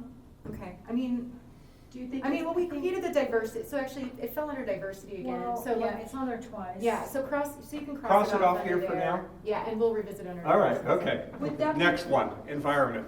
Yes? Would that just be part of strategic planning goals, cause that's diversity, I don't know. I think it could be, when we hit diversity, right? I don't know. So she's the advocate for it, I'll let her have it wherever she wants it on the list. Next one is environment on this board. You've got environment there. We want What does that mean? That always has to be a must-have. Well, it affects everything, right? We're talking about green infrastructure, our climate, our, parking, traffic, congestion. I mean, it's interrelated and interwoven into everything. So, However. other than is there? Why I specifically brought it up, and this also segues into something that Nancy put up there, is specifically, I wanted to be solution-driven with regards to having the city recognize a sustainability and climate action advisory board. We have lost about 3/4 of our members in the climate action work group, and it's because of what Nancy said under medium. The morale is so low. The climate action work group is a boat with no sail. And so I think we're gonna lose it if we don't do something to shore it up, and I think it could be a really great group to address a lot of these issues and actually go after some of these grants that are out there. Okay. We missed a big grant opportunity, huge one, because we couldn't get our So focus Judy, together. I guess what I'm saying is this. So.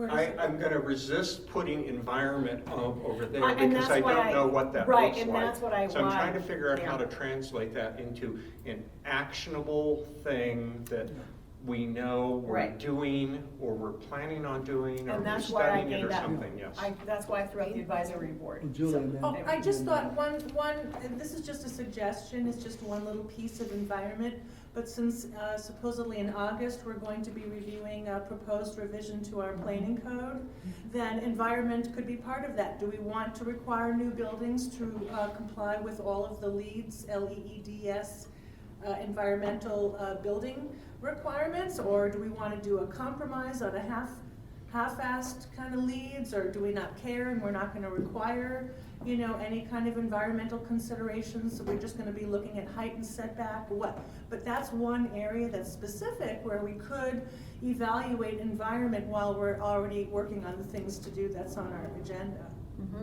Just one example. And I'm gonna throw out, I think that we need to work on, I don't know if Conrad is really working on this, because he is really working on the code update, but I want the city to consider a tree permitting program such as Fort Collins does, and to consider an ordinance protecting heritage trees. And that could be wrapped in the same thing, but we need to have a tree permitting program in this town. So, citywide. So Those are some Well, I just had some can I- concrete ideas. And I just want to throw one more thing. So, in addition to all this, we're also going to be updating Plan Manitou next year, and I think of that as being an opportunity to really dive in on the environment, to really dive in under community process, to really dive in onto cultural celebrations. Like, I mean, that I think is when all that stuff can really, and so I don't know, I mean, maybe I'm off track, but I feel like, We're gonna update Plan Manitou next year? I'm sorry, it's news to me. Yeah, me too. I don't doubt that it needs to be updated. When was it but- last done? 2017, it's supposed to be done every 5 years. So, I'm not saying it is gonna be done, and she said that, we gotta get a grant to do that, and I gotta get a planning director on. That is absolutely vital before that would be part of a next year work plan. And then whether you guys wanted to adopt it, but it is time, from a comprehensive planning time from a city, it is time to adopt it, to update it, not rewrite it, update it. I think revising Plan Manitou should go under deferred. Yeah, I agree. Considering all the Yes. super compelling issues we have, and that's Yeah. more of an aspirational Bible, and you can find a sentence in Plan Manitou that completely disagrees, that completely supports your idea, and then you can find another sentence in the same darn thing that completely Yeah. says it's a bad idea, because it's like this generic Yeah. thing, Yeah, so I would put it in deferred personally. I would be in favor of putting it deferred also. I mean, there's a couple items in there where based on the input of 20 citizens, this becomes sort of, there's an item like. This is my suggestion, why don't we get it on the board, and then we can rearrange it later. I'm fine Okay. putting on deferred. Yeah, So- deferred It's is on the good. board. Okay. Plan Manitou update? All right.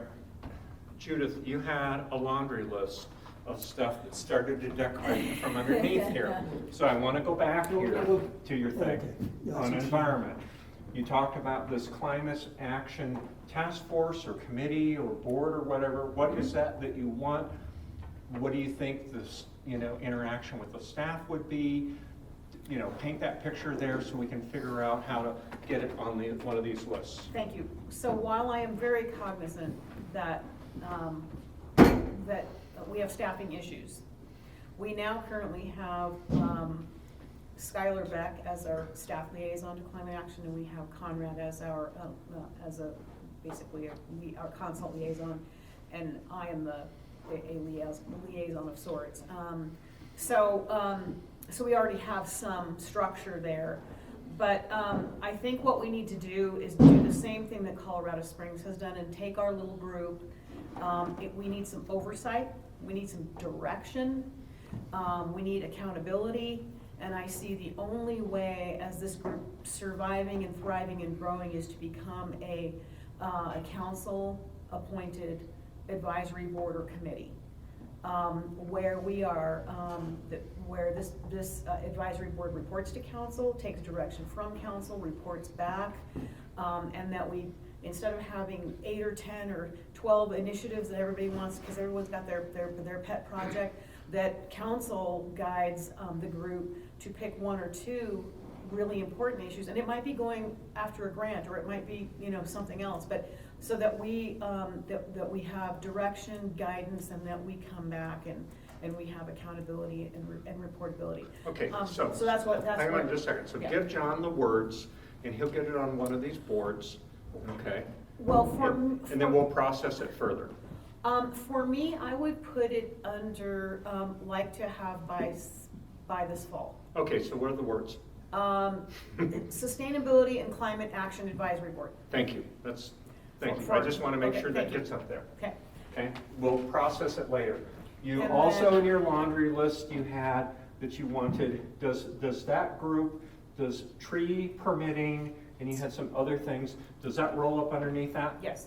Okay, so we don't need to Yes. have that up there. Those are the things I would see that could be tasked. Okay, I just want to make sure that, But I would like a timeline on the advisory board. I don't want it to be a nice to have and then it goes away because we forget about it. I would like to say, I'd like well, to see. let's process that further in terms of Okay. prioritization and when they're done and Okay. resources and that kind of stuff. Let's at Fine. least We're good. synthesize this list is Okay. my proposal. We're good. Is that I'm happy okay? with that. You're okay with that? I don't know if anybody else had any Does anybody environmental else stuff, need, though. before I cross off environment? It'd be nice to have is. I think it's gonna be a huge part of our number one over on the other side there, the goals and vision, so. I have a comment on environment. Yes. I don't know if this is necessary to write down, but it seems to me that some of the things we already have up in the must-haves have implicit in them all a subset of environment. So for example, if we're looking at planning and we're looking at what kind of priorities we want our staff to be managing, we may want to look at a grant that helps the environment as opposed to a grant that, helps pay for us to get a new roof or something. I don't know, that's a silly example, but, so that environment, I think necessarily comes under all those must-haves, even though we don't keep writing it. But I think we have to keep that at the forefront, because it affects all of our decisions. Okay. Okay, no, and I would say that a lot of that is implicit in those things. Yeah. Seems to me like it's a cultural ethic, you do So, this. so we're done talking about environment? Yeah. Okay, next one. Diversity, demographics, sustainability, equality. Who was the champion for this one here? And how do we harvest those ideas onto these boards? Natalie. Natalie? Well, again, I see it as we talk about mission vision. I feel like there's no way we can have, it's hard to have these conversations of separating it out when, similar to the environment, it's a part of everything. Okay. How do we talk about economic development without talking about demographics and Okay. sustainability, you know, I mean. So I guess what I'm saying, if it's already tucked into Yeah, these I feel like things it and you're is. happy with It's not a that, separate that category. it doesn't need its own separate category, Yeah, it needs to be then something. we can I consider. cross it off? Does anyone, I mean, is everyone else, are you I know, inviting because we them? need diversity of businesses and all kinds of diversity. I know if Corinne were here, she would say we need diversity, so adding to affordable housing. It does seem implicit in a lot of the things we address. Okay, I'm trying to move I on. just wonder, would it make sense to just have and I don't want to create too many lists, but a list that says like guiding principles, like environmental. But that would be what we create when we have our mission vision. Then that's why I don't want to make this more complicated. Okay. I'm not quite so quick to say include diversity in, I think it is included in everything, but I think we need to actively state that diversity, you know, that there are things that we can do to go after a more diverse population. Because I think diversity is absolutely key to our future as a city. And housing is a huge thing. If we continue on how we're going, we're not going to have a diverse population. And our businesses are not cater at all to a diverse population. So I think as a goal to state that we want a diverse we want to maintain and increase the diversity in our population is appropriate. As a must-have, you mean? As a must-have, yeah. Yeah. I think diversity, if we gentrify this city, I think we'll die as a city. So, Well, then I would actually add environment there, because it's the same thing, it's like, if we don't Right. deal with our environmental issues, it's the same thing, we are gonna be in big trouble. So I think it's okay to put both of those issues as must-haves, knowing that, as the mayor said, they are guiding principles in all of what we're doing. Is that, Okay. that seems to me like how we're sort of gravitating to that. Is that, would anybody be opposed to just saying, you know, adding like diversity and environment here? Maybe we could have a new category, John, that says, overarching principles or something that we would take into account. So for example, if we're having a parking discussion, we might still talk about diversity, because if we can make it affordable for someone to live in an apartment with no parking by offering them, you know, for $500 a year or something, a guaranteed parking spot, we may get more people who aren't that rich who are able to stay here because they have a place to put their darn vehicle. Right. So it could permeate all so I kinds guess I of want to different ask a question. Do we want to take John's idea here that it is a principle that's sort of kind of a guiding list of principles, and it doesn't be on this list and all these principles drive all these things, or is its own standalone thing? Well, I'm just trying to make sure there's a home. So I had the sample vision and mission statement. Mhm. And the vision statement took our current mission statement but added diversity, equity, inclusion, and sustainability, which is exactly what we're thinking about adding here. And then we're stating guiding principles, which is the vision. So I think we're starting to circle back to some of these things. And so, to me, if we were gonna revisit the vision and mission soon and add some of this verbiage, then that would be our guiding principle. I don't know. I just wanted to point that out. Can you say something about that? So to me, a guiding principle is something that's going to apply to something no matter where it falls on the list, right? So to me, the environment is going to apply to no matter where, and same with diversity and inclusion. No matter whether we list it as a must-have or a nice-to-have, or we've deferred it, that is a guiding principle. So I'd be more support that. Being a guiding principle for all of our discussions. Okay, so I've heard that. So Nancy, how about your opinion on this thing? Does diversity end up over there on that list, or can it be a principle? Yeah, that's fine, principle's fine. Okay. And principles or values, they might be the same, I don't know. Or I don't know if it. So we have diversity and environment on the principles values list, right? Because they permeate all things. PLES, you mean? Principles, PL. Yeah, I know. Okay. I knew I wasn't going to be able That's to. okay, that's okay. I'm like, this Ignore is my, okay. yeah, I just quickly scroll things. And just the one. Yeah, thank you for the spell check. Here's a red pen. And put a Y on diversity, she's gonna get you for that. Yeah. Well, you should see Go what she does. forth. You should see how she. I'm treats pretty the Board of egoless when it Education. comes to this kind of crap. I use spell checker and grammar checker all the time. I mean, it saves my ass. I would have done so much better in high school if I'd had that. With that, I have to see. Principal. Thank you. All right, so, it's not even close. thank you. I know, sorry about that. Thank you so much, ma'am. Okay, so the next, on the next list, John. Okay, so next is, okay. Okay, parking. Parking mobility. Mobility. Catch everything. Parking mobility. This one, I think we've got a lot of momentum going. It's high priority, so in that sense, it'd be like a must-have. But we've already got focus on it in Roy, so I guess I'd be inclined to play it down more like a nice-to-have. But I guess really the intent of these lists is to identify what's really important. So parking and mobility can go here, I think. I think it has to go under must-haves just because it's happening and we're gonna have to make a decision soon. And Right. maybe It's kind of in our mobility face. would encompass all of it, because I think that it's so key, but also we need to have full transparency and all of the data that we need, and we don't have that. So yeah, mobility and transparency regarding that, so. Okay, so did we at least move this to one of these lists? Yeah, it's on must-have. Okay, because I can't see Yeah, that's exactly what I'm saying. John's Yeah, you're- little, okay. Can I cross this off? Yeah. Okay, next one was develop, maintain high-functioning staff and boards. I think this was a Nancy advocacy. I think that's a principle and a value that would affect every decision we make as opposed to a one-time lecture meeting or something. Wouldn't that affect, isn't that something we should always keep in mind? I think that is a principle or a value, a guiding, guiding principle. That's really, it's even a cultural trait. This is how we're gonna do it. We try to value staff, respect staff, and at the same time expect high performance out of staff, and our boards and ourselves. To me, that makes sense as a. Okay, so principle Nancy, way. you were kind of the advocate for this. Where did this belong on the list in your opinion? I think it belongs in must-have,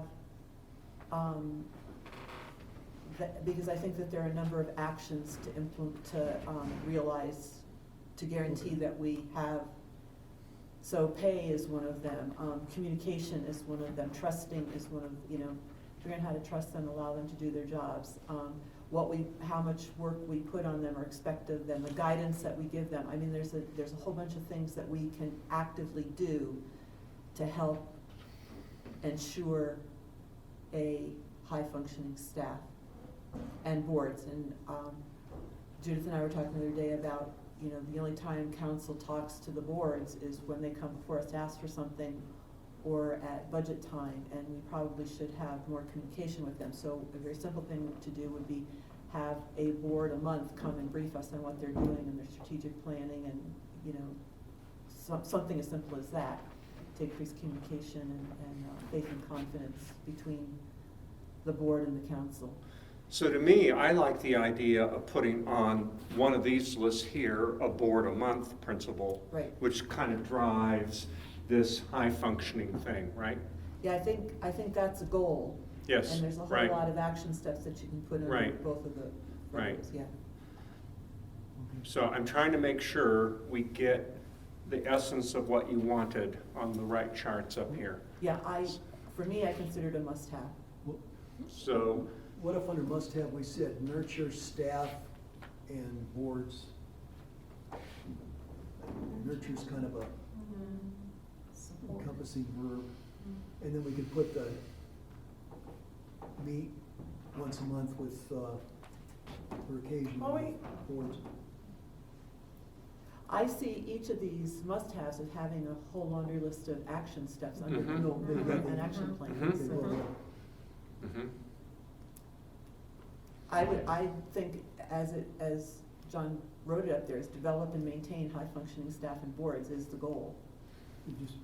Let's write that down. So you want that just written over there on must have? Yeah. Okay, You okay with all right, Yeah. all right. So it goes. Read that to me, John. Develop and maintain high-functioning staff and boards.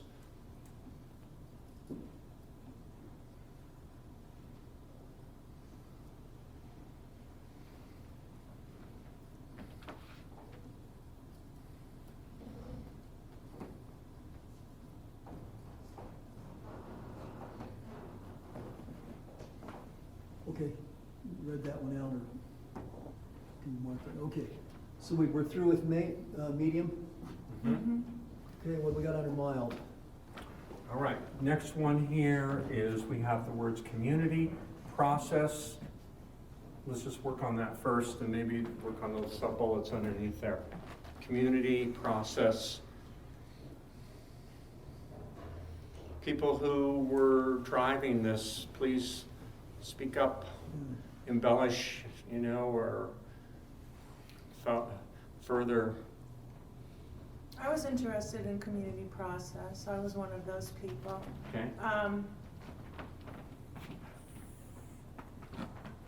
I couldn't tell you, which list it should go on. It's gonna come up anytime there's community involvement for any of the issues or sub-issues that will eventually develop under the must-haves. Or it could be listed as a separate discussion point. I don't know. Either way. In Manitou, that's this particularly vacuous concept. I mean, anyways, we go to the post office, or you stop to get a cup of coffee, and next thing you know, you're talking to a constituent, and you turn around, you talk to the next constituent, and almost like sometimes opposing sets of opinions. That's Manitou, and that's part of the community process. Well, I'm not talking, to me, that's not process. Well, That's okay. difference of opinion.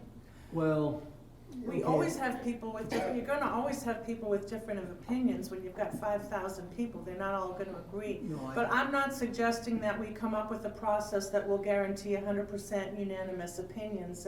I didn't mean to say that. Okay. To me, process means how things transpire.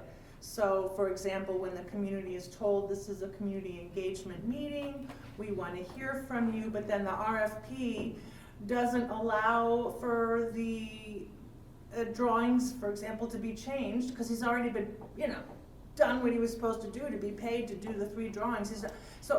There's a process, or to what extent is there note-taking, or to what extent is the community input reflected in any changes. What I hear pretty consistently across the board, no matter what the community project was, is that the community feels that they were lied to, and they were invited to come to a meeting, and they mostly just had to listen.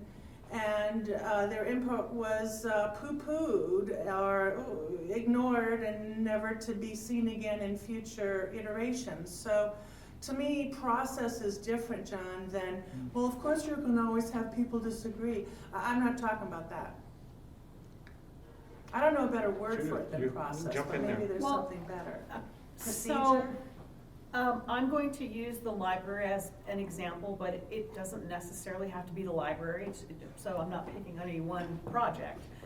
I saw, so there's the process and the product, right? There's the community engagement in this case and the building. So to me, community process requires that we all have the same shared understanding first going into things, right? So there's not room for a lot of misunderstanding. Like, I thought, conceptual meant this, or I thought, this community meeting was to continue the design. I think we have to do a better job. But through this process with the library, I saw the process as a symptom, because I look at things as, what's the symptom here? Because we have some group members that feel very misunderstood, maybe even, I will say the word misled, although I have been called on the carpet for that word. And I think that if we have a better process for getting community people together, we will find that we have more in common than we have differences. And what I've seen is, when we stop talking to each other, one group gets ground in, another one gets ground in, and then the communication stops. So in my personal opinion, I don't care if it's Hiawatha Gardens, the library, the city hall, I'll listen to any really good idea until something's funded and shovel ready, because that's my job, right? We're still in a process. So I think that's what I mean by community process. We need to improve it, obviously. And yet, no one's ever gonna be 100%. I'm not talking about that. I'm talking about did everybody feel heard? So I may disagree with what we come up with, but I wanna feel that everybody had a chance to be heard, listened to, and understood. So that's And what.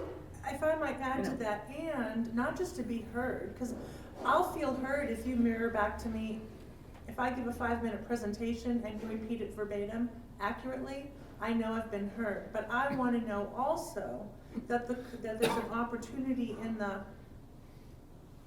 procedure for the input to be incorporated or addressed with respect to the final product.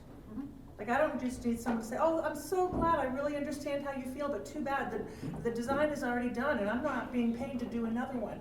Anyone else have any comments? Well, it's gonna make me feel heard, but it won't make me feel that I've contributed anything to the community process, because it's already been decided before the meeting began. Well, and that's why, if I may speak again on it, it's really important that as best we can, we understand the same language. We understand what conceptual means, we understand what final means, we understand what footprint means, we understand what phase 1 means. I've been having so many different things, and people are calling it all these things, and I think we need to say, okay, this is, we, you know, for example, I just found out in the op-ed in the paper and in the email that in architectural parlance, conceptual means something else than the Oxford Dictionary definition I looked up. So I want to make sure that we're very careful that we are using common language to get where we want to go. So in a community process, you know, we have a diverse population. We have to make sure, this is what we're presenting to you.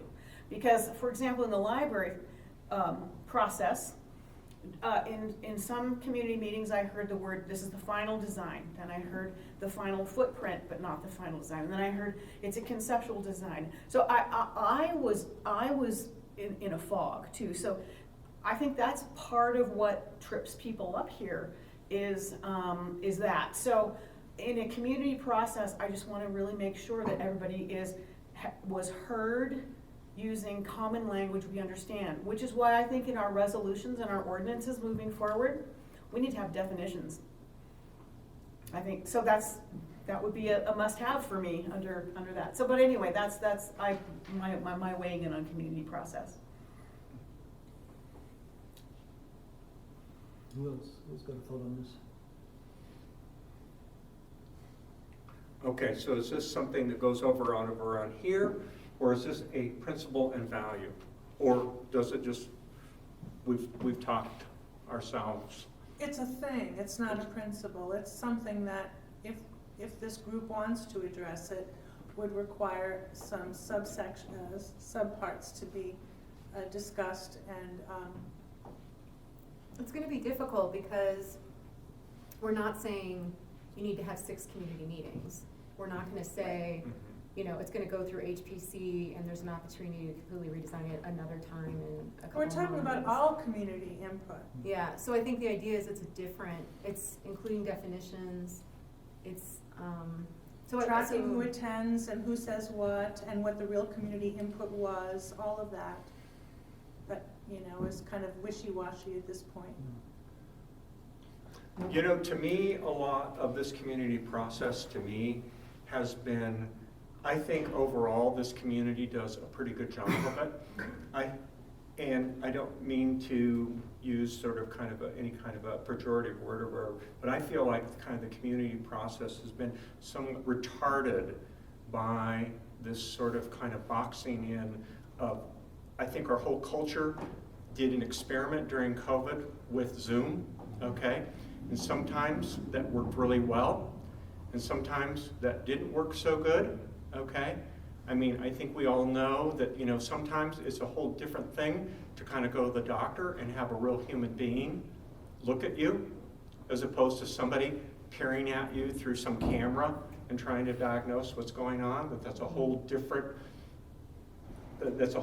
relationship that you're having, okay, with somebody either on the other side of some screen and you don't know what the heck they're seeing, okay, and you see a little tiny picture of them and you're having trouble getting logged in, and you know, as the old cartoon says, yeah, I got my medical ID, I got my login on the portal, I did my verification, I did my two-factor thing and the whole 9 yards, and then I died before I even got it diagnosed because you went through all this process to somehow or another get connected in on Zoom. So to me, I see this community as a very hands-on community, very tactile community. If we have essentially a makers community that's about ready to be the biggest in the state, this tells me that we're very tactile, get your hands on, you know what I mean, be there, be present, interact face to face. And I really feel like, you know, our council meetings when we had to go to kind of Zoom were just really stilted. You know, each one of you was a tiny little picture about this big. There are all these technical problems. And I see some of this issue of this community process thing been through that we tried to navigate and run a government and run a community through virtual screens. And I think it was really crappy, okay? It made me really sad. It was really hard to figure out, you know, what people were saying, hear things. We had trouble with microphones. How many of our meetings, when we go back and look over it last summer, that this room looks like little, you know, little specks of things, little ants on the screen or whatever, and you can't hear people in the whole 9 yards. So what I'm trying to figure out is, were we doing this pretty well before? And is this sort of kind of a hitch with Zoom? And do we need to do some cleanup from Zoom? Okay? Were we doing that pretty well before as a little small community, getting together with people? What do you think? You're shaking your head there. Before Zoom. You're looking at me. Yeah, I know, but you shook your head and said no. Well, I'm agreeing with both things you said. Okay. Zoom is a problem, has been a problem. Obviously, we had no control over the fact Right. we couldn't get together, Right. but it was a problem for communication Right. in a lot of different ways. You said, were we better at it before? Well, how many people do you see in this room right now? How many people do you see at meetings when we have real meetings? Not enough of the community, a lot of times, shows up, for whatever reason. And I think that's always been a problem. I mean, I've been here 44 years, I've been to a lot of meetings for city council. You've been here for it. There's a group of people that shows up, not always the same group. I don't know how we're ever going to get all the people we need to participate so that at the end of a project or at the end of a decision, everybody's happy with, well, we were heard. We knew what was going on. So what I'm hearing is that you feel like we could certainly do better, always do better in general, but I feel particularly like that the things that we asked to go through the Zoom process, okay, because we wanted to continue with those processes, ended up overly, I have to admit, sort of kind of retarded in terms of the outcome. In other words, it was hard for people to communicate, it was hard for people to understand what was going on, it was hard for them to get their feedback. And what I'm trying to figure out is, now that we have this wonderful window that we're out of the pandemic, about for a little while, what are the kinds of things that, are there some kind of things that we have to kind of catch up on, you know what I mean, and get back on track, okay, and rebuild community with? Or are we just gonna dig in and say, this is the schedule, and guess what, too bad, too sad, you couldn't participate through Zoom, and so, you know, the decision's been made. That's what I'm trying to figure out. No. Is it a transient problem that we need to do some cleaning up for, okay, and pay the penalty because of the pandemic and Zoom, or is it just a general endemic problem that we have? Both. And I'm not one person here, but this has been a discussion many times with friends, neighbors, different groups. Okay. It's an ongoing problem. Zoom made it really bad, But even before that, there's, and I'm not blaming the city council or the city, I'm just saying there needs to be some way that we can get the word out better, and I don't know how, to more people so that they know, oh, this is going on right now, we need to go pay attention. We need to put our input in there, give our input, so that when whatever happens, we're not all going, well, we didn't know about this. Why didn't we get to say something? It just keeps happening over and over, John, and it has, as long as I can remember, you've been here longer, you know what I'm saying. Thank you, Linda, yeah. Nancy, you got a comment, and then Or Julie. somebody, Nancy. jump in. Thank you. Yeah, I think that this is just a problematic no matter how we define it. And another example I wanted to bring up was the Crystal Park Road example. There was a huge process was put in place. Every effort was made to get everyone in that community and the larger community to weigh in on it. There are over 200 people in this room who agreed to a way forward.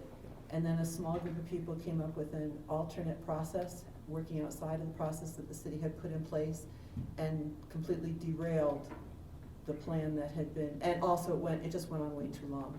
The process was allowed to go on way too long. So that's another example of in my opinion, a problem process, or one that when the city, to include council, because we had oversight of every community engagement process in the city on all the city projects.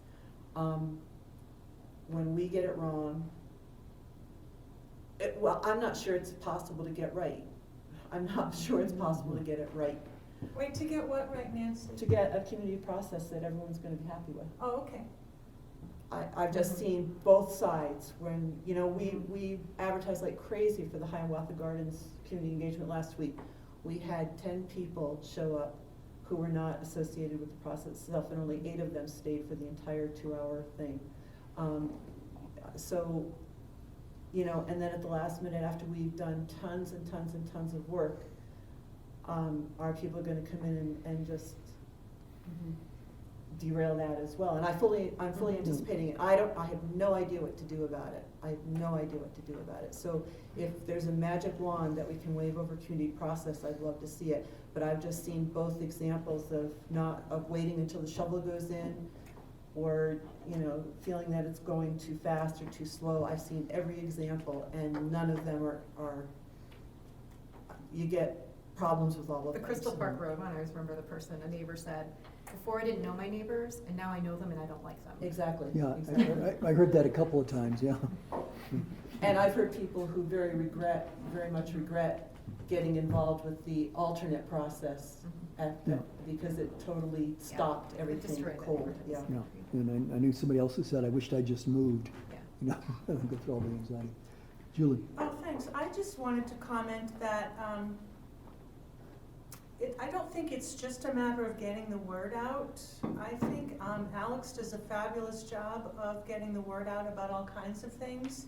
Not that we couldn't do better, but my experience is that I will mention to neighbors and friends to get the word out about various community things going on. And the response I get is, why bother? They don't care what I say. What I say will have no impact on the final design or the final outcome. We're really there just to get lectured to, and I've already heard the lecture, and I've seen it written up in the paper, and I've seen whatever. So if we're going to try and get, if it's the goal to try and get more people to provide input at our community efforts to outreach, I think there should be some kind of announcement. And maybe that wouldn't be true for people who are just moving to Manitou with no prior experience, but those who have been through, whether it's the Becker Street Bridge or the MAPS thing on the West End, or there are just so many people who say, oh yeah, I show up for those things, and what's the point? I hear the same lecture, and they're not interested in my input, it's just a lecture. I mean, maybe they're going to ask me, what color do you think it would be pretty to paint the walls, or what kind of toilet should we get? But we're not here to really give input, we're just here to be lectured to, and so why bother? I'll just read about it later.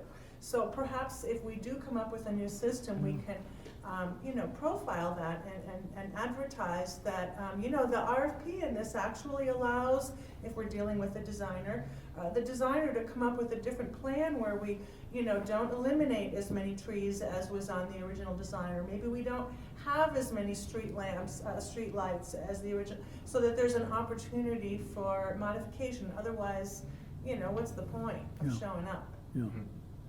No, and going back to the Crystal Park Road thing, I think one of the things that hurt us there was it went on for so long, and then the facilitator for that told me that the goal was really to achieve consensus, 100% agreement. And in the backup plan, if they didn't get 100% consensus, they'd go for a supermajority, which was still like 70% or better. And I said, this is unfathomable. In Manitou, you'll never get 70% on anything. You could give away free beer, and you won't get 70% approval rate. So I think that really caused a lot of people to become disgruntled with processes and stuff. So I think we definitely want to be careful how we present things, but certainly the input of the community is important. Judith? Well, the other thing that I've learned in this process is that we all learn differently, and even if we have the best community engagement in the world, and I'm going to use again the Carnegie Library, there are people that don't know how to read a floor plan. You can put all the floor plans on a screen. My husband knows how to install a door, but if I give him a floor plan and say, put the door where it's supposed to go, he'll go, I don't know where it goes. I can put it there, but you're gonna have to tell me. And one of the things I found in this engagement process was when a 3D model was constructed, many people said, oh, I had no idea it was going to look like this. And when I was in school many millenniums ago, we were required to do a 3D model of any floor plan that we created.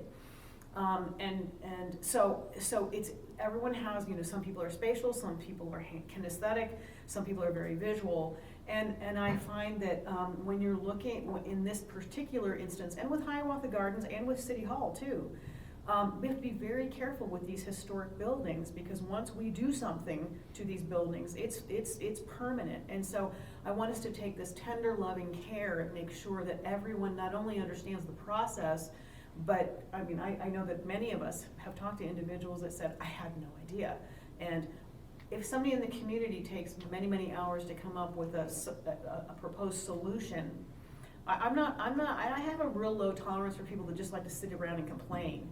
Oh, they don't hear us anyway. Well, you know what? You just gotta scream louder then. But if we have a group that says, we have a proposed solution, we're gonna spend hundreds of hours putting it together, we just want it to be seen and explained, and I can get behind that. So for me, for a community process, it does need to be reasonable. And it does need to be time limited.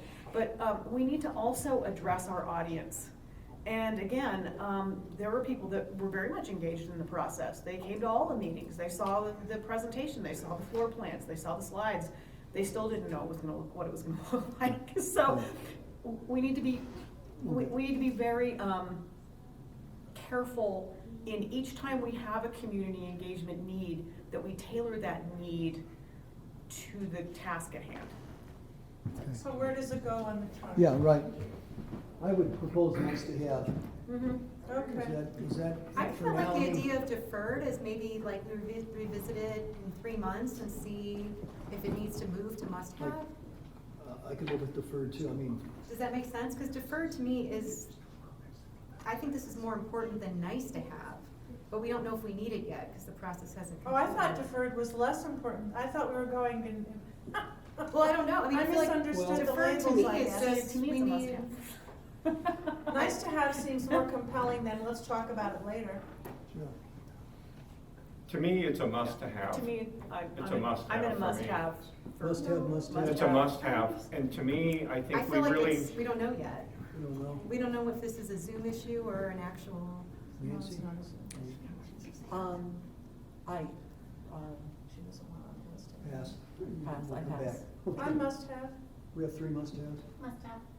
4. Must-have. So how about we put it on must-have? Okay. Okay, we found a home for that. Okay, John, earn your keep. Yeah, I know. And so there were sub-items here of Hiawatha Gardens and communication. Ooh, I really screwed this up. I don't remember what. Develop, communication, I think we can just leave it as it is. 'Cause Is it okay? Yeah. Is that okay? Whoever had that Yeah. item, that these sub-items, where were they? Is it okay? Okay. We're good. Okay, if not, we can go back and revisit if somebody comes, remembers. Okay, cultural celebration is the next one. That was yours, John. Well, yeah, it was, and I think, yeah, it'd be kind of neat if we could do some community things again. I mean, the chair project was such a bizarre, goofy. You want another chair project? Well, somebody had a concrete idea, which is that we had one. That'd be fun. Somebody had a concrete idea, I think it was Denise or something, that was proposing like a quarterly thing. Wasn't it you? That was me. Huh? A quarterly, close That was the me. Manitou Avenue quarterly, yeah. Yeah, I can't remember where it came from over here, but. Proposed that as well, Well, somebody. Denise had suggested like a community cleanup. and then like a I potluck. went the community potluck where you close Manitou Avenue in September, October, and it's only for community residents. And they do a big potluck and it's closed and you put down. Right. That I think would be so Right. much fun. So those are the hows, but I'm trying to, yeah, Can I what? just say one more thing that you Sure, yeah. asked about, and then I'll stop and leave. Thank you. The night that Tina Rooster showed up with her model, and you and I were standing there, and we were talking to Jean Garrity.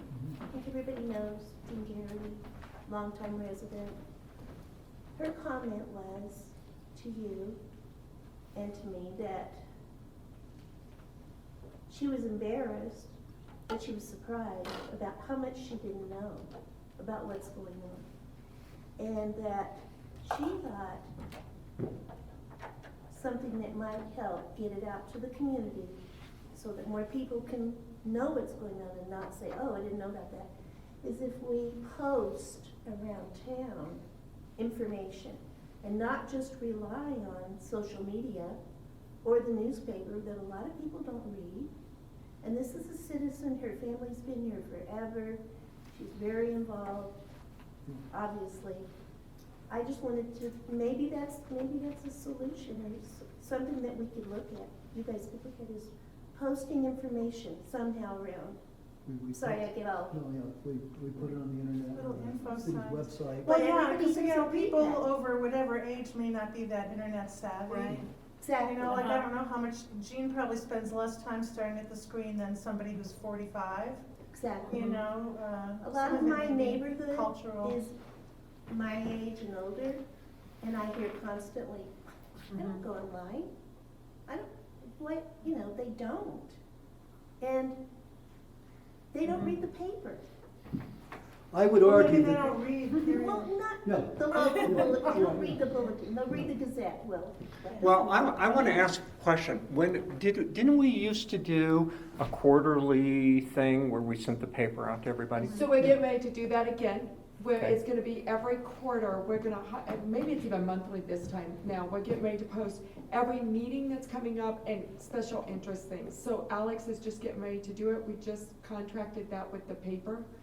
I can't remember if it's monthly or quarterly, but we're gonna start doing that, so it says they can cut it out and they know everything that's happening. And it's just gonna Great. be for the city, it's gonna be very focused, so it's not gonna be. Almost like a articles. pullout, like a pullout, Right, like a It's not center. gonna be articles, Put on your it's fridge. gonna be very focused for the city. What about a mailer? I They don't cost mailing- about 3,000 to I know it's 5,000 expensive. for every mailer. But Oh, if we God. just did mailers quarterly, or something, somehow to get into somebody's mailbox, into their front door. Well, Linda, I think what I was asking is, I think what she's saying is that we're going to either do a monthly or a quarterly, but the bulletin would be mailed to everybody. Would that meet your expectations? Yeah, if you're talking about mailing Yeah. it, not just public. Right. Well, I wasn't planning on mailing the bulletin to everyone. You mean we would take it and mail it to everybody? We used to do that. We used to do that Yes, quarterly. At least quarterly. And I'm sorry, thank you And that so was like the much city for update. listening. Very expensive. Thank you, Linda, for Thank you, Linda, so much for coming. And for your input, Yeah, that- whether we Okay. think that's a good use of resources. Okay. But we are putting in. Okay, so I know we got sidetracked with the mailing thing with cultural celebration. Must have, nice to have. So cultural celebration, I feel like that's an easy reach out to Crane, it's a reach out to Match, it's a reach out to the Chamber. I don't think any of us is gonna be putting anything on anytime soon. Yeah. So I feel like, we can dedicate funding in the budget toward it, but I can't imagine staff, I feel like that needs to be something where we're We reaching outsource out. it to I these other think things. so, I don't know, Well, so I think the city's role can be supportive. defer to outsourcing or it can part of the. But nonetheless, I think some of these cultural celebrations, you also need some funding with it. Yeah. And that kind of thing. Yeah. And so my question is if this is a priority and we want it done quarterly, how do we delegate that? Okay. And so is it a must-have, nice-to-have, not how, but where does it sit in terms of our priorities? Or is it Nice to have. or is it a subsection of strategic planning? Because if we're talking about our budget, how can you not talk about cultural events as part of the review of the budget? So it can also squeeze in there. Not that it can't be an entity in and of itself, but it seems that we want to remember this conversation as we go through budget issues. To me, it seemed to be a found item that we have that I don't know if I want to tuck it up underneath there. Yeah. What were you going to say, Nance? In progress, we're doing the 150th celebration to see this year, see how that goes. And Oh, so that 150th And that's a celebration really for this year, does that cover a lot of this for this year? That's a good idea. But it's a one-day thing. No. No, it's a whole, it's it goes all on for year. the whole Oh, fall. that's right, we got read the entire So many syllabus. things. You're right, you're right. Awesome. And we've dedicated 20,000 so far towards that. That's Right. in the budget from our perspective. So, In light of that, maybe we put on must-have since we already paid for it. Stuck with it. Well, but in the It's All right. already Done. done. How about already have? We need a new. Yeah, already have. how about already have? It already has. Yeah. All right. It's working. And I Okay. think it took Sean. Can I erase like this one? Because, Yeah. okay, I'm gonna, monkey wrench you then, Mayor. All right. Okay, Then I want my advisory board under must-have, and I'll tell you why. you want your what? My advisory board, because if we're gonna put cultural celebrations and it's done, I think that's very important. I think this advisory board is equally, if not more important than that. So, just my 10 cents. Okay, let's go back and revisit those in a second. Okay. Can I cross my last thing off, please? Yes. All right? Okay, library, freedom of information is the thing that's on the board. That was my thing. Okay. Yeah. I don't know if I'm the only one, but to me, that's a pretty urgent discussion to have. Or I guess I should say, I don't see us making decisions on the library and expenditures for the library and how much do we want to spend and how much do we want to borrow and how much will we get back and, are we going to still send this mill levy money to PPLD or not? So to me, it's an inevitable conversation that will come up. It's Okay, if important to it's me. an inevitable conversation that will come up, will it come up as a part of any of these other or existing city processes, or does it belong on one of these charts? Or is it Well, I guess you tucked could underneath say it? it's part of, strategic planning encompasses every single thing that we've discussed, so that's pretty broad. No, I'm talking about your particular library thing. Yeah, and I'm trying to use my bad eyesight to figure out if it's already under must-haves. To me, I guess it could be a separate issue, but only if, there's consensus. I don't know why I didn't do this earlier, but then Denise Oh, that might not helps. be able to see that. Oh, I'm fine. Wow. For those of us with bad eyesight. Well, that helps a lot. Thanks. Did I Well, suggest we discuss? We didn't it end up with Tuesday? anything over maybe. Well, could it fall under diversity, equity, inclusion? Because obviously, Well, like Nancy said, it's already on the agenda for Tuesday. yeah. Yeah, so maybe. So maybe it goes under already have. That's true, because you're talking about it on If it's gonna Tuesday. come up, And we same may with need. cultural celebration, we already have. Yeah, to me, that celebrating culture is different from, do we wanna stick with the Or, mill levy for the or it PPLD? goes to in progress. Well, that's kinda They're in general. progress. In progress. Yeah. Okay, so, John, it sounds like library freedom of information could go in progress. And so could Cultural celebrations. So can cultural celebration has been moved? Or If it that's sounds okay like with that's everyone. whoever the advocates are for that agree on. With all the boards. What nice All the printing flip you charts. have. I know. Wow. And there's snacks. There's a Yeah, whole bunch of why don't we snacks. take a break for 5 minutes? So I want my pants in There are front of cheese, you. there's cheese. Oh, I like cheese. There's a ton of snacks. My statement for the day, I like cheese, more cheese. There's cheese over there. We can't resume until at least the third. Talk about beer in a minute. Yeah, there you go. However much time. They just need, I know we can't say this, but they just need to serve alcohol during these meetings. You can say it. I would drink it. I read a Yeah. study that It's that recorded helps even decision to- making. I did have. I'm just kidding. Of course. I'm not sure that comes to quality, but. What I tried to explain to the production worker itself is that, you know, we're going to have this tomorrow. It has to go to council, and then she said, you know, also, let's just say go to council, and then there's this 3-month process. You know, we've got applications, blah, blah, blah, and mission and vision. And then let's say that took about 3 months. And then I said, then you give that. Can I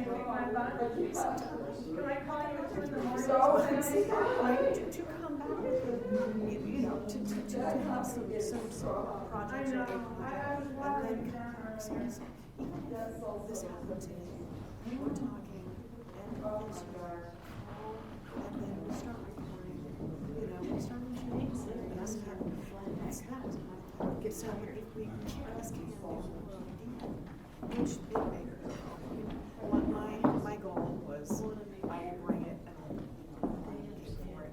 The councils would decide what our review is. But if we can continue to do that, we're going to miss out on some things. Which I hate to see. Because when you monitor first, and you know that. And I think we need to weed out some people. City council. You might want to for a little bit less.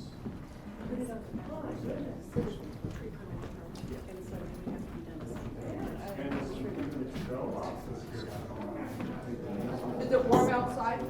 I bet it's warmer outside than in here.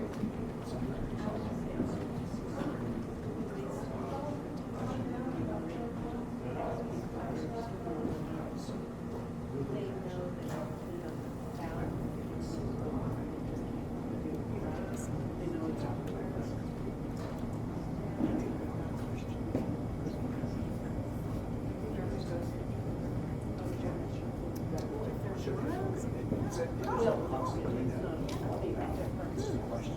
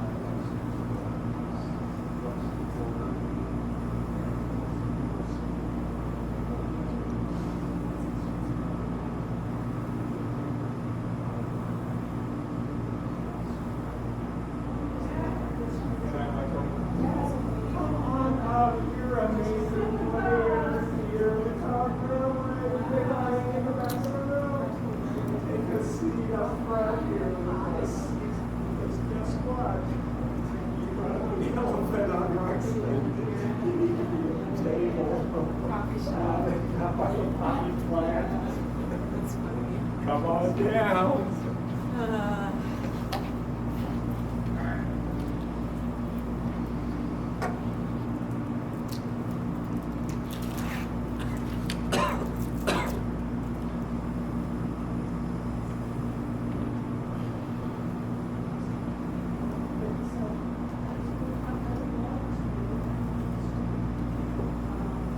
Hope you're out here soon. What's that? I know, me too.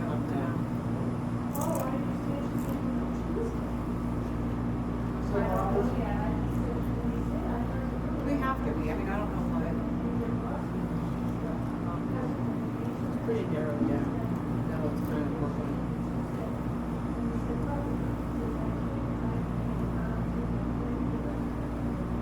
Hummus is really good.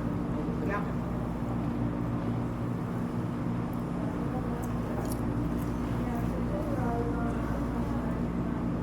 We're supposed to be friends at the cantina for dinner tonight. I really just wanted the margarita. You want a margarita? Yeah. Just shut my brain down after. I never go to the canteen anymore. And I know why. Yeah. I think it's, well, it troubled me that Swanton was, Oh, yeah, no, it's terrible. No, I know. I just want to go to Balloon. but I also think it's very expensive. And well, before COVID, I thought it was a good price. Yeah.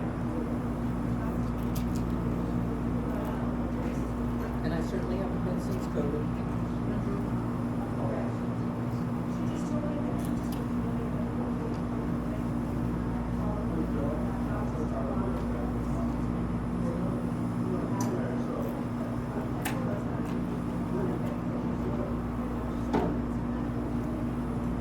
It's been such a crazy week. It has. I was like, Monday was code update.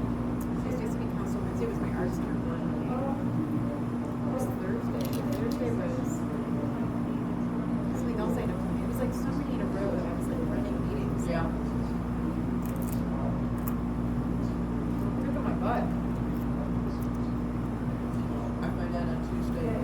Oh, that's right. When do you find out? Tuesday. The El Paso County Board, it should be on their agenda. I don't know when they post their agenda. It should be on the consent calendar.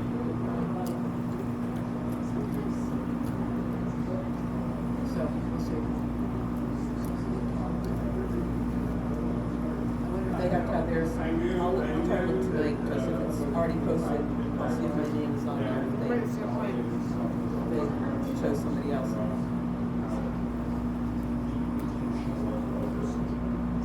Oh, you're right, it's probably in the packet. What's his name? Richard Pitt. I'm sure he would have told me. I'm not Linda Merlin candidate, I'm surprised. It's an interesting one.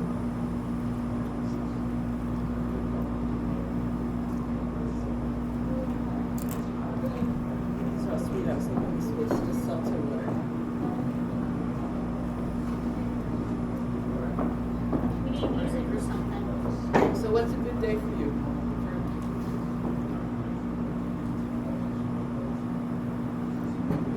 Concert was great last night. I'm going to Florida, and because of the amount of time that I'm gonna be gone, I have to work when I get back on a weekend, so April 30th. And remarkably similar to that, I wasn't it, Saturday, Yeah. time 5? Yeah, and then I'm gonna talk to Cheryl and see if her friend wants to do the wine thing. I don't know, maybe Natalie will let us bring wine. What's that? Remember how I asked you if we could have the club in the map? The club? Which club? Book club. Book club. Oh, yeah. Yeah, no, it's tricky. So technically, we're supposed to serve the wine or offer the wine because it has to be ordered through our distributor. Or the liquor store can donate it to a group and we have to submit a letter saying $0 were paid toward this donation. Other than that, it's technically illegal. Okay. And, you know, I mean, but You it's know, like. front porch singers have been in there numerous times with their water No, bottles. that's what I mean. It's like we don't, it's one of those things, like, if we don't know, we kind of let things go, but if we know, we're just like, can you just get it through us, you know? I tell you, my We don't need to make money off it, we just. I had my retirement party at Rockledge Ranch in the barn, huge party, and alcohol's not allowed there. And so, You told me this, I don't remember how anybody. and so my brother, but someone had told me who worked there, says, you know, wink, wink, not wink, wink. So my brother outfitted his trunk of his car with ice and beer and stuff.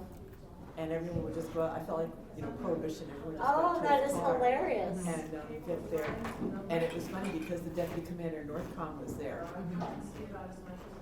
He had his beer too. He had a great, you know, he went out and partook, and he probably didn't know that we were supposed to have it there. No, I think I told him.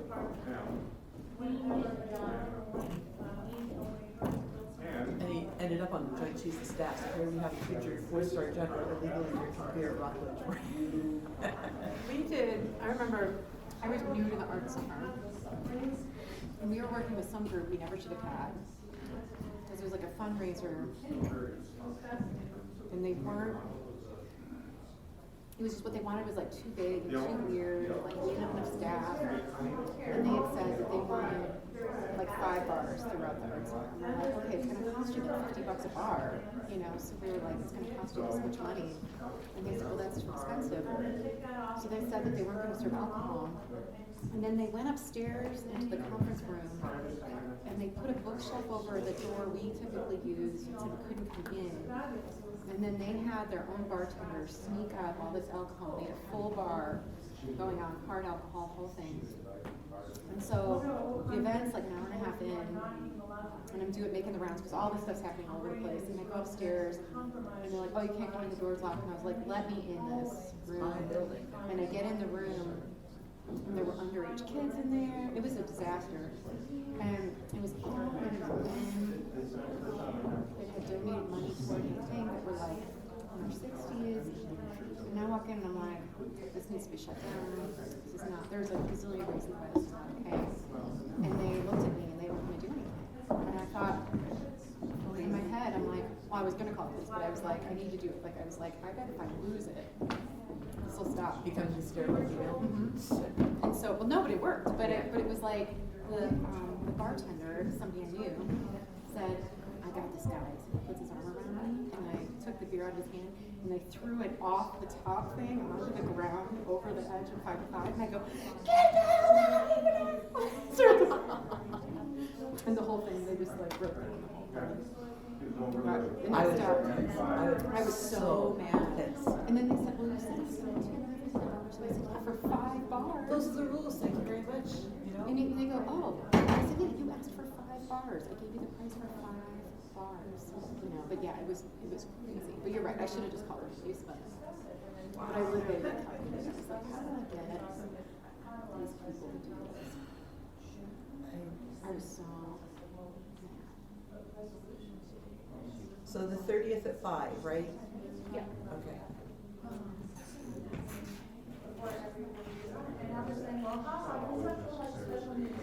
I will have totally forgotten the book by the time we get to this.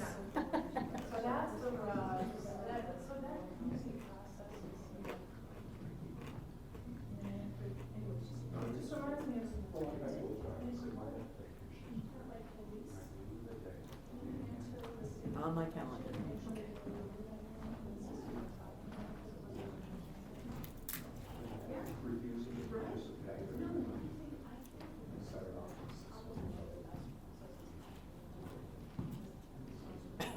Five?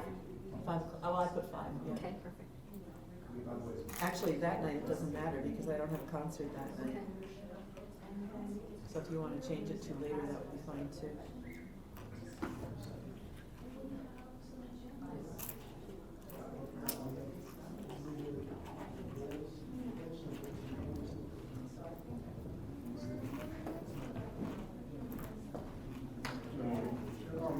Are we eating lots of food? All the food has to be eaten or we can't start again.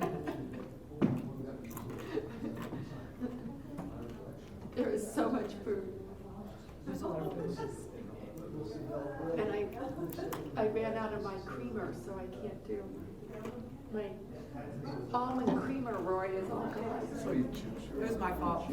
I didn't choose. Because you know what? Yeah, but that salsa is really good.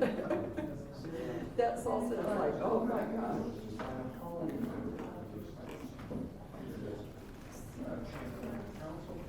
Usually I bring my own drinks, and today I didn't for some reason.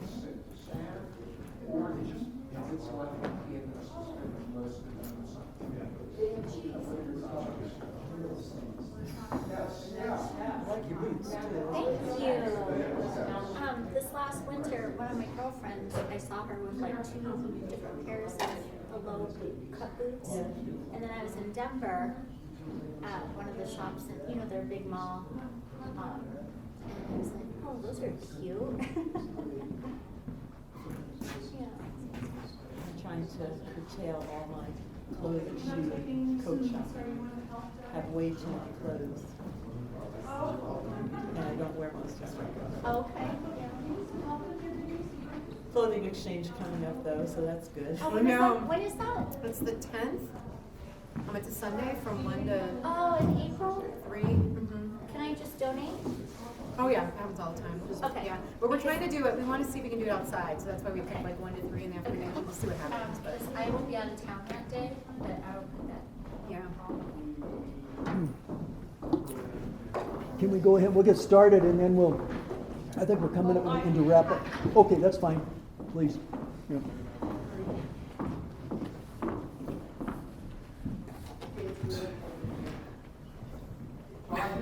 This is kind of going to be like sort of like the day after the Christmas season when you feel like you have to go on a diet. I know. Yeah. So much rich food. So much food.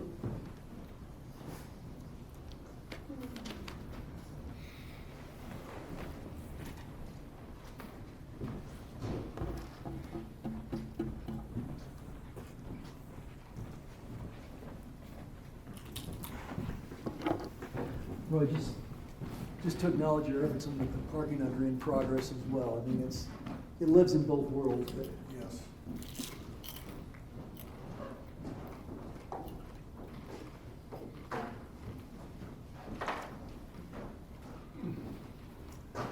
I might mention too, Denise and I saw Mayor Suthers and Jeff Green several weeks ago, and Mayor Suthers suggested that if we needed to borrow expertise out of his departments, we could do that. So if we need help with parking or traffic and stuff like that, he'd let us talk to their experts. And then they've got somebody for like affordable housing or housing issues. So Because let them fix affordable housing for us. It's fine. what's that? Just have them fix affordable housing for us. Well, it's a problem, but he said if you want somebody to talk to bounce ideas off of. We've used them before. Okay. Oh, I didn't know. So So, parking. well, yeah, parking. You know, we got Yes, Scott Scott Lee or whatever his name is. He's been helpful with parking. Yeah. So, but I thought it was nice to have. Yeah, awesome. Yeah, you get lifeline to a consultant without paying anything. That's very nice. I will say we already do a lot of that. Our public works communicates, engineers communicate. We have a lot of that already That's good. happening. Okay. Well, that's good. I'm good. I'm glad to hear that. And Scott Lee and Roy has worked, I will say, I think my kudos to Roy. I think he probably knows more than the majority of the people in parking anymore. Maybe not the day-to-day, but he's probably better read and more studies and more stuff than most people in parking. Excellent. Excellent. Okay, so I think what we want to do, it's about 3 o'clock, and we had hoped to go no longer than 4. So, a couple things. I think what we can discuss this a little bit more. Where I see this going is we've got topics that we want to work on, and these are obviously, a lot of these are pretty big thorny topics. We can maybe work them into an agenda schedule so that it's like eating an elephant, you eat the elephant one bite at a time. So we'll kind of work this sequence into our council business. Well, for as long as it takes, the coming year, the next 2 years probably. So okay, with that, So Judith had asked that we make sustainable employment action instead of a nice to have, a must have. Any thoughts on that? I think I'd like to put it as a presentation as a must-have, or the consideration as a must-have, but I don't feel like we should be deciding in this moment Okay, if they become an advisory. Does that make sense? Okay, we can say, discuss for a must have? Okay.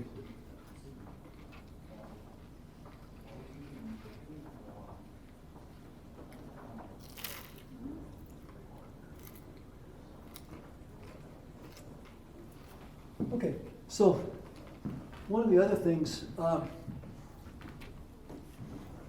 it seems to me like one of the problems that Manitou has is that we, and actually this council I think has been pretty good. Let me back up. When we had our retreat in June, early June of last year, we identified a list of things we wanted to get done by the end of the year, and we got them done, and everything was completed except one thing which was well underway. I forget what it was. Yeah, right. What's that? Parking reservation. Parking reservation system. Okay, so we kind of got that started. So actually, for the ability of the council to come together and say, these are things we want to get done in the second half of 2021, and then to give it to staff, we all got it done. So we made progress. So I'm encouraged by this whole thing here. What seems to me that when we're at risk at times is we have these good ideas, and then we go back to our regular life on city council and we react to things that happen. You know, there's a police problem or a personnel problem, or suddenly, you know, you've got the LaFawn Motel coming in and it chews up a bunch of your time and gets you distracted. So how would it be if we assigned proponents or champions to some of these topics so they don't get forgotten? Would that be agreeable? I mean, we've owned these things from the get-go. Yeah, Julie? Oh, sorry, with the mouthful. I think we may need someone, like you've suggested, to champion an issue, but I think more importantly is to find a placehold in our schedule to make sure we come back to it. Yeah. And I don't know if this will work, but it seems to me that some of the presentations that we listen to that go on and on and on during work sessions are somewhat informative, but not as time sensitive or crucial as getting to some of these must-haves. Okay. So I wonder if we should look at building into our calendar certain work sessions that are dedicated solely to these topics, so that it doesn't just sit in a drawer somewhere and not have that time necessarily taken up by all these presentations about, you know, we want you to know what's going on with Colorado Springs Utilities, and we want you to know what's going on with this and that. Maybe some of that stuff could be still conveyed to us in a packet through material that we read, but I don't know that we need to listen to hours and hours of that, and maybe use some of that precious time to go through working on these topics. No, I think that's a good point. I'd be on board with that. And as I look at these topics, I think, okay, these need to be worked into an agenda somewhere.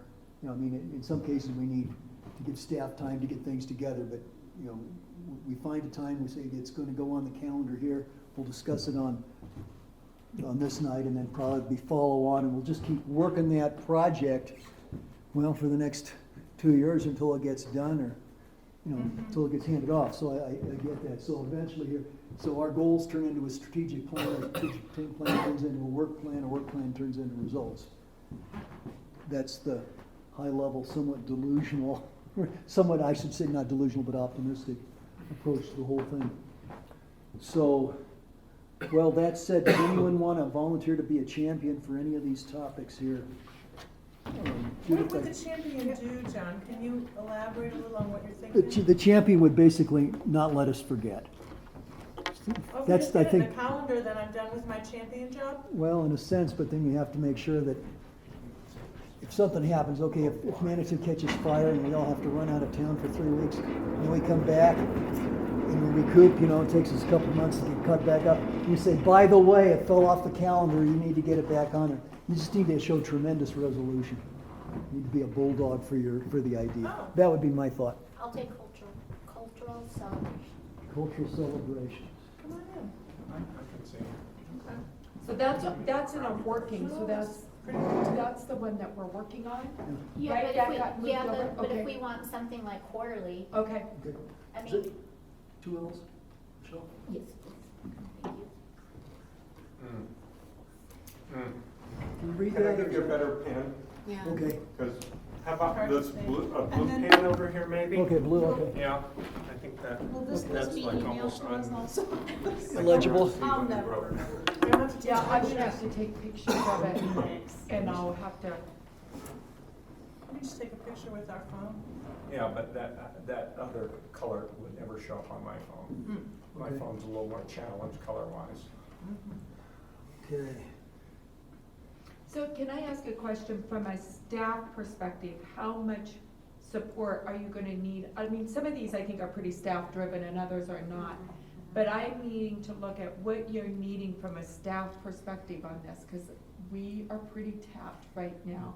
And what time frame you're needing, so I can figure out who takes on what.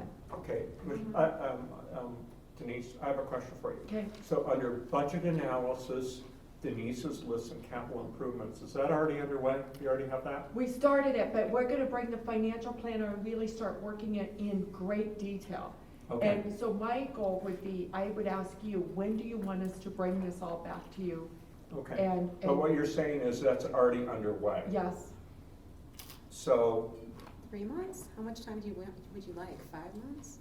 well, we gotta do it quick. This isn't something we can just hold off on. I would think we're gonna need 3 to really get the financial planner and all the analysis going. And don't you, Becca? I'm looking at Becca right now.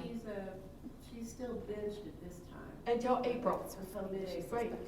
So do you think 3 months? So in, say, the end of June, well. That would be mid-year. I mean, that's 3 months too. I'm- 3 months? Okay. Let's shoot for the end of June. And there's gonna be some real focused time. Okay, 3 months. okay, So, so that one there, I think we can put Denise and Becca into June, right? Mhm.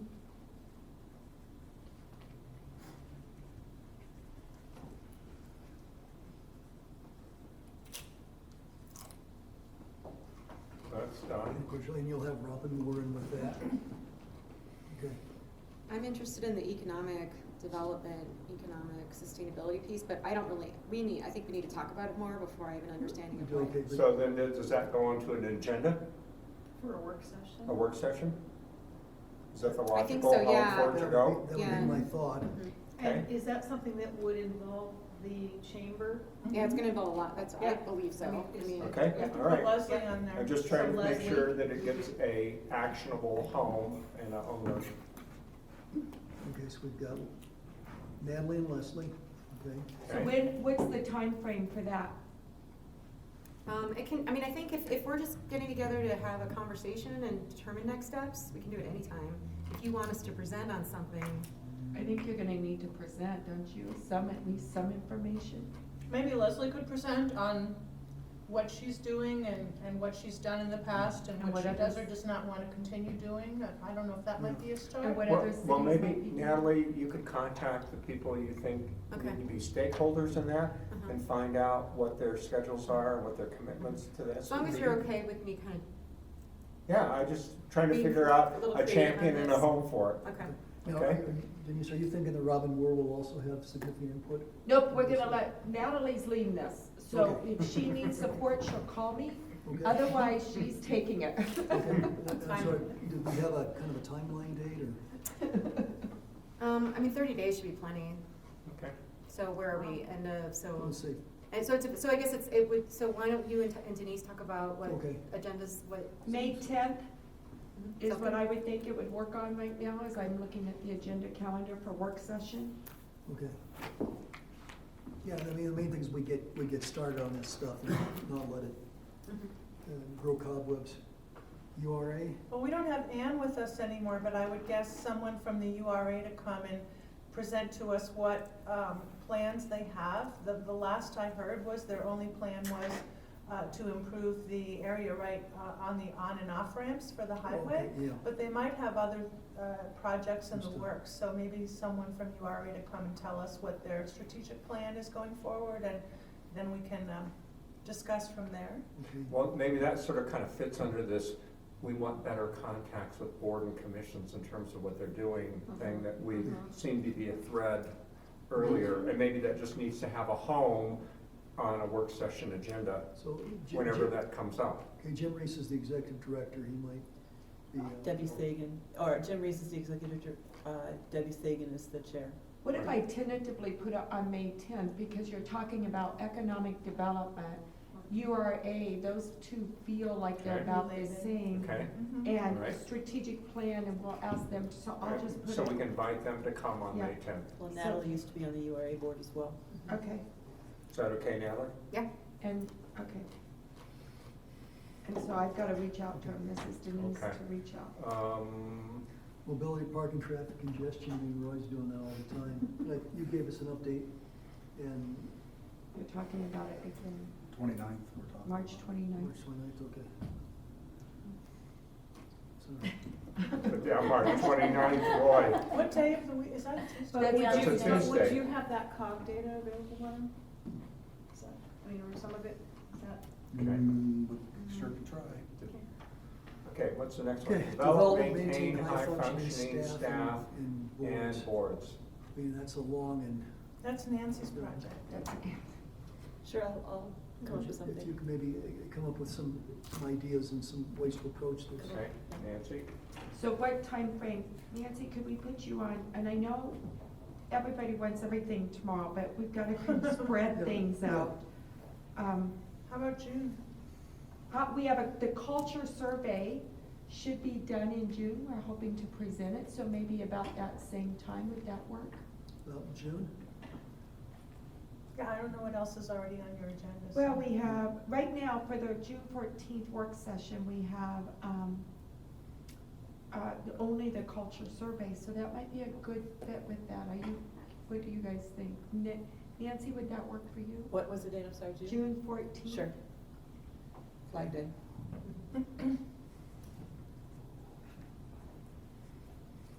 What is it? Community process engagement. May I ask this?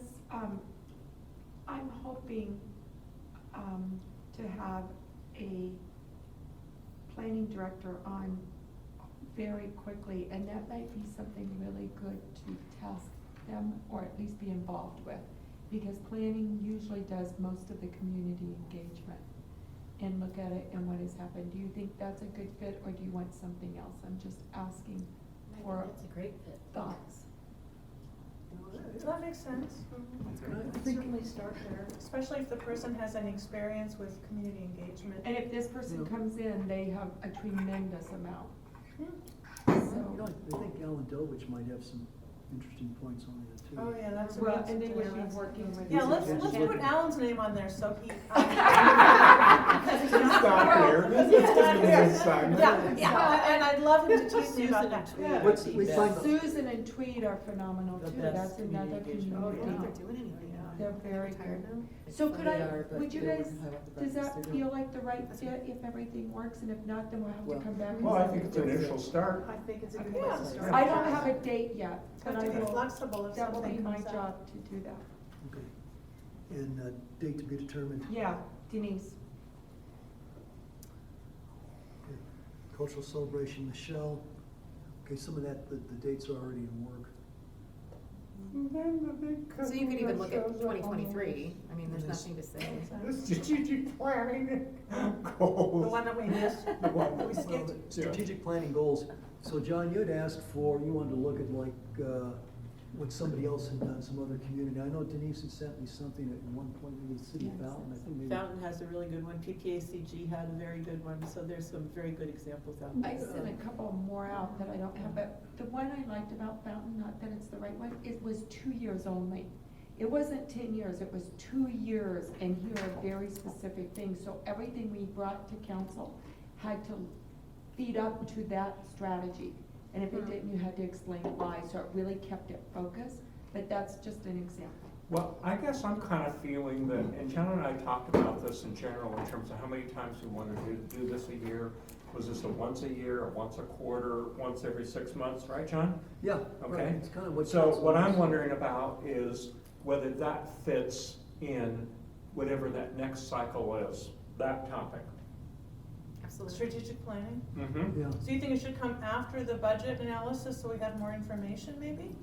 Or is that two different things? No, I think that would make sense to have the budget analysis before the strategic planning. We've got goals, and we've got stuff to work on. I mean, Right. staff's gonna be busy, I think council's gonna be busy, so it's not like we're not gonna be productive.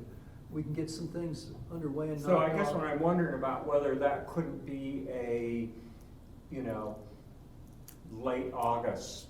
You know, I think that time would be good to get, focus on it about then, before we go into the budget season. I mean, almost as like a Because precursor. if the budget analysis is gonna happen at the end of June, let staff and other people kind of go on vacation for July or whatever in August. So I'm just wondering about kind of late August, you know, where we kind of have that funny third week in August where things are kind of a little quiet or whatever. I don't know, just penciling it in there. So we have August 9th is a work session, which is a code update. That's gonna be a very intensive. Oh, yeah, we work can't session. add anything to No, that. we can't add anything to that. That'll be a long. Yeah, it's gonna be intense. Yeah. So then you have August 23rd, which is the fourth one, or then you go to September 13th. I would rather do it, I would rather do it on a weekend. I know it's terrible, but I think better in the morning. I mean, So Like another a weekend? Saturday or Sunday morning? for me, that would work better if we're gonna be doing true strategic. Could we at least pencil it in for like the third week in August? Sure.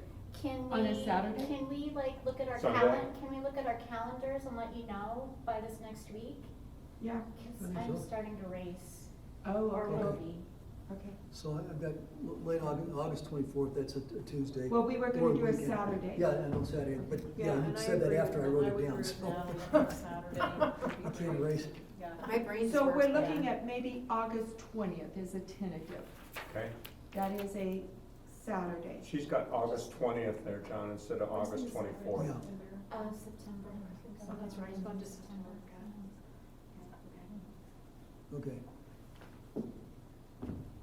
Okay, so we got times there, the cultural celebration, well, that's in play, so. I'll be gone on the 20th. Oh. Okay. And I'd love to be here Yeah. for that, but Okay. I already have a family reunion planned that Yeah. weekend. So tentative, should we put August 27th? Just for a tentative date for Okay. everybody? That's Appreciate fine. that. Okay, Thank the you. 27th? I have a quick question.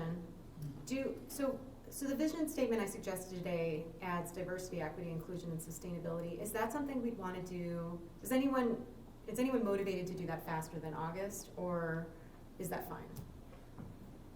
I'm not motivated to do any sooner than that. Okay. Be okay with Do we that. just need to have a resolution to add that? If that's what I think. I don't think it's exciting, if that's something we could, Why don't you just bring us a resolution Yeah, and bring add us a that language? resolution, we'll pass it. It great. seems like to me. I just wanted we could direction just to get do that, done. so, Hey. okay. Why do we need to schedule another I day? just wanted, that's Seems why I like was like, everybody's this on could be a board. big deal or could not be a I big deal, and I know, could we're just. just at it. Okay, is that okay, John? Yeah, I'm good with that, yeah. all right. So just let me know when. So could I say September 13th, maybe Michelle brings back her cultural celebration plans for 2023? Sure. So you said September That's just 13th? September 13th, it's a work session, Okay. so we have it on this Okay. and we don't lose Okay, it. so August, what, September 13th. September 13th, okay. Yeah. And this is Okay. the plan for 2023. Is that a true statement? Yeah, I just want to ask a quick question for Yeah. the budget, just as I'm looking at numbers. Yeah. I am wondering if you guys would want to do that also on a weekend, because that's gonna be pretty intense. On a Saturday morning for 3 hours or something, instead of a night that we're already exhausted and it will be the last thing. And I don't think any of us think well at 9 o'clock at night. No, I totally agree. I was gonna raise my hand and say the strategic planning as well as the budget should probably be on a weekend day, even if it's not an 8-hour weekend day, because they're both such big topics and it'd be nice to not be exhausted when we start. So do you have a specific proposal date in June, since that was June? Yeah, I'm looking right now. So everybody's busy in June, but that's a June time. So here's what we have. We could do, how about either June 11th or probably the 25th, because I think the 19th is Father's Day. If people Yeah. want to follow Father's Day off, I Juneteenth. don't know. And June. And my birthday. And What day is your birthday? The 19th, on Juneteenth is my birthday. You too? Oh, you're a fellow Gemini. early. Now I understand you better. What, a Scorpio? No, a Gemini. Oh, God. I'm a Gemini. Oh, God. Or as I should say, we are a Gemini. So, That explains a lot, actually. the 25th, tentative, June 25th Sure. for budget, tentative. Everybody look at their calendars. I have a question that hopefully. Oh, isn't I'm too out much- of town. Oh, Oops. we're at CML conference. Yeah. But yeah, right. it's that CML conference. But that's- we should be Yeah, back I'm by out then. of town. That's right. You're killing me. I know, sorry. First to the 24th or something? Yeah. It's the 24th, but if we do it on the Saturday, I have a race that Saturday. it's okay. Okay. So the 11th? What about the 26th? Are we A opposed to Sunday? not doing it on Sunday? Sunday? What day of the week is it? That's a The Sunday. 26th is a Sunday, she said. It's a Sunday. 26th is a Sunday. Sunday? Sundays are fine. I prefer Sundays to, 10 o'clock at night. Okay. Okay, so I'm gonna tentatively say the 26th. Okay. Okay, so John, let's move over to the next list Yeah, here. so this, sustainable discussion of, Yeah. sustainable I'd planning. be willing to take that on, and I think, just to answer Denise's question, I'd like to see that as a hybrid discussion with, I would love to have, just discuss it with Skylar and Conrad, and also reach out to Samantha Bailey. Who's she? And Samantha Bailey is the sustainability coordinator with Colorado Springs. She That was was excellent. really instrumental in just getting their Get up. advisory board passed, but she also Previous sustainability. was one of the co-authors of their sustainability action plan. I'm thinking July. And I'll tell you why. So if we brought a presentation in July, that's after the CML conference, it's after, I think the end of June is also Pollinator Week, the Pollinator Festival Week. Because, as we all know, if the council had the appetite for okaying it, it's gonna take about 3 months, I would say. Would it, fair to say, to put it together and get applications and, vet applications. And then another 3 months at least for a new advisory board to start their work. So I would think that at least report back to council. Okay, so we got a July date. July 12th. July 12th work session? Yep.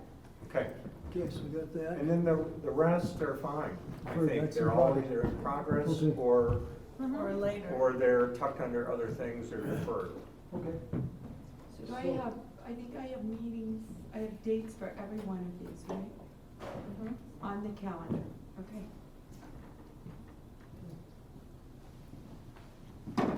Are we likely not to need to meet again on a weekend day between August and January of next year? No, October, I have us 2 days scheduled, 2 half-days to present the 2023 budget. So instead of all one day, I'm splitting it up in departments so that we have more time to ask questions and it's not an all-day retreat. It's October, I'll give you the date, hold on. Well, the reason I'm asking is, if any of these things, and particularly the budget and the strategic planning are like the real biggies, and parking and mobility is probably gonna be pretty involved as well. I didn't know if it made sense to put a placeholder somewhere in our calendar before January of next year, other than what we have already planned. Can I make a procedural calendar kind of suggestion? And I don't know if other people kind of struggle with this, but what I was just wondering is, do we have the ability through either the city Outlook email kind of thing or whatever to basically, so that these dates and these items come as specific calendar invites so that I end up with them on almost on my personal calendar, instead of me having to look through all of our lists all the time? Is there a way that we can figure out how to do that? So I've invited everybody to the budget calendar dates. Anything that's not regular Tuesday, I have sent you invites. So you're receiving, so the October 9th October 1st and October 8th, I've sent everybody already that invite, so you got it saying from this time to this time. Then these other, that's Saturdays and So I'm Sundays. trying to figure out is, do those things go out as what, an ICS kind of thing? So that basically they'll fall onto people's calendars? You know what I mean, or? Automatically. Yeah. Well, you can do it automatically. No, in your Outlook, it would be your city Outlook. Because that's where I send it, is your city, I send it as an invite on. Okay, I'll take an item to try and figure out whether that stuff is on there, because, as the summer kind of gets on, my life gets a lot more complicated. And right now, I'm okay taking individual kind of emails and finding the dates and putting them out there. I'm just trying to figure out whether there was a little better automation, where there's one, Both of the budget ones Yeah. popped up on How my about Google work Calendar, calendar Denise? without me doing it. Google Calendar? Yeah. Both of the budget ones popped up on my work calendar without me doing it. on your work calendar? Well, On your Outlook. my Yeah, on city- Your Outlook, city- I know. city computer. I know, I I'm know. not gonna use that. Yeah, unfortunately, I don't live and work on an Outlook, so that's why I was I think asking. John and I are Google. Calendar? Yeah, I'm not gonna lie, but I prefer Google. Natalie, how does this stuff show up on you in terms of calendar events? It doesn't appear in my handwritten calendar. Oh, okay, all right. Hey, John, you can take your Google though, and you can combine it with your Outlook, and then it'll show up on Google. Okay, I'll have to look into Just look into Google. Okay. So tell me the best way, after you look at it, let me know, but I will be sending everybody an invite I to those just- Saturdays and Sundays, because I put it on mine, and I want you guys to have it on theirs, because it's unusual meeting. Yeah, I know, that's what my point is.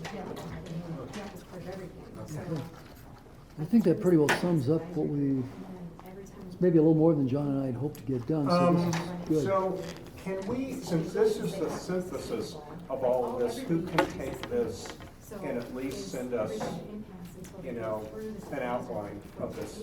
I will, what I'll do is I'm gonna give this to Lisa tomorrow and have her type it up Okay. with all these details, so, and if she has questions, she'll ask me, and then if we miss something, just say, add this, and then we'll send it out to everybody. Thank you. She may not have it out tomorrow night, but she'll Okay. have it out. I'm just making sure that the only documentation I have of this is not just a screen picture on my phone. Yeah, I would go ahead and take a screen picture, just so you can make sure, but That's good. I'll have her type everything up. Really, what I'm gonna have her type up is more just this, instead of all these, because this is hard, and then you want all of these typed up. Well, I can't do this by name. I can do this by name. Is that okay? No. No, not that? No, Okay, just this. Yeah, Does just everybody that, just, just okay. those. Just those and the nice to haves and our final residual stuff, Okay. I think is the important stuff. Okay. Because I don't think the rest of that stuff, I've crossed through it, I don't know if that's going to be useful. I Great. think we tried to harvest all the stuff I'm as gonna let best you we guys could. take copies before I tear it down, so if you want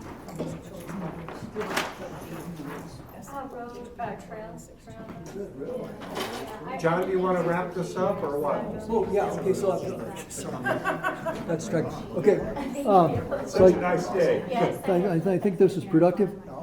With any closing comments, anybody need to say anything? Julie? Thank you for doing this today. Well, thank you. I really feel hopeful that we've made a lot of progress. Yeah. And I'm really happy that you organized this, and it was fabulous. Well, super, thanks. And John was very much involved in it, so thank you to him as well. And I think this is really just something we need as a chance for us to just talk and kick ideas around without a whole lot of pressure to get something done. And my God, we got a lot more done than I expected. So, anyway, great. Thank you all. Thanks for your, giving up your Do Sunday. you guys want me to send you individual invites on a project that you're gonna be presenting to council, so you have it on your calendar? That would be good. Would that be? Yeah, that would be Because I can good. send you an I think individual that would saying be this good is too, gonna so be that people know. your individual. Yeah, Okay. yeah, whoever the individual advocates are for it. All right, well, good job, everybody. We can do this again. Cashmere, maybe that jacket and there's some cashmere.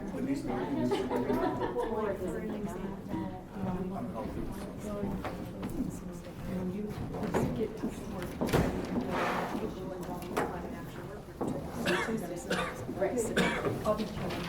And so, we want to speak about those. I think I hear more from you on that. You did last The other time. thing I wanted to say was on the time schedule, there. And it absolutely is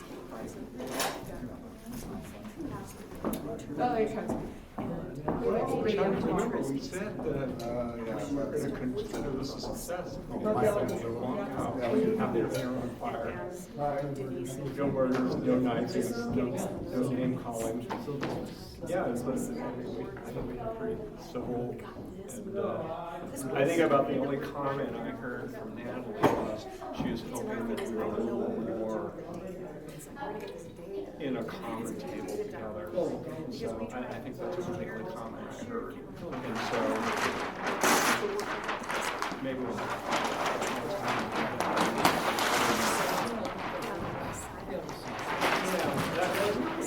that's otherwise I think people were happy with it.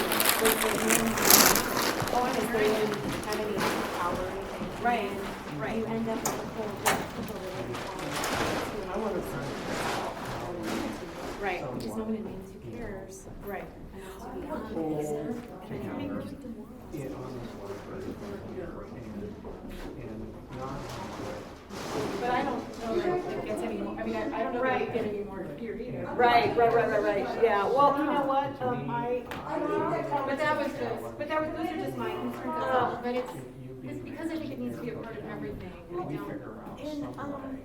Yeah, but I think that. Because like parks, there's only so many parks, like it's very specific, needs a role, you know, OSAP is a very specific role, you know.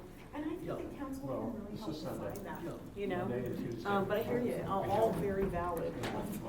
48 hours plus this evening, or whatever. Right, let's get out of here. Figure out. I'm sorry, I don't want to say. but I think they were just talking calendars. Close before that meeting, but I guess I'm gonna try and figure out.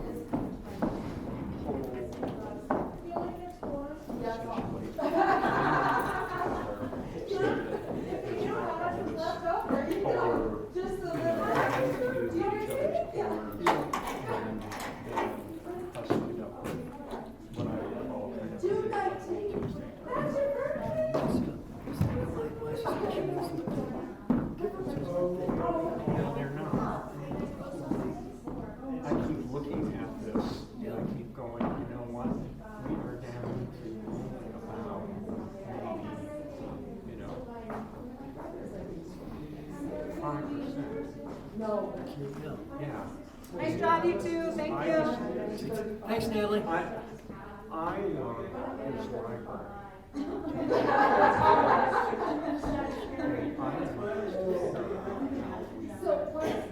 Let the kind of pus out of this bubble of this current thing and pass it out and get it essentially so that we're dealing in some rational approach instead of this locked and loaded, you know what I mean, thing. And we're going to embark on this whole ugly discussion, in my opinion, as to what is and what is fine. I don't want to through the ashes. I mean, you know, by the time we beat each other up with the Webster.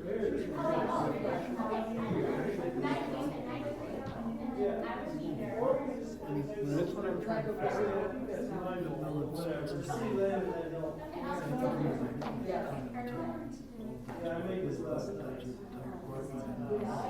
And that's perhaps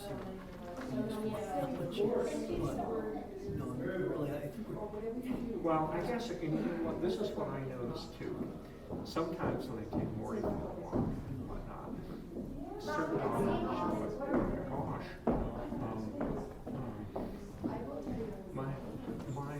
My dog's not very friendly in the whole 9 yards, and it's every time. Most of the time dogs get together, figure it out. Yeah, they do. Yeah, Okay. you see a lot And of I'm that. trying to figure out what we need to do to get these two groups of people together and us be able to make it so that we can navigate through this process and figure out some reasonable thing so that on the other side of that, we have everybody on the same sheet. Everybody got support, yeah. And I think, several weeks ago I talked to Rob, and I think my sense was that they'd be willing to give a little bit of design and stuff, and they would have done that previously. This is my proposal, okay, for this, and I just want to throw it out, okay? Take it or leave it, or argue with me or whatever, every which way. I would almost like, currently we have a proposal for ratio. And first off, I want to say, what we have invested in ratio is they have all the dimensions, they have all the, shall we say, lat long and 3D thing, as to everything that's on the computer in order to model that library site. And that is a huge part of that contract that we've already paid for. There's another how high the building is, what the corners are, the heights, you know what I mean? Right. You know, so all that dimensional data, all that 3D data is all on their computers, okay? And so in an instant, in their CAD system, they can move things around, right? Okay, so they've got the data, okay? And what I'm proposing is that these guys would, and if we have to, for let's say it costs us $5,000 or something like that, because I don't know where we are in the contract with Ratio. I don't know whether they're not on the bit to kind of get paid and tidy this up, okay? But my point is, if we need to kind of hand out another, let's say $5,000 or something like that, that says, hey, take Tina's design, plug it into your CAD system in an honest broker way. You know what I mean? Not as a way to kind of keep six it, but as an honest design thing. Okay. Draw it up and analyze it from the standpoint of, does it meet building code? I mean, when you hire an architect, does it come back to you that says, I'm going to give you a set of drawings, and when you take them down to regional, they pass. If it's built the way the drawings say, right, that it'll pass code inspection. When you move in, the building will fall in, right? Okay, and if you've got ADA considerations that it meets the code, right? That's kind of Short weekend. you know, Checking and is to make sure that it was all such a great that- Say hello to I have volunteers, I'm going for Right, yeah, exactly. I Right. scheduled, are you going to So my some? point I is, can't. I scheduled a soak for tonight because I And can. What good That timing! is so, I scheduled a Concept. soak. I'm allergic to brownie. Oh, so you. that is really just You're in allergic to crime, brownie. okay? And they're on equal footing, meaning that But they we don't have, use corn. we have floor plans, Yeah, they only we use. have computer, we have CAD Enjoy yourself. views of it. I'll take it. Okay. Okay. And then we can look at these two in a way and basically even literally send both to HPC and say, which one is better historic preservation from the HPC standpoint? Is there one that is better from the standpoint that needs to go to the planning, okay, entity? And, or even, maybe it's not even those two. Those two, the choose is the applicant which one goes forward. And I'm just trying to figure out is something that we need to pull together the community in a way in an active Assessment. Yeah, Mostly open. That feels not, it just feels like we can pull this together. Tabby kind of brought that down. I can pull her and I think you just pull with Rob. I can pull with Rob. And I had tried Yeah, to- they did a great job. Yeah, they just did, I guess it was like an action list, Yeah. that's really what. It was after she was done with the model. But, no, it's good, then you're just cooperation, and feeling things out. What are you doing? Right. What are your thoughts now? Yeah, can you That's, get that's it risky, that's risky to do and say, look, What's okay, going we're gonna. on? She said, well, we just decided to give But it. it's good because. Yeah, they're back out. It's bigger than ever. And then I said, no, Yeah. But yeah, the code of things. it's already Yeah. passed. That's a huge project still. Just and- that little bit I saw from Conrad. Oh my If you're gosh. gonna do something. I you try can't to do imagine what's happening quickly. with the rest, because Oh, it is so intense, Right. and every word. it's- Well, I know. It's And so intense, my but point it will is be that great. when we I get it just done. don't, But it's I intense. don't want Tuesday to be a shit show. I saw, I participated in this working group, it's called the Marijuana. I don't want Tuesday to turn into And I a, saw. oh, I was misunderstood. Oh, we couldn't participate on Zoom. Oh, you know, we got the thing in the packet from Rob that said, oh, you know, a huge long spreadsheet of, you know, every communication, every time they tied their shoe or their tied their shoe. Oh, she's working on Norway. And you know what? That's she is not gonna pacify the other side. Well, hold on, You know what I mean? Well, yeah. I mean, that's like, it's so. No, you say what it's things do. Oh, well, until I get a planning Do director. kind of what we did today. Yeah. So anyhow, We had a Yeah, she's rational working out the synthesis yeah. of all sorts of different ideas here.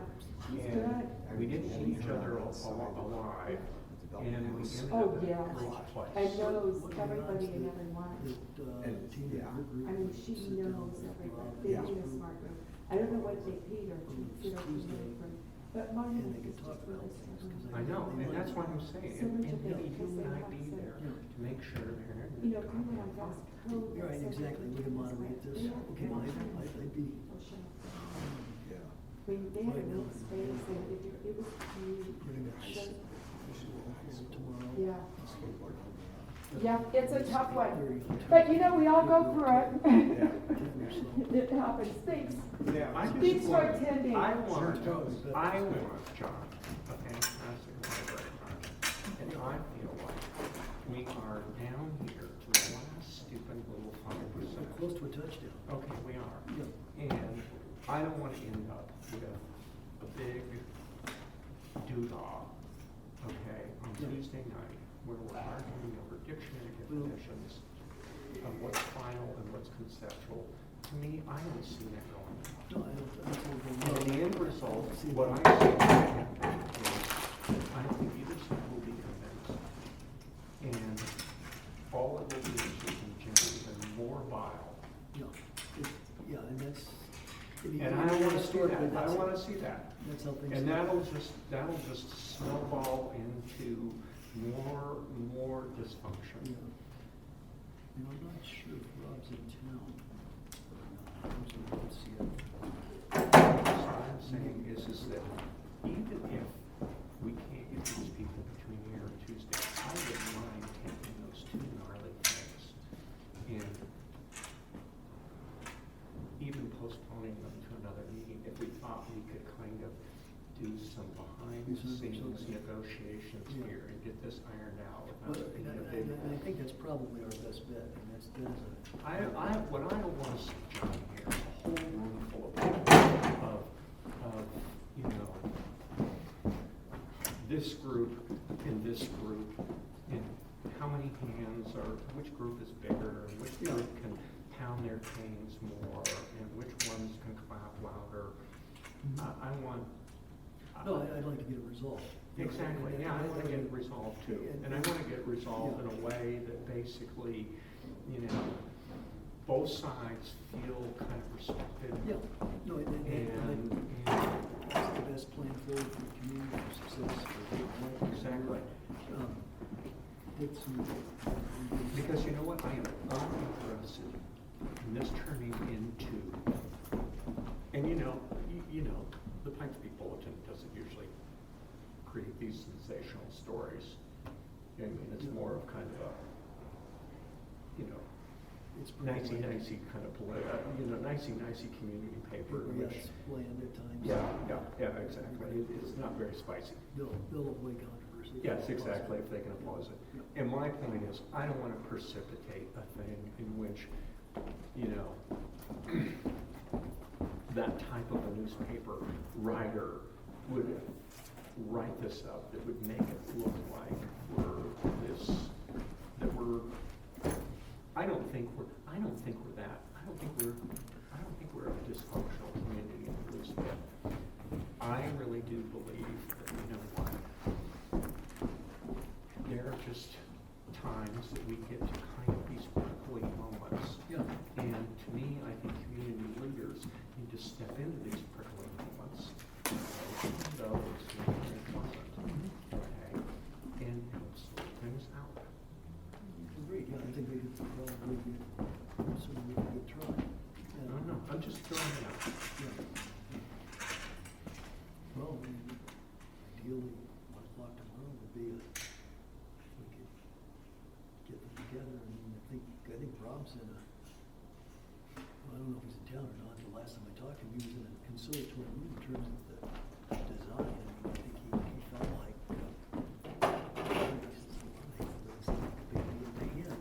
in terms of what we're actually going to ask. It's just that it comes in such a bad time.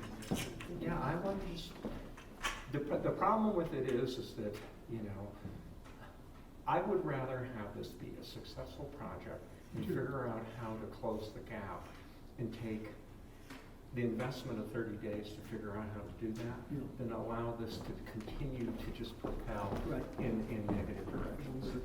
Okay. Because I'm willing to kind of trade kind of 30 days in a sense for community closure. I think that's reasonable. I mean, when you look at it, I've seen things like this. Blowing up a swimming pool when I was a kid was a huge example. Absolutely. I mean, there are people who wouldn't go to people's funerals because they. I know, that's my point. That's my point. It is not worth the 30 days. It was like, you know. And when I heard the report that, you know, the Crystal Park Road thing, people wish they'd moved away or their neighbors. Yeah. I know. I don't wanna build that kind of community, and I don't wanna. Thank you.